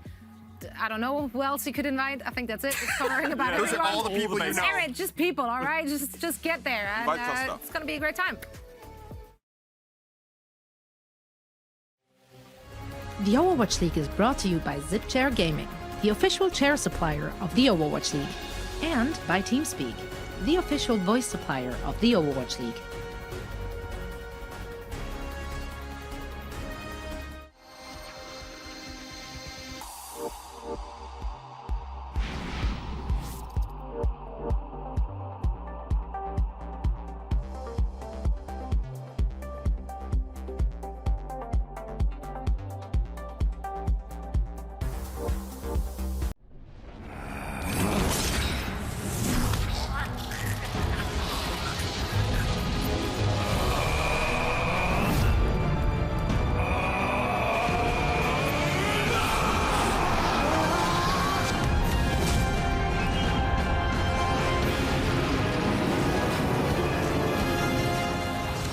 of Soul Guard. Download now.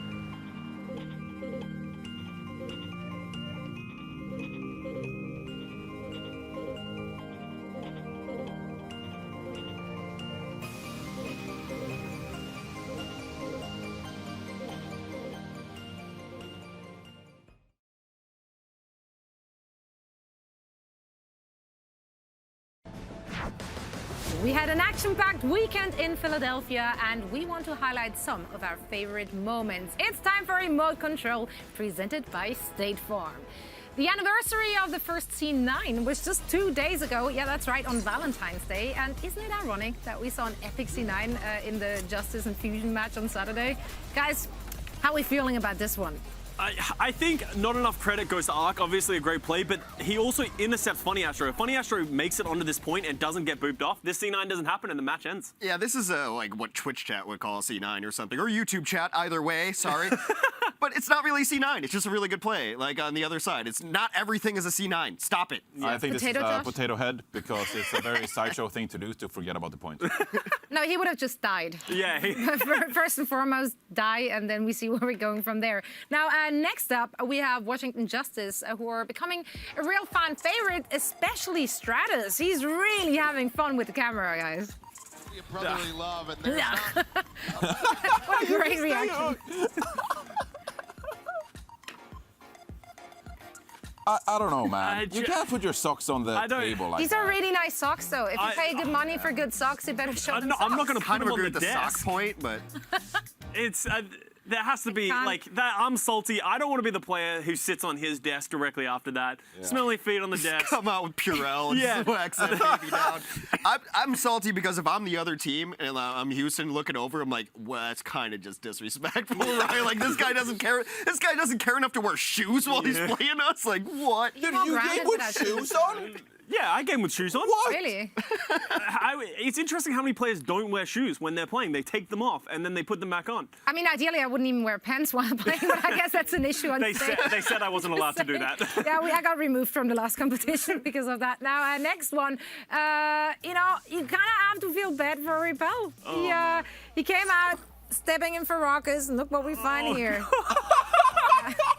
Oh no! The leftovers. Oh my, that's oh god. What's the reaction to that? I don't know. Oh, does this work? I just go all. This is my attempt at making a vomit. Why do you have a pog in there? Oh no, this is. This is Repel's face as he picks up the hair like, what's this? Oh no. Oh no, what have I picked up? On the floor.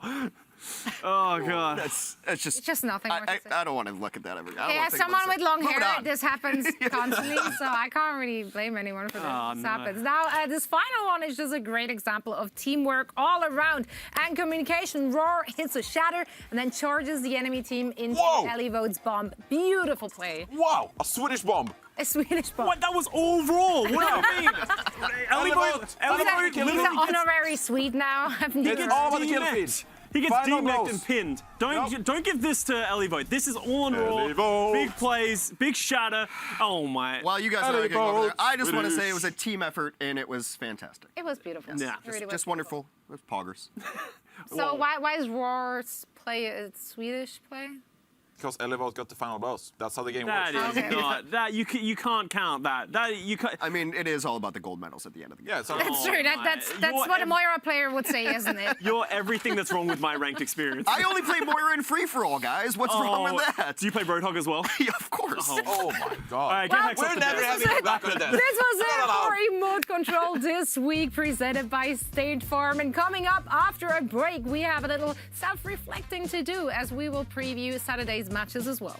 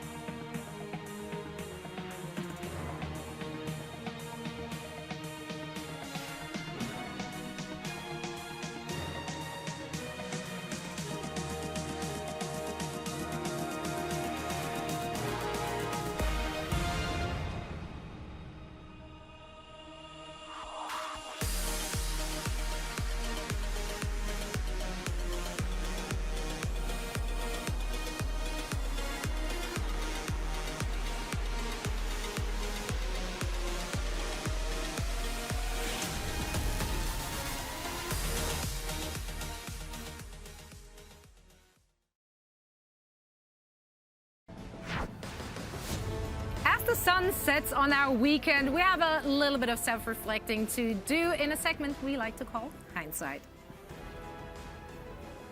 Well, generally, I'm not one for self-reflection, especially not in my real life, but I'll do it about Overwatch. That's totally fine. There's still some questions we have for this week, and we got a couple of answers, right? Philadelphia's good. Houston's bad. Washington, probably better than Miami, or Florida, rather. Florida still up there. The biggest question I have that remains over this weekend, though, is what the hell is Gritty? Overall, like, what is it? It's kind of this, like, kind of goofy character, right? Is it a dog? Is it a person? I don't know. Scary. All I know is it that he's orange, frightening, over-caffeinated, and probably plays hockey. That's it. But if anyone has answers on what actually Gritty is, please let me know.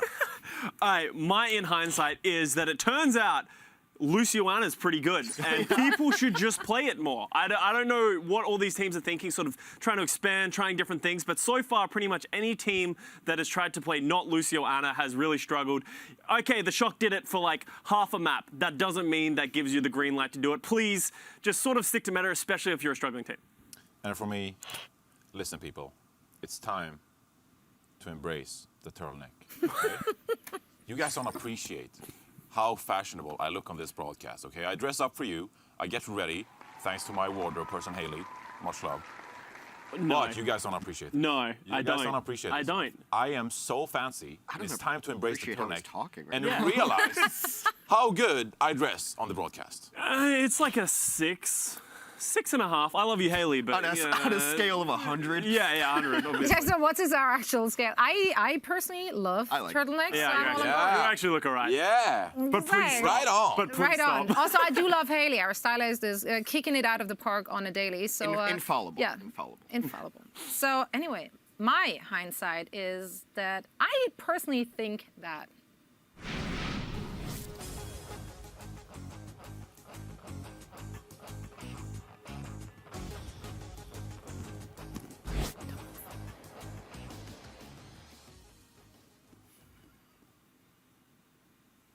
and that's pretty much everything I needed to say about the entirety of this weekend. Agreed. Yeah, I think you really hit the nail on the head on this weekend. Right. Well, I'm so glad that we are all in agreement. Now, Washington will be our host city next weekend, and we are kicking Saturday off with a massive showdown between the Excelsior and Fusion. Yeah, that's right. That's the reaction I need. Either the Uprising or the Outlaws will get their first victory. El Clasico!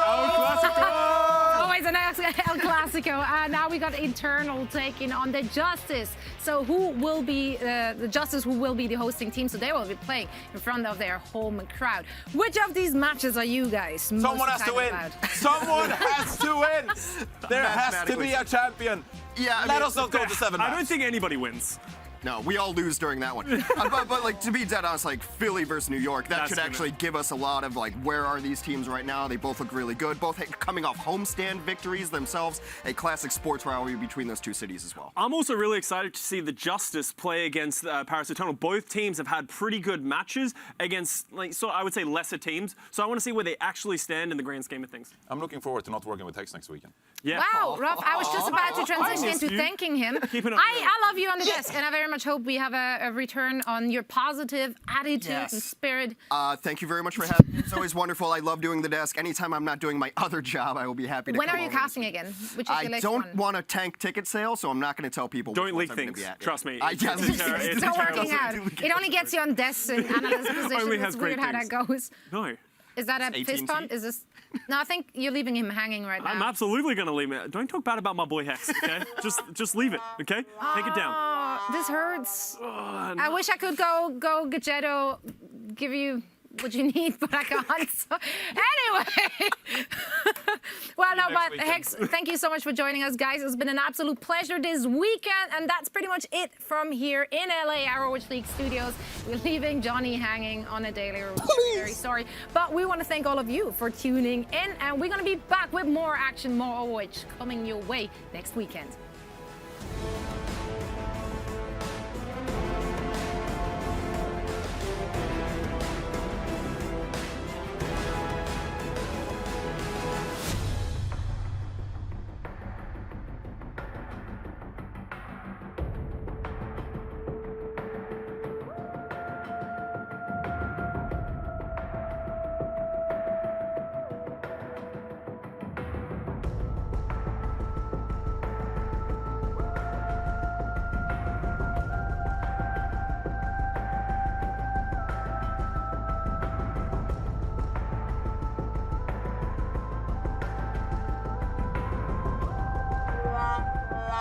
Wow.